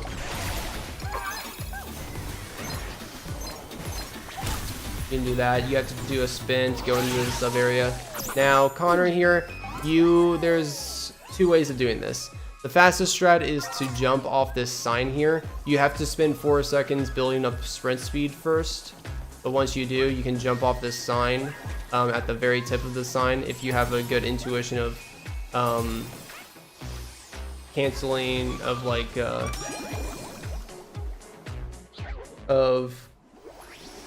canceling your hover to land on a pinpoint position, which that's what this level is in a nutshell with all the snow posts. Is kind of like timing your jumps to land on the tippy top of a post. So this strat really flows really well with the rest of how this level works. The problem is that if you miss this or mess up your sprint speed, you have to build it all the way up, or if you use the hovers and accidentally destroy the sign, you ruin the strat and have to do it the normal way. But I want to show you how it works with the sign. So you spin to go in here, run in circles for 4 seconds. Usually it's like 4 spins, and then you can do something like that to get Connor. And this gets you up to Connor instantly, but the real-time save comes from the bird that comes down. You can instantly get onto the bird rope and have it go up, rather than wait like 4 seconds for it to fully go down to the ground if you do this the intentional way. So overall, even though you have to spend 4 seconds building up sprint speed, if you can get to this strat instantly, the sign, that saves roughly 3 to 4 seconds over the alternative method for this room. I'll show you the alternative method. The alternative method here is simply ice skate around it from the right side. Oh, almost got it. There we go. Don't go from the left side. If you go from the left side and rotate around it, you'll hit an electric enemy. But if you right away go from the right side and twist around it counterclockwise, then that will drop it immediately, and then you can get Connor, which, you know, this is an extra bot than what I again, I didn't route in. I don't have this bot routed in, but I'll still get it just in case. And you could see there that the jump rope took a second for it to, the bird rope took a second to fully descend down. Once we grab the rope, it'll start going back up, but so that's why if you use the sign method, you can just grab the jump rope, the bird rope immediately, and it'll start going up immediately and save a bit of time, not descending at all. But anyways, that's it. After you go out of this sub area, you're gonna go back up and instantly get the explosive. Try to do it really fast again so that you don't have any enemies. You won't have any enemies run into you, so something like this. And then you throw it at this ice cube, and there's a bot in that ice cube. Although, I'm not gonna show that off quite yet because I want to show an alternative method here. There is an alternative method if you suck with these post jumps to get the best jump momentum out of it. You can do a jump here on this ice cube to get all the way up here, okay? This is something that we had routed in at one point, but these two bots here are pretty nice, or especially this bot right here is very, very quick to get, so it's worth getting this bot. But if for some reason you have a problem with this area, it's a danger. It is a very dangerous area, and if you keep dying here a lot, or you just can't figure out how to do these like skip methods, like this one, right here, you can't figure those out, then this is an alternative method that you can use this ice block to run up against, which this still requires you proxying yourself off a fence and then jumping off the fence up here. But you know, it's much more, you don't have to have sprint speed for it either. You do need to have sprint speed, I think, for that jump, maybe, I don't know. You have to time your spin staggering at the very end to make it up here, though, still just like any other jump. But yeah, I'm gonna show off the strats where if you don't go for Connor, what this would be like. So imagine that you're starting back here. You're gonna do the same thing as you did with Connor, where you're gonna charge up a spin attack. This jump pad, you're gonna go directly north, or directly forward in the direction of that last fence post right in front of me. And you're gonna reveal in the snow this yarn. You're gonna get this yarn and quickly jump away before those guys hit you, and throw the dynamite at this ice cube and hit this bot. From here, I'm gonna do this fence jump off of the snow. Again, if you use your hover on the snow, you can ruin this, but we're gonna do that with a spin at the end. With this jump specifically, you have to use the spin into it on the corner, okay? You can't get up this without the spin, and you do need sprint speed. This one does require the snow being on the post, so if you accidentally ruin the snow like this, you ruin this strat. I always use these two posts right here. This one or that one always works for me. It's the perfect distance away from it. If I mess up those two, then I use the backup plan where I just kill this guy.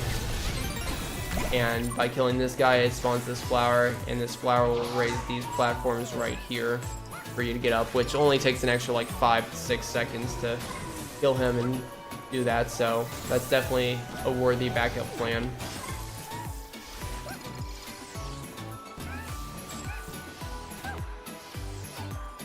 That's how you do that. And then if you wanted to do this flower, you can do that. Here, take the slides down, take the most direct paths. Take the jump pad at the end of the corner there. Don't do it from the top here. You lose your speed as soon as you hit the jump pad, so try to hit it at the end of the jump pad. Then make a direct path over here and jump on this. This jump right here can be a little bit harder than the others. I usually am pretty consistent at it, but I've seen a lot of people struggle with it. If you have problems with that jump, you can get a flower right here, and this is only like a couple seconds slower by utilizing that flower. But with this jump specifically, you don't have to worry about destroying the snow, but you do have to land on the tippy top and then aim for the left hand side of that snow patch. You can make it on the right, but it's really precise. So I always aim for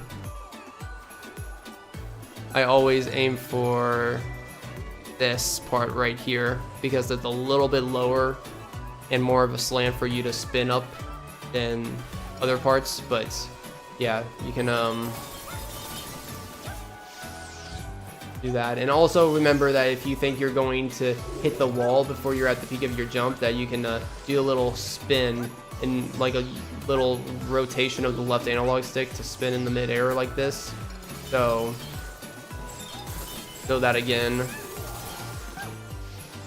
something like that, to make sure you gain enough height before you go full head into a wall. Yeah, and then you can get the spot here. One little thing that I want to note that's not related to the actual route right now, but if you jump on this box head, you can jump up here and get up here. There was some potential things that were tried out to try to get over to this mountain using that, but nothing ended up becoming faster. But I wanted to show that it is possible to go up there in case people want to investigate that anymore. After that bot right up there, I go this way. Be careful not to activate your jet boots to destroy the snowman or anything else. Then we just go up this way. You can go on the left side or the right side of those electric balls depending on what their cycle is, the flower. And then this, try to go the more direct path as possible. These guys right here, avoid the puzzle piece. These three guys right here, if you do a most direct path, they will always ice you. So like, try to ice skate around the big one on the right side or on the left side to avoid getting ice cubed. Some people will take a path here where they'll go up here and then jump over and then head towards that ring. What I like to do is I save half a second by jumping on this blob guy and making my distance a little bit more direct, which is usually pretty consistent for me. The only thing you have to be wary of is that you don't want to jump directly into the blob guys. Again, you'll get iced if you jump into any of the blob guys directly. I try to ice skate on the right side of the big blob here until he fires his ice shots, and then I jump into the little guy on the right. Which again, jumping on the blobs is as simple as just, you don't have to do any inputs when you jump on them. You just land on them and then hold your hover after you've naturally bounced off them, okay? So like this. Easy peasy. Cut your corners when you're going for Frosty the Snowman. Oh, I will note, I will die here because I want to note something. There is a lost level here that we had routed in for a while, right up there. There's a way to get up there. Either you can push this snowball to build some snow, and that takes like 7 seconds to build up enough snow to jump off the edge there. But the way, here's a strat that I found to get up there immediately, and it's pretty lenient, but if you have sprint speed, you can jump off the edge here and then land right here. Then you pull the yarn. You only have to take out 1 brick here, really. Well, actually, it might. You should probably do more than 1 brick, but technically, if you want to be optimal, you only need to take out like 1 or 2 bricks in order to get through here. And then the secret exit is right here. This will take you to the turtles lost level. And just know that you can get all turtles, not all turtles. You can get the first 3 bots in that level and leave the planet and get back into this 5th nebula, all within a minute and a half of time. This nebula with this lost level, it's really nice, but you know, because of the added extra time of traveling between from this nebula and back into this nebula, it ends up being more than a minute and a half, like around a minute 45 or a minute 50. So we used to have this routed in, but we realized that the added travel time kind of made it not as worth it as routing in 3 other bots that are around 30 seconds instead.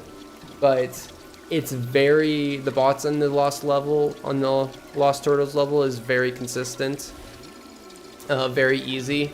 So if you have 3 bots that are troublesome to you, go for the secret exit instead. Actually, it would only be 2 bots that you can route in, because you wouldn't be able to finish the frozen meal level as intended, which the last bot is after the boss here. So you would be missing a bot from not finishing this level, but since you get 3 bots in the turtles level, you'll be gaining 2 bots overall. So if you have 2 bots that you want to route out somewhere else in the run, and do Lost Turtles instead, be my guest. That is something that's perfectly worthy of routing in, without losing more than like 10-20 seconds overall in the run. But I'm not going to show off Lost Turtles. We're going to show off the boss fight here. So you can save about like 3 to 4 seconds, I think. I forget what the timing is exactly, but you have to go around counterclockwise, you know?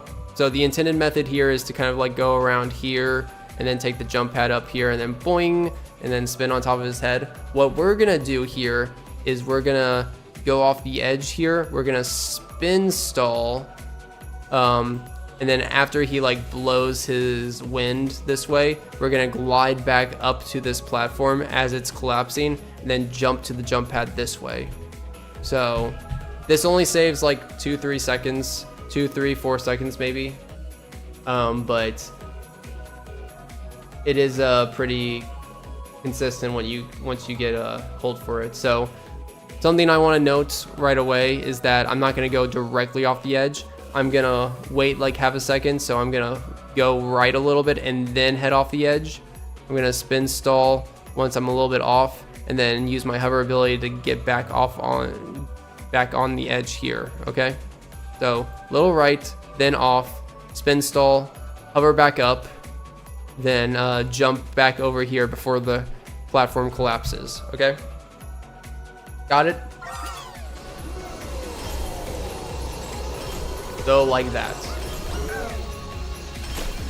And same one for this next platform, except just know that it's the opposite way. So a little bit left, then you go off, then you spin stall to the right, and then you hover back up and then you jump all the way to the right. Know that this one's a little bit quicker, so this one you could just go directly off instead of going a little bit left and then directly off, but we'll still go very slightly left and then off. That first one, that first level, you do have to go a little bit more right and then off. You have to spend like a half a second or 3/4 of a second before you jump off, otherwise the wind will get you when you try to hover back up. For this one, you only have to wait like a 1/4 of a second before you go off, spin stall, and hover back up, really.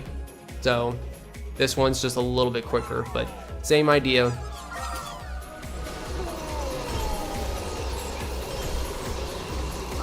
There you go.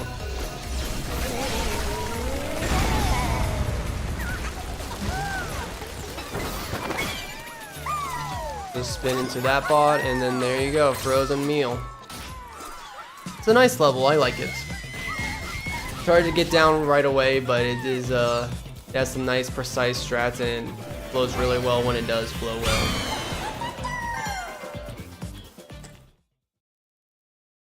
We're at 12 hours. Ugh. What a long tutorial.